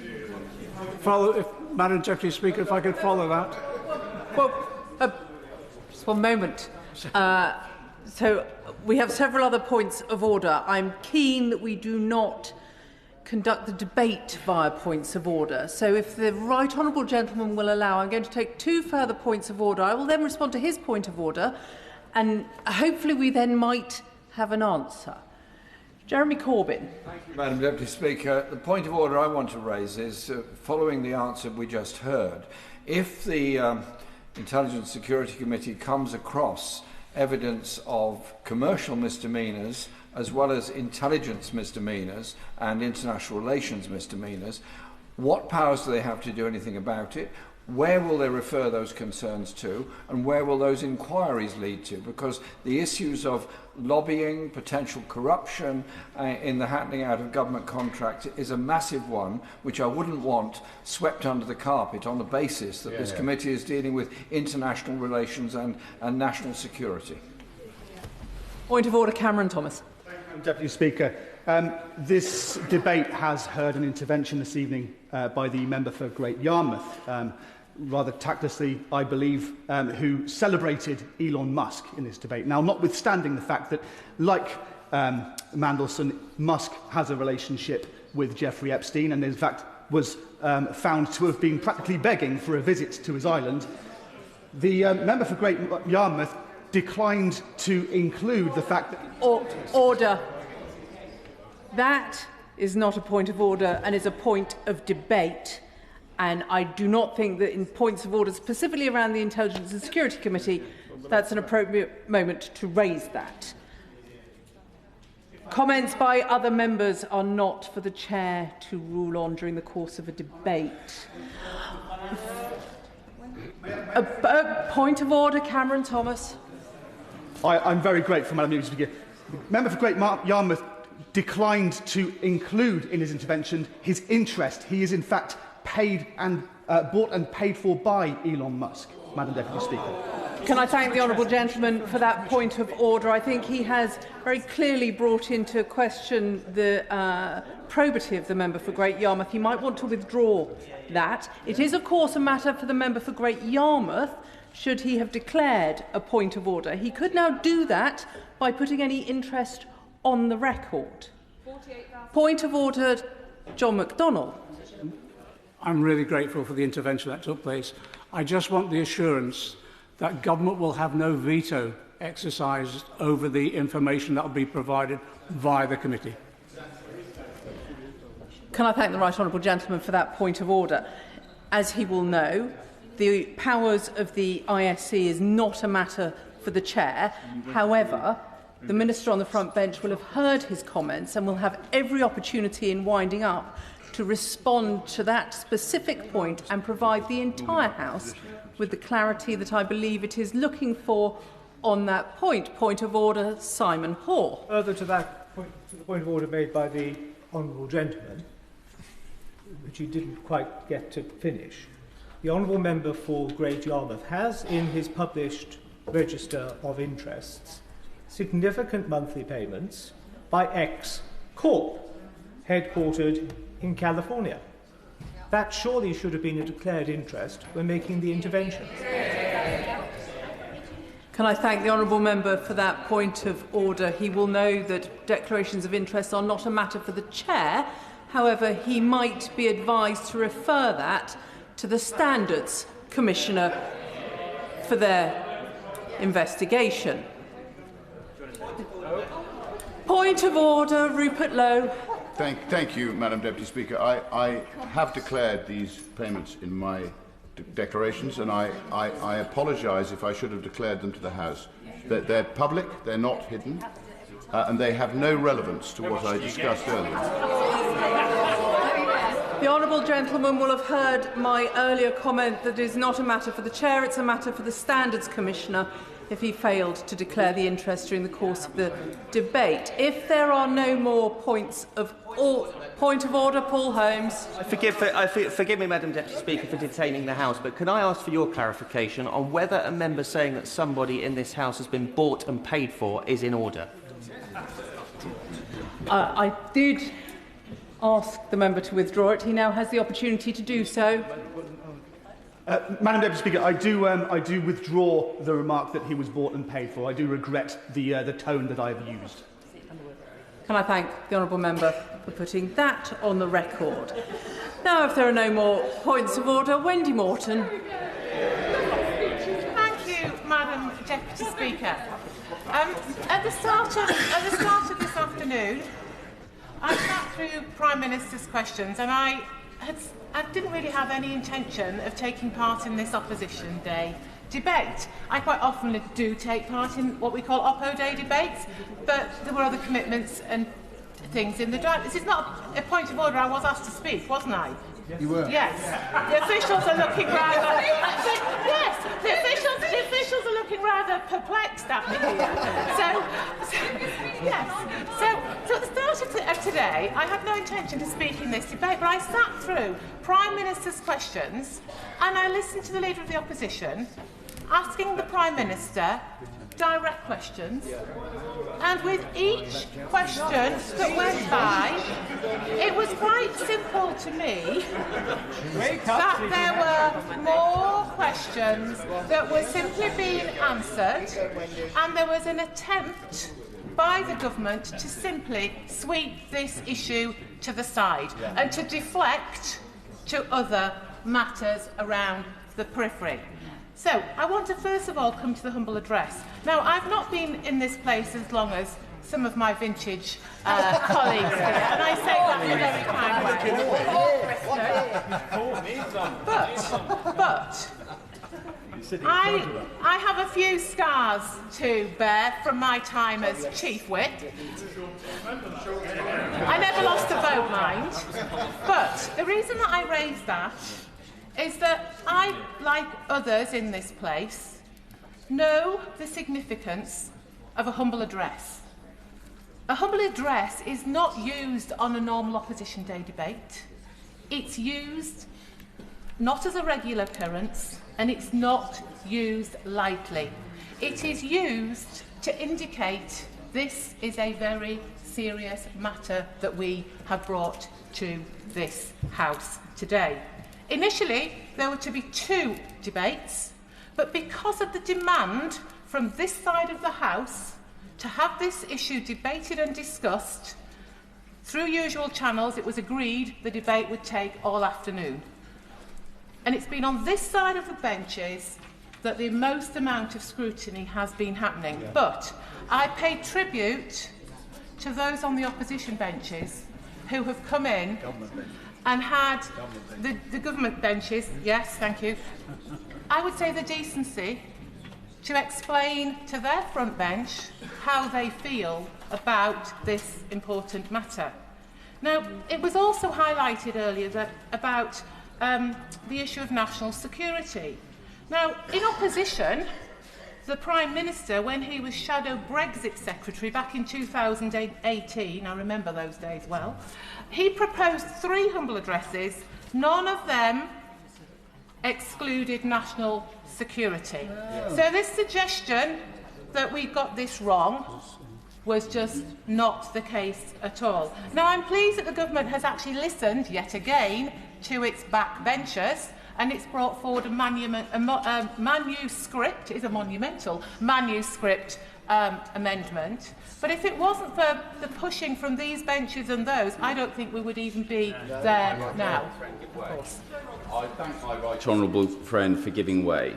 Isn't it shocking not only that the Prime Minister appointed Peter Mandelson knowing his relationship with Jeffrey Epstein, but even today the Prime Minister has sought to deflect, cover up and bring in an amendment so as not to answer questions he must now answer. My honourable friend is just so right, and I'm going to come to that a little bit later, because this is the core of this debate, isn't it? It's the fact that we want answers. There are huge questions about the judgment of the Prime Minister about his appointment of Mandelson. Both sides have talked a lot about the victims, and that is so right. But it's important that if we're standing up for the victims, And we're standing up for the people that put us here, because we should never forget that.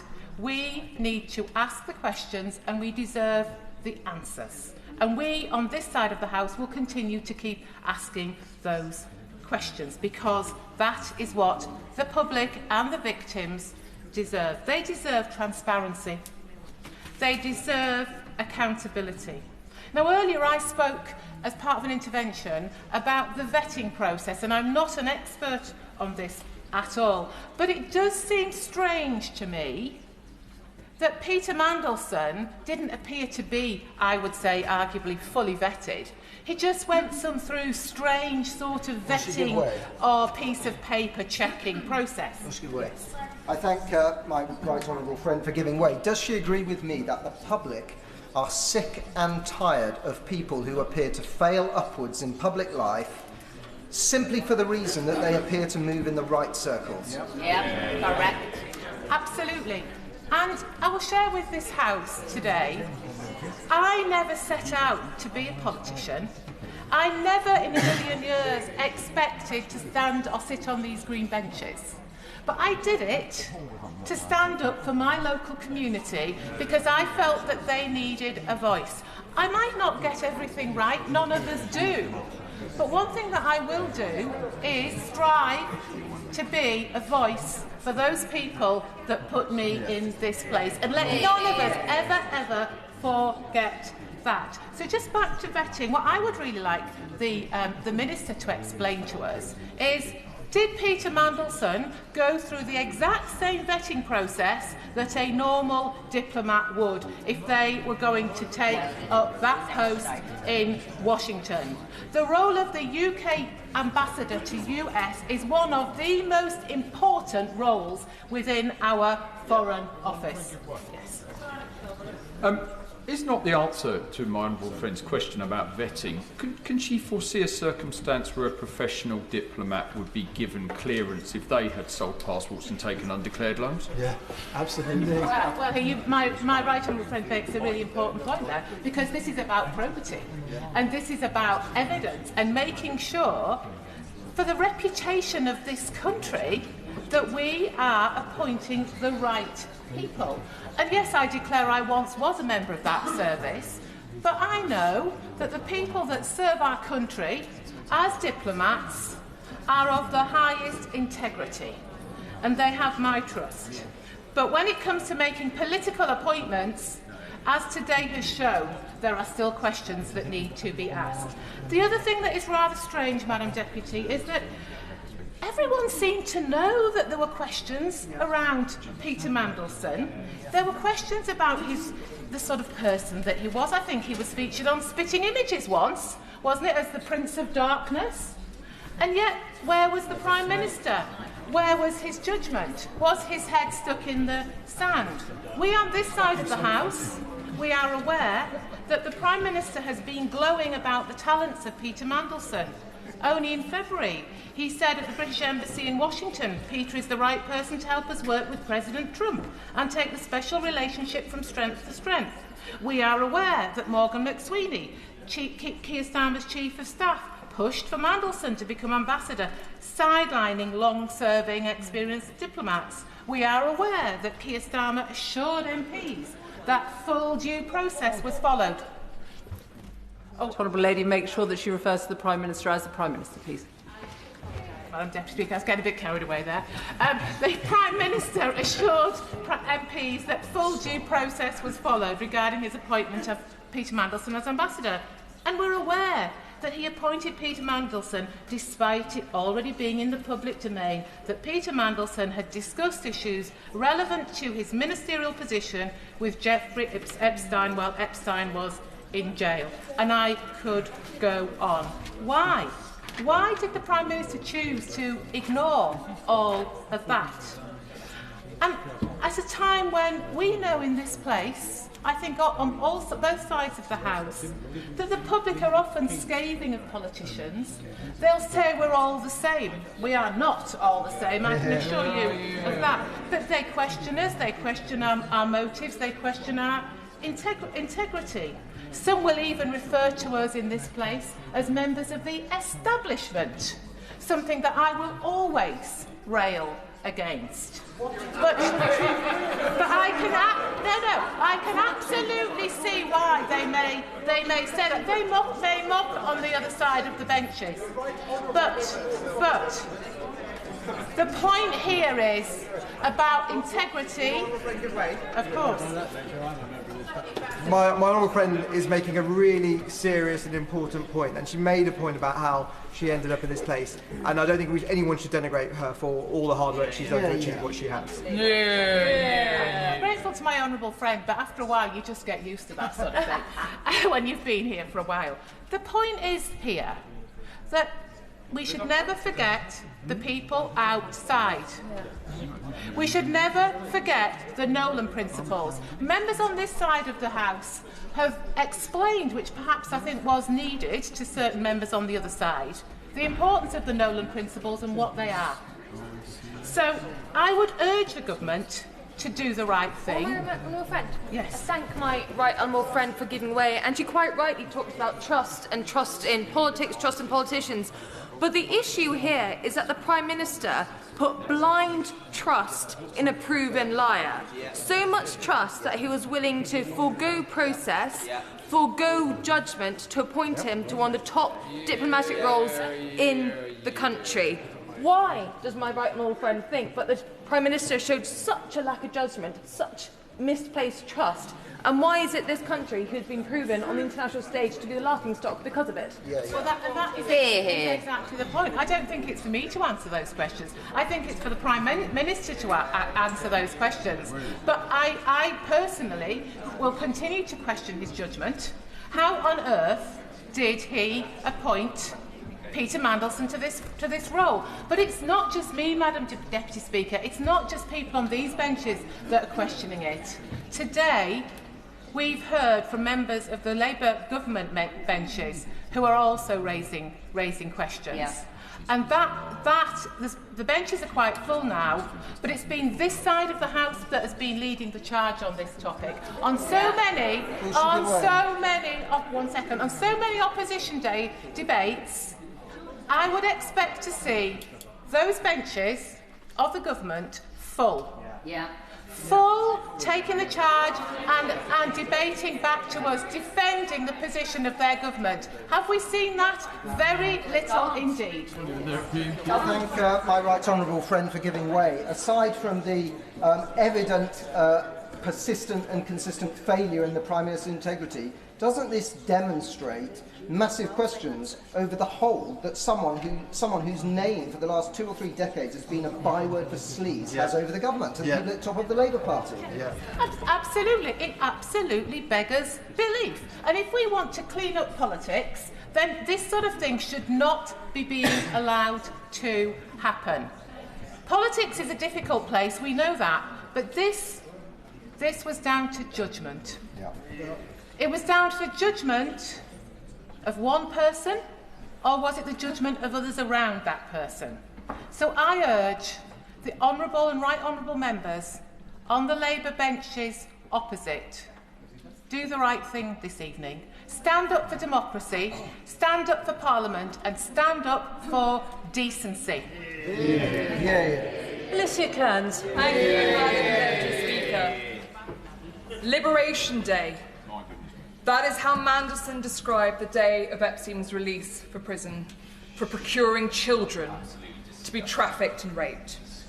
Mandelson's next message was, "How is freedom feeling?" Epstein replied, "She feels fresh, firm and creamy." Mandelson's next reply, "Naughty boy." Now, we hadn't seen this email, I'll admit, when the ambassador was appointed. But let's look at what we did know when he was appointed ambassador. We knew at that point that he had consoled this paedophile, consoled him on his being found guilty and convicted for just one of the many, many crimes he committed. We also knew that while he was Deputy Prime Minister of this country and Business and Trade Secretary, carrying the flag of our great nation on an official visit to New York, he stayed in a convicted paedophile's flat. How dare he do that while representing this country? But the idea that no one in the Cabinet Office, no one at the Department of Business and Trade, no civil servant, no political appointee knew that he'd said, no, I don't need a hotel, thank you ever so much. I'm going to stay at my friend Epstein's house. Oh, by the way, he happens to currently be in prison, incarcerated, but I'm going to stay at his house anyway.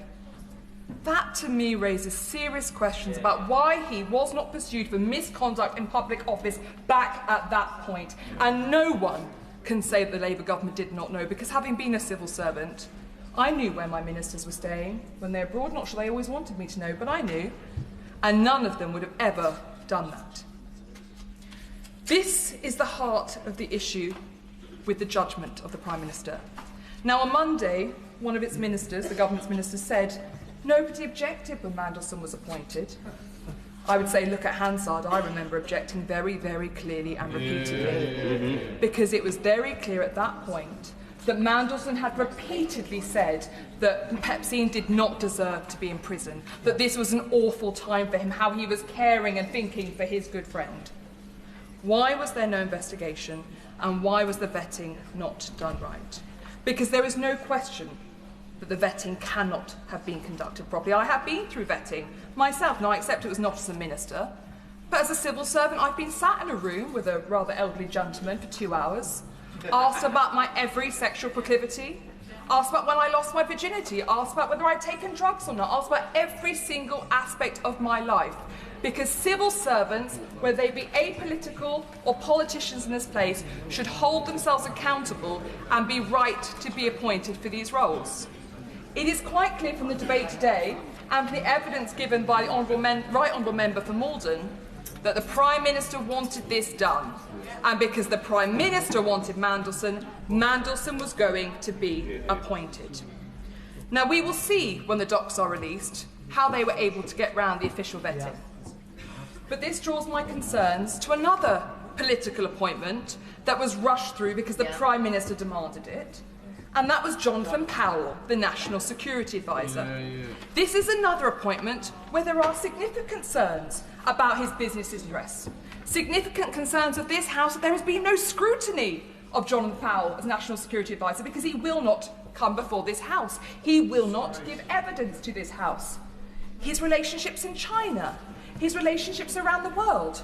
And yet Jonathan Powell is permitted, again flying the flag of this nation, conduct secret visits to China where he meets with Wang Yi and other senior representatives, where the British government refuses to put out any press notice explaining why the visit happened, or even the fact the visit happened at all. Will she give way on that? I will happily give way on that point. My friend, she's, as usual, giving a very good speech. And, Madam Deputy Speaker, I was a former Special Advisor at the Cabinet Office, a great department with great civil servants. But my honourable friend has mentioned the case of Jonathan Powell and Lord Mandelson when he was Deputy Prime Minister. Does she not agree with me that this kind of backhanded way of conducting government business without officials being present actually puts pressure on our great civil servants and puts them in a very difficult situation? It's not how government should be run. Absolutely, I agree entirely with my very good friend. I was actually very taken back earlier by the comments of the chair of the Foreign Affairs Committee, who sought to give us a lecture in how vetting is undertaken by government, where she kept referring to fast-stream civil servants were the ones responsible for the vetting. Fast-stream is a mode of recruitment. It is not once you are made a civil servant. And it did feel like she was trying to suggest that there were junior civil servants who should be taking the can for the vetting process that was pursued. And I very much hope that is not the case, because it would be deeply inappropriate if it were. But the two commonalities between the appointment of Lord Mandelson and of Jonathan Powell are Morgan McSweeney. So I must ask whether or not Morgan McSweeney is the one who here should be held accountable. Because at this point it looks like no one is going to be held accountable. I will very happily give way. Today's debate is about accountability. Everything falls at the lap of the Prime Minister. Does she find it quite frankly incredible that the Prime Minister has sent with all of the greatest respect, a junior minister to the dispatch box when he alone has serious questions to answer? And would it not show real leadership that he came to that dispatch box tonight to wind up this debate? My right honourable friend is absolutely right, and he may also recall that following Prime Minister's questions today, I had no choice but to make a point of order, because the Prime Minister told this House that every humble address that their party had put forward in opposition had a national security protection clause. And yet, when I looked at the November 2024, the last two that they had done in opposition, neither features the word national or security, let alone the two put together.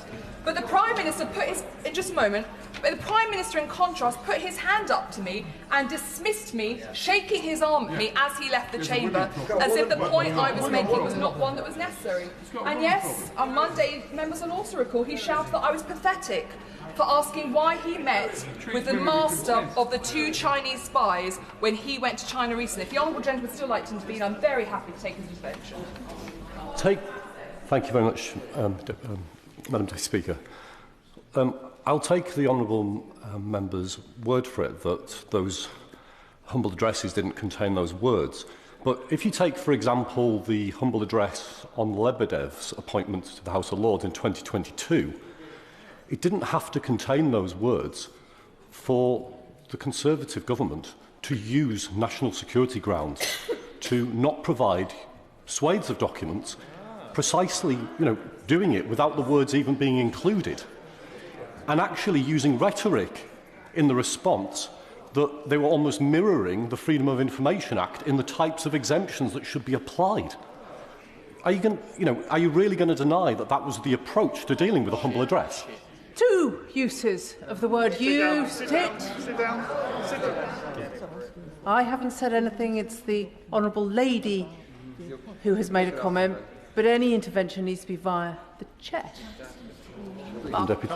Apologies, Madam Deputy Speaker. I'm out of practice on my interventions, obviously. Would the Honourable Lady like to respond to that, and is she aware of the convention? The honourable gentleman, because I agree he should hold his government to exactly those standards.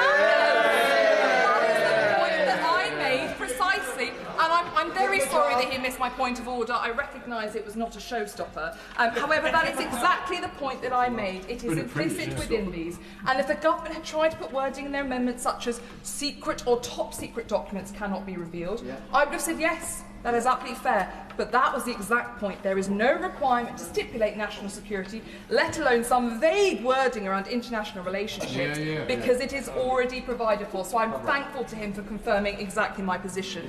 Now, we've touched on China here. I do hope that when these documents are released, we will see also the full extent of the relationship between Epstein, not just with the Putin state, but also with the Chinese Communist Party, because I do have deep concerns about the way in which Mandelson had a say over the current government's China policy, because there is no question that he has been in there and influencing that.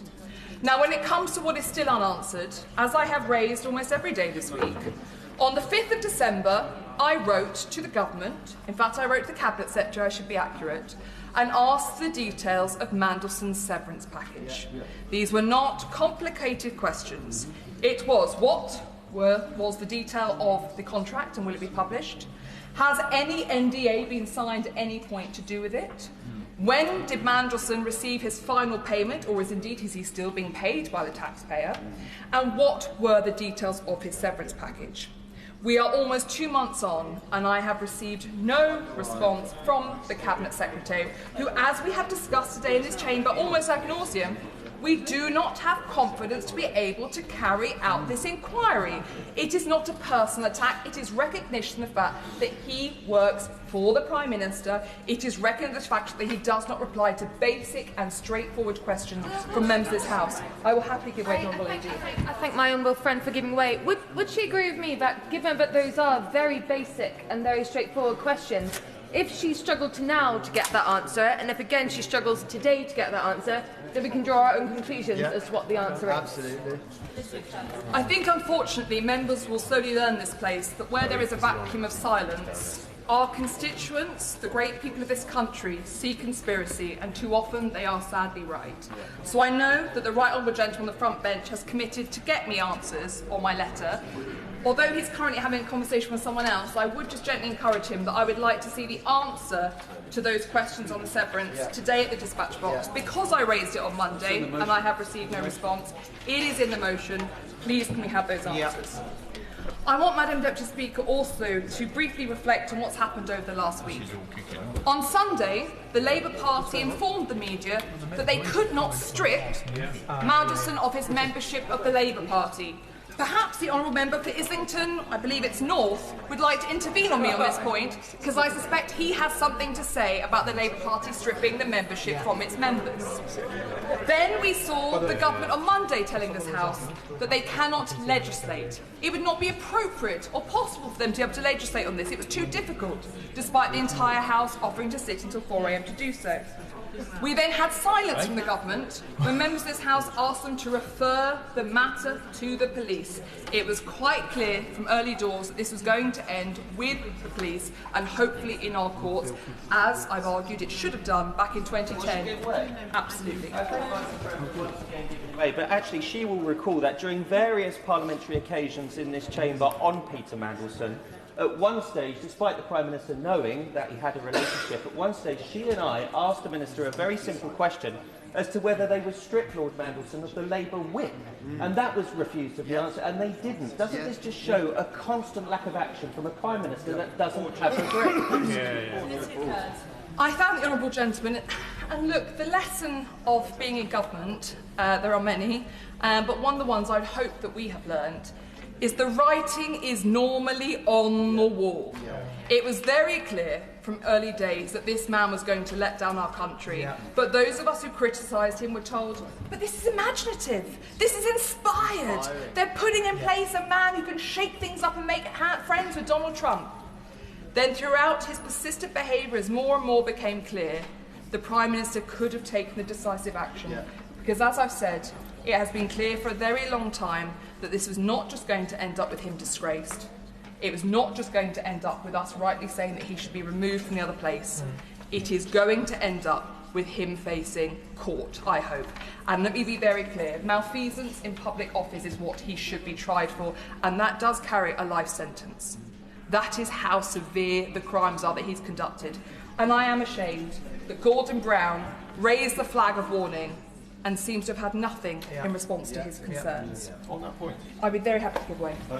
My honourable friend is making a passionate speech, and at the moment, since today's debate has started, more information is coming out, and we might be on the actual tip, and there is so much to come out. And at the moment, the PM has made a significant error of judgment, and people and his backbenchers are still defending it. Does my honourable friend believe that this has the possible chance to cause detriment to the whole of government? It's very difficult, particularly when your party has such a high number of new MPs, we've been there and experienced it, to feel the mood music, to hear the jungle drums and to understand whether something is a precipice, whether something is a turning point. But I think for many of us who've been reflecting over the last few days, this does have hallmarks of things that we feel we've seen before. We've been here, we've seen this sideshow. And it's very difficult, because your integrity is the only thing that you take with you when you leave this place. And that is something too many colleagues across all sides of the House have had to learn over the last few years, because this is a cruel game and you will find yourself thrown out when you do not expect it. I turn now to the manuscript amendment that has been laid today.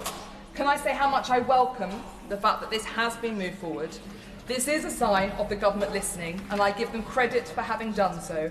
However, as I say, all of this could have been prevented if on Monday the Prime Minister had come before this House and made more firm commitments to take action. I will very happily. I thank my honourable friend for giving way. Does she agree with me, particularly following her point about the writing being on the wall, that the Minister, when he wraps up on behalf of the government, needs to quash any rumours that the Prime Minister is bunkered up in Downing Street planning a reshuffle to stabilise a ship that is sinking? Alicia Kearns. I can give but one comment to those new MPs who may think that a reshuffle is a good thing. It only causes more upset and heartache within your own party, and it will not solve the solution. I will very happily give way to the honourable member. I thank the member for giving way. Does she think that the House should be slightly cautious here and not just roll over and accept the government's manuscript amendment without clear assurances of how far the inquiries are going to go, whether they relate to commercial interests rather than just security interests, and a very clear process of reporting and a timetable on it, so that this isn't just a carpet brushing exercise to get rid of an embarrassing day for the government? Alicia Kearns. Can I thank the honourable gentleman? I think it's quite clear that the will of the House is that that would be beyond unacceptable, and that would be a contempt of Parliament if that was what happened. But I can say, and I would like to think this goes to the entire House, that I have complete confidence in the integrity of gentlemen like my right honourable friend, the member for Kenilworth, who sits on that committee. And no one would impugn his integrity or question that he would make sure he got to the bottom of whatever is necessary. But there is no question that this goes so far beyond the vile and inhumane treatment of women, but also to the way in which I'm afraid it appears that Peter Mandelson betrayed not just his own colleagues, but his country into the financial interests of others. I will take one last intervention. Grateful to my honourable friend for giving way, and further to that last intervention, we need assurance that we're going to have urgency.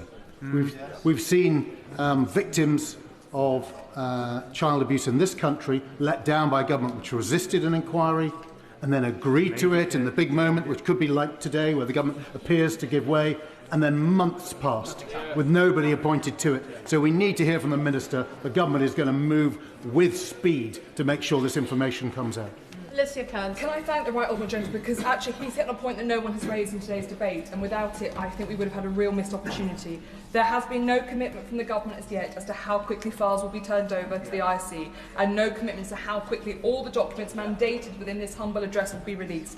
That is vital. Now I'm hoping that as part of any release they will contact the Department of Justice and require the release of any additional documents that would be in our national interest, or anything that references Mandelson in any way, or indeed any British national in any way. But I think that would be something I'd ask the Minister to please confirm, because yes, any existing documents could of course be on the ISC's desk by Friday. So let's make sure we do move quickly. I want to just conclude by touching once again on the incredibly brave women, without whom none of this would ever have come out. And to Virginia, who obviously is not here today to hear us debate and discuss this important issue. We have to recommit in this place that we will hear women, that we will see women, and that we will stand by women who report abuse. Because all of us have seen how easily women's concerns are dismissed, how well we are spoken over, and how we are ignored, particularly when it comes to men of power. And we have touched on some of the men today who've been named in these documents who are commercially very powerful. There are concerns about who else may come out. No one who has been named in those documents who knew what happened to those women should be allowed to continue to live their lives and make profits as if this didn't happen. And that must be the main commitment. I want transparency, I want those documents out. But actually, I want all of us to say, whether it's a woman in our constituency who comes to us, whether it's someone who comes to us from another part of the country in concern, that we will stand by them, because this is a stain on Britain, and we must make sure this never happens again, and that we listen to our women and that we defend them. Thank you, Madam. Shadow Minister Neil O'Brien. Thank you, Madam Deputy Speaker. This has been an absolutely extraordinary day in British politics. It is not often that there is an audible intake of breath in this chamber, but we all heard it earlier on. That gasp when the Prime Minister admitted that yes, he had known that Peter Mandelson had an ongoing relationship with Jeffrey Epstein at the point where he appointed him our ambassador to Washington. It is a truly extraordinary admission. And the argument that the Prime Minister is making now, and it is quite incredible, is that he did know, but he didn't know the depth and extent. And this implies that there is some reasonable extent to which you can be in a long-term relationship with the world's most famous paedophile and still be appointed to our ambassador in Washington. that you can be, to a certain reasonable in depth, involved with the world's most corrupt man and still be appointed His Majesty's ambassador. And now the Prime Minister is asking to be taken on trust. Well, after this whole sordid affair, I'm afraid that's just not good enough anymore. The Prime Minister knew that Mandelson had stayed in Epstein's house while he was in jail for child prostitution. Did that not set some alarm bells ringing in the mind of the Prime Minister? Or is that not deep enough a relationship to have worried the Prime Minister? The member for Skipton earlier on told the House that the British government was warned by one of our closest international allies about their deep concerns before his appointment. Did that not set some alarm bells ringing in the mind of the Prime Minister? No, instead, he appointed a man who had twice had to resign over corruption, and now, unbelievably, his argument is, if only there had been some sign that Peter Mandelson was like this. Unbelievable, Madam Deputy Speaker. And this may just be the beginning. We really need to hear an answer now from the Minister on a specific point which ministers ducked and refused to address earlier on. The whole House will hear if he does not answer. Will the government agree to a full investigations into Mandelson's behaviour while he was our ambassador in Washington? Because on 27th of February last year, Mandelson arranged for the Prime Minister to meet Palantir, a client of Mandelson's company, Global Counsel. That meeting was not recorded in the PM's register of meeting. It only emerged later. Palantir were then awarded a £240 million contract by the government on a direct award rather than a competition. We need the Cabinet Secretary to examine the circumstances of that contract. Will a minister agree, yes or no? And I asked the minister, why wasn't that prime ministerial meeting recorded in the normal way? How many more such lobbyist meetings were there? What other inside information was shared with Mandelson's clients? And will he now agree to a full inquiry into Mandelson's time as our ambassador, yes or no? Can furthermore the Minister reassure the House that the proper process has been followed for all Number 10's other appointments recently? Can he say that very clearly to the House and give us that reassurance? Now, before I come to the manuscript amendment, Madam Deputy Speaker, let me say something positive about some of the contributions we've heard today from the Labour backbenchers. The member for the Forest of Dean gave a genuinely superb speech in which he said he would not be able to look victims in the eye if he voted for the government's amendment. He was alone. It was a brave speech. He was not completely alone, because we also heard sensible comments from the Labour backbenchers, including from Oldham West, Ashton-under-Lyme, Widnes, Middlesbrough and Thornberry, pointing out that the government's cover-up amendment was simply not going to fly. I think the member for Liverpool-Wavertree actually said that she would be ashamed to vote for it, and she was totally right. All those Labour backbenchers have shown their character today. But what a contrast with the behaviour of the Prime Minister, who isn't here. He still hasn't apologised for appointing Mandelson. And a few hours ago, he was telling this House that these documents couldn't be published. He was saying at PMQs that the Leader of the Opposition was outrageous and silly for even asking. And here we are, just a few hours later, and the government has had a total U-turn because they know that they can't get their own people to vote for this shameful proposed cover-up. The Prime Minister has not been decisive. He only sacked Peter Mandelson because we forced him to do. He said again and again that he had full confidence in him. And I think many voters will be thinking, why on earth was the Prime Minister so deeply in hock to this man? The truth is, he was not out on a limb over in Washington. He was a deeply embedded part of the Prime Minister's operation. He was involved in the selection of some of the MPs here today. He was involved in the Prime Minister's reshuffle. He was part of the toxic culture that the Health Secretary, the Labour Health Secretary, has warned about in Number 10. And most shamefully of all, we had a former Labour Prime Minister, Gordon Brown, whatever you think of him. He tried to get documents about some of the things that Peter Mandelson had done. He was rebuffed. Funnily enough, the documents couldn't be found. Madam Deputy Speaker, whatever you think of Gordon Brown, when you choose Peter Mandelson over Gordon Brown, you are making the wrong decision. Yeah. So I now come to the manuscript amendment which has hastily been produced by the government. This is, for the people watching at home, this is an amendment to an amendment. It's a U-turn on top of a U-turn. So we now need, given the chaos from this government, 3 clear assurances, and we'll all be listening from the Minister at the dispatch box. First, that everything that people in number 10 do not want to publish will be sent to the ISC in unredacted form. Second, that it will be the ISC, not number 10, which determines their handling. And this comes to the question, a very good question put by the member for Hayes and Harlington, that if the ISC says that documents deemed sensitive by number 10 can be released, that the ISC will be able to release them without any veto from number 10. And finally, we need... I'm happy to give way to a honourable friend. It's really important we hear from the government on clarity on this, because there could be individual documents versus a report. Now, the independent committee can produce a report, but we need to know those individual documents that could be challenged could be put out if the committee feel it's correct. Does he agree? Neil O'Brien. I absolutely agree with my honourable friend, and I want to hear from the Minister. Will he agree that the IC should be able to give the gist of documents, even if they are not fully released? But third, can we have a reassurance on this hastily proposed manuscript amendment that we will not be waiting for months, that this will not turn out like the grooming gangs where nothing happens in the end, that we will not be waiting for ages, and that there will be a clear and short timeframe on getting these documents published and to the ISC? Happy to give way.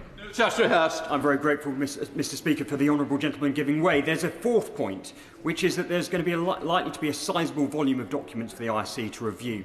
Will the Minister reassure this House that the IC will be given the resources in order to do their job? It's an excellent and good learned point from my right honourable friend. He's completely correct. Mr. Speaker, I actually today feel quite a lot of sympathy for Labour backbenchers. They have once again been put in a totally impossible position by the Prime Minister and his adviser, Morgan McSweeney. The government wanted the same people who had appointed Mandelson in the first place to be able to control the release of information about the way that appointment was made, the extraordinary way it was made. And I actually today feel for those Labour backbenchers, because these people in Downing Street, they're the same people who told all of them that they had to vote to cut the winter fuel payment because there would be a run on the pound if they didn't vote for it. It's the same people in number 10 who told them that they wouldn't change their position on the family farm tax, and then after people had killed themselves, they changed their position on it. It's the same people in number 10 who got them to vote against an inquiry into grooming gangs. And that is telling, Mr. Speaker, because that was another occasion on which this weak Prime Minister put his own political interest ahead of respecting victims. Mr. Speaker, today we learned a little bit more about the character of our Prime Minister, and as a result, as I listen to them today, I think now even some Labour MPs are asking themselves the same question as the public out there. Doesn't this country deserve better? Minister. Mr. Speaker, I beg to move the manuscript amendment standing in the name of my right honourable friend, the Prime Minister. Can I start by thanking everyone who contributed? The tone was overwhelmingly constructive, serious and aimed at getting to the truth. In particular, I just want to thank a few members. The member from North Dorset, who I thought got the tone exactly right, asked a number of serious questions which I will come to, and reminded us the importance of the matter in hand. I also want to thank my honourable member for Forest of Dean, who, while he disagrees with me, did so agreeably and put his case very well and with passion. I also want to thank the honourable member for Skipton, or right honourable member for Skipton and Ripon, who reminded us of the origins of the humble address. And when I was a political advisor on the Brexit team in opposition, these looked a bit more clever than they do today. So I thank him for that and the spirit he did it. But in particular, I want to thank and highlight the speech by my honourable friend for Bolsover, who I thought made an incredibly powerful and commanding speech and rightly put the voice of victims in this House, and she did so brilliantly. So thank you for that. Mr. Speaker, it's clear from all sides of the House today that they share the public's anger at Mandelson's treachery, his lies and his deceit. As the Prime Minister said earlier, Mandelson betrayed this country. He betrayed Parliament, he betrayed my party, and he betrayed our government. He lied. I'll just make a little progress and I will, if that's okay. He lied to the Prime Minister. He lied during the vetting process, which I will return to because a number of members raised it. Frankly, Mr. Speaker, I suspect he's still lying now. And that's why, since new information came to light, The Prime Minister, over the weekend, the Prime Minister has acted in a number of ways. Firstly, on Monday, I will. Just let me complete this and I will. On Monday, the Prime Minister instructed the Cabinet Secretary to investigate all papers released by the US Department of Justice. The Chief Secretary to the Prime Minister also said out to this House in a statement. On Tuesday, the Cabinet Secretary decided to refer certain material to the police with the Prime Minister's support, and subsequently the police have launched a full investigation with which we will cooperate fully and must go everywhere the evidence takes it. I will give way, if you take out first the honourable gentleman there, and then I'll give way. I think it's Dr. Kieran Mullan. Pretty underhand of the Minister to make himself the champion of public anger about the person Mandelson was. Because I can tell you what the House is angry about on both sides. It's not just with Mandelson, it's with the Prime Minister for appointing him in the first place. Minister. As the Prime Minister has said many times, if he'd have known what he knows now, he wouldn't have had him within 1 million miles of government, and that is absolutely right. I will give one to my honourable friend. So Julian Lewis. I'm very grateful to the Minister for giving way. I'll try and make the same point, but in a less emotional way. Now, the Prime Minister was asked today, directly, could he tell us, did the official security vetting that he received mention Mandelson's ongoing relationship with the paedophile Jeffrey Epstein? And he replied, yes, it did. Now, the point is that when the Minister says he lied to the Prime Minister, but the Prime Minister knew that the relationship was ongoing. So even if he lied about some other aspects of the relationship, cannot the Minister see that the fact there was any ongoing relationship at all with a man who'd been imprisoned for paedophilia and prostitution, can he not see that that was an impossible position to defend, and no subsequent lies or revelations alter the fact that the Prime Minister appointed him when he knew that he was in that ongoing relationship? Can I thank him for that?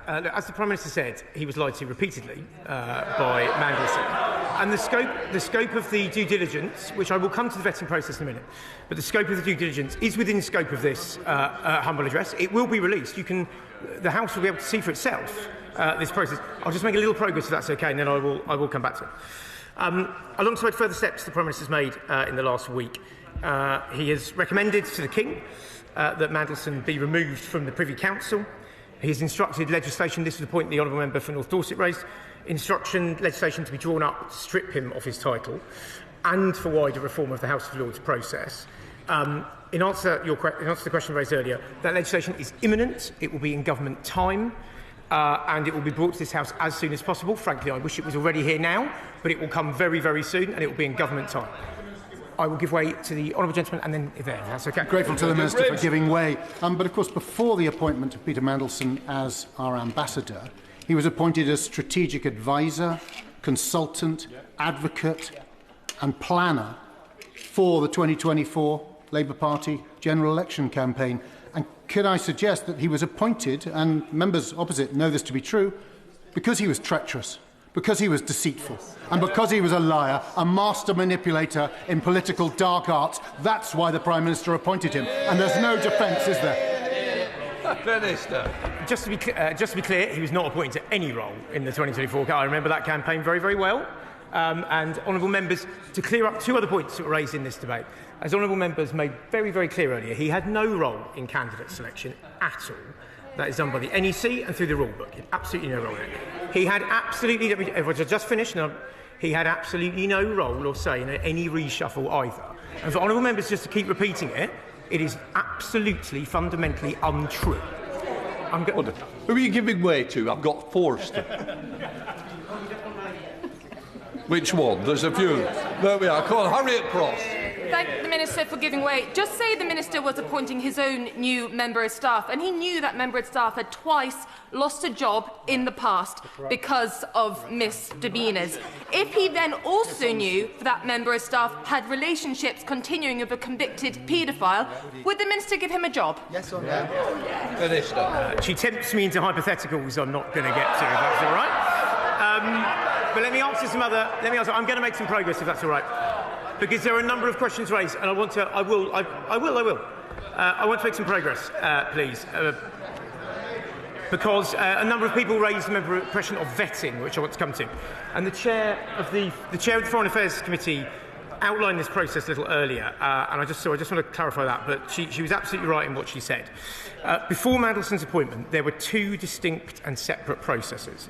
Firstly, within the Cabinet Office, where due diligence was followed in exactly the usual fashion for this type of appointment, and a second process, which is national security vetting, undertaken by UKSV, the UK security. I'll just complete this point, by UK security vetting. I want to be very clear with the House. None of that was skipped. Nothing was removed from the usual process. And we have, as the Paymaster General set out earlier, strengthened the vetting process further. I will give way to the Honourable Lady, and then I will give way to the Honourable Gentleman behind. Thank you. I thank the Honourable Gentleman for giving way. I wonder if I could ask him, the Prime Minister said clearly today that he knew when he appointed Peter Mandelson to the job as His Majesty's Ambassador, that he knew that he had an ongoing relationship with paedophile Epstein. So can the Minister tell us what sort of relationship he thinks would be acceptable in appointing such a person? Minister. As the Prime Minister made clear, he was lied to repeatedly by Peter Mandelson. And information on that was in the vetting report, which will be published to the House. I will give way to the Honourable Gentleman. Thank you, Mr. Speaker, and I thank the Minister for giving way. But the question, Mr. Speaker, to the Minister is this. The Prime Minister stood at the dispatch box and said he knew. When the Minister says that documents will be released and the vetting will be released, that's all irrelevant, Mr. Speaker, because we're not interested in what he said, because the Prime Minister said that he knew. So the question is this. Why did the Prime Minister feel that that was appropriate to appoint one of the most senior ambassadors in the world? That's got nothing to do with vetting. This gets to the heart of the Prime Minister's judgment. Minister Ward. As I say, the Prime Minister, look, before Mandelson was appointed, there were reports obviously linking him with Epstein. This was looked into as part of the vetting process. Mandelson lied to the Prime Minister, he hid information. When new information came out, he removed it from it. This information will come out, will be approached and look further. I'm going to make some progress and actually come to the motion. If that's okay, I will give way to my own relief. It's the first one from behind me. The Minister... Just a minute. In fairness to the Minister, he's given way time and time on this side, and quite rightly, he's giving way to the left. So don't feel that you've been outdone to, please.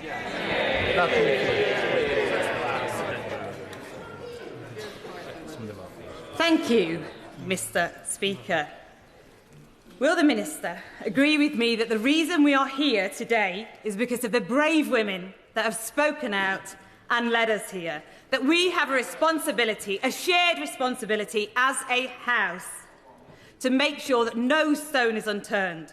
And as a government, we will absolutely make sure that the victims at the heart of the paedophile Epstein's crimes get the justice they deserve. We carry on calling out this behaviour wherever we see it, and we make sure that now we are in government, we will do everything we can to halve violence against women and girls. It comes too little too late, but is needed now more than ever.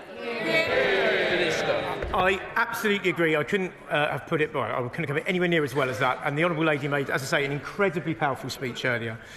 She quoted Virginia Giuffre in her speech at length. I thought that was an extraordinarily powerful way to make the point, and she made it better than anyone, because it's the victims we should have in mind. I will give way. I will give way one more time, and then I will come to the motion, if that's all right. I appreciate the Minister for giving way. One of my concerns has been that when Mandelson was our ambassador in DC, he was responsible for a very large embassy. Now, there may have been members of the Foreign Office staff there who have survived rape or sexual assault, or they may well have been sexual assaults during his tenure of ambassador. Can I confirm that Foreign Office ministers have reviewed all HR decisions he made while he was there as ambassador to make sure that any women who had any concerns about treatment or they were spoken to or things they reported received the support that they deserved? Can I thank her for that point? Look, anyone who obviously would make any allegation or any report of that would obviously be be treated seriously. I will take it up with Foreign Office ministers, if that's okay, and come back to her, because she does raise an incredibly serious point. I will give way one more time to the former Attorney General, if that's okay, and then I will... I'm extremely grateful to the Minister for giving way, and I know he wants to move on to the motion. But just before he does, the point was raised by my honourable friend with the Shadow Minister, but I'd be grateful for some reassurance from him.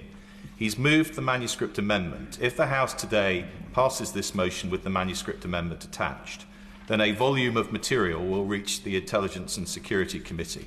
He knows that our administrative resources are limited, and we do not know what volume of material may be coming our way. The House will expect us to do a thorough job. We will seek to do one. But can I ask him to reassure me and the House that the committee will have the additional administrative resources it needs, if it needs them, in order to consider that material properly? Minister. Can I thank him for that, and for the speech he made earlier and the points he made in this? Absolutely, yes. I completely recognise the point he's making. There is a lot of documents covered by the motion here. That's not a complaint, it's an observation, and that the ISC's role, they have the authority and respect of this House. They need the resources to go with it. We will ensure that that happens in the usual way. I'm going to go to the motion, if that's okay. I'm going one more time, and then the motion. Smith, I thank the Minister for giving way. Could he confirm on the floor of the House that the government will also include details of how the government managed conflicts of interest between Peter Mandelson's shareholding in Global Council and his activities as ambassador? And specifically, could he look at the background and come back to the House on 2 contracts, one to Adderall Technologies and one to Palantir, which were direct award contracts, of which at least one of those clients was a client of Global Council? Can I thank him for that? And as I mentioned at the beginning, the way he went about his speech as well. Look, the humble address will cover is that will be within scope of the humble address that we'll have it. And if there are specific further points regarding direct procurements that the Cabinet Office needs to look into, I will write to him and come back to him because that's a fair point. Well, from the I will intercept the opposition spokesman. I'm very grateful to the Minister for giving way, and he's being very generous with his time. The humble address is obviously about Lord Mandelson's appointment. However, the point raised by my right honourable friend was about 2 contracts, at least one of which went to, by direct award, a business that was a client of Global Council. The Prime Minister met that company whilst in Washington. It did not appear on his register of interest. Will the Minister assure the House that the Cabinet Secretary will look into the process that led up to that direct award?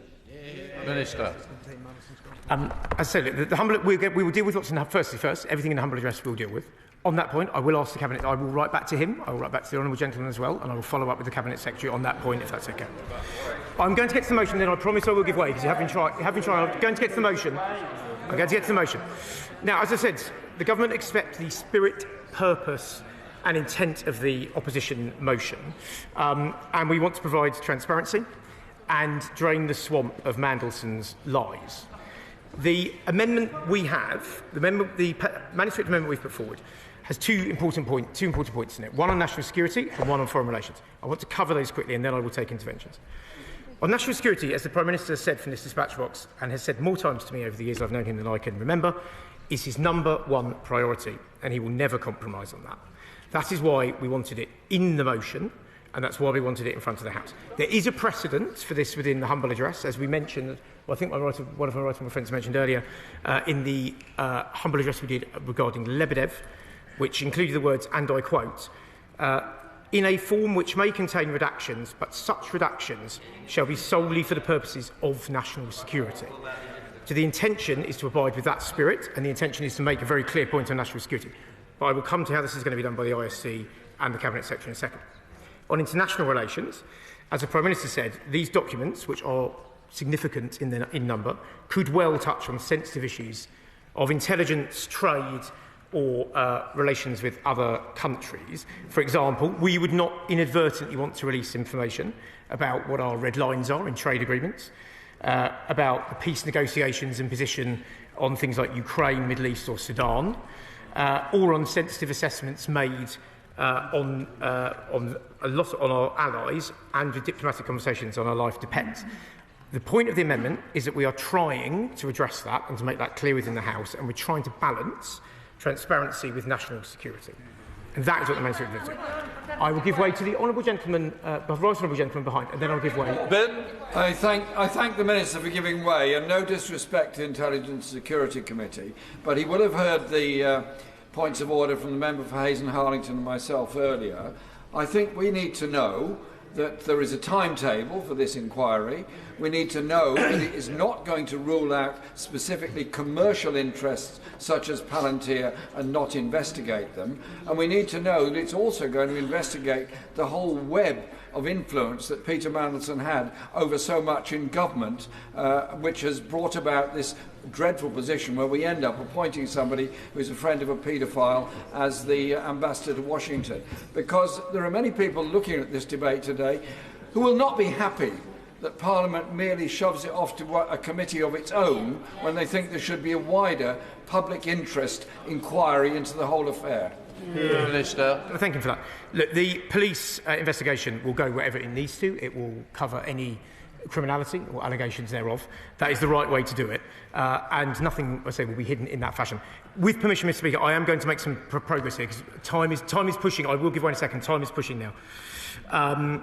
So let me come to the manuscript amendment. So we will agree with the ISC how they're going to work with us and scrutinise it, and I welcome the commitment made earlier on. As the Paymaster General set out earlier, the process for deciding what falls in scope will be led by the Cabinet Secretary, supported by Cabinet Office lawyers working with the ISC. The Cabinet Secretary will take independent advice on the decision he's taking, and it will take two forms. First, through independent KCs. Secondly, through scrutiny of the approach he's taking, working directly hand-in-hand with the ISC. Now, the Cabinet Secretary will write to the ISC setting out that process. He will meet with them regularly to ensure they are content with it, and in line with the manuscript amendment, papers determined to be prejudicial to national security or international relations will be referred, let me finish please, will be referred to the ISC. The ISC are independent, they are rigorous, they are highly respected, they will then decide what to do with the material that is sent to them.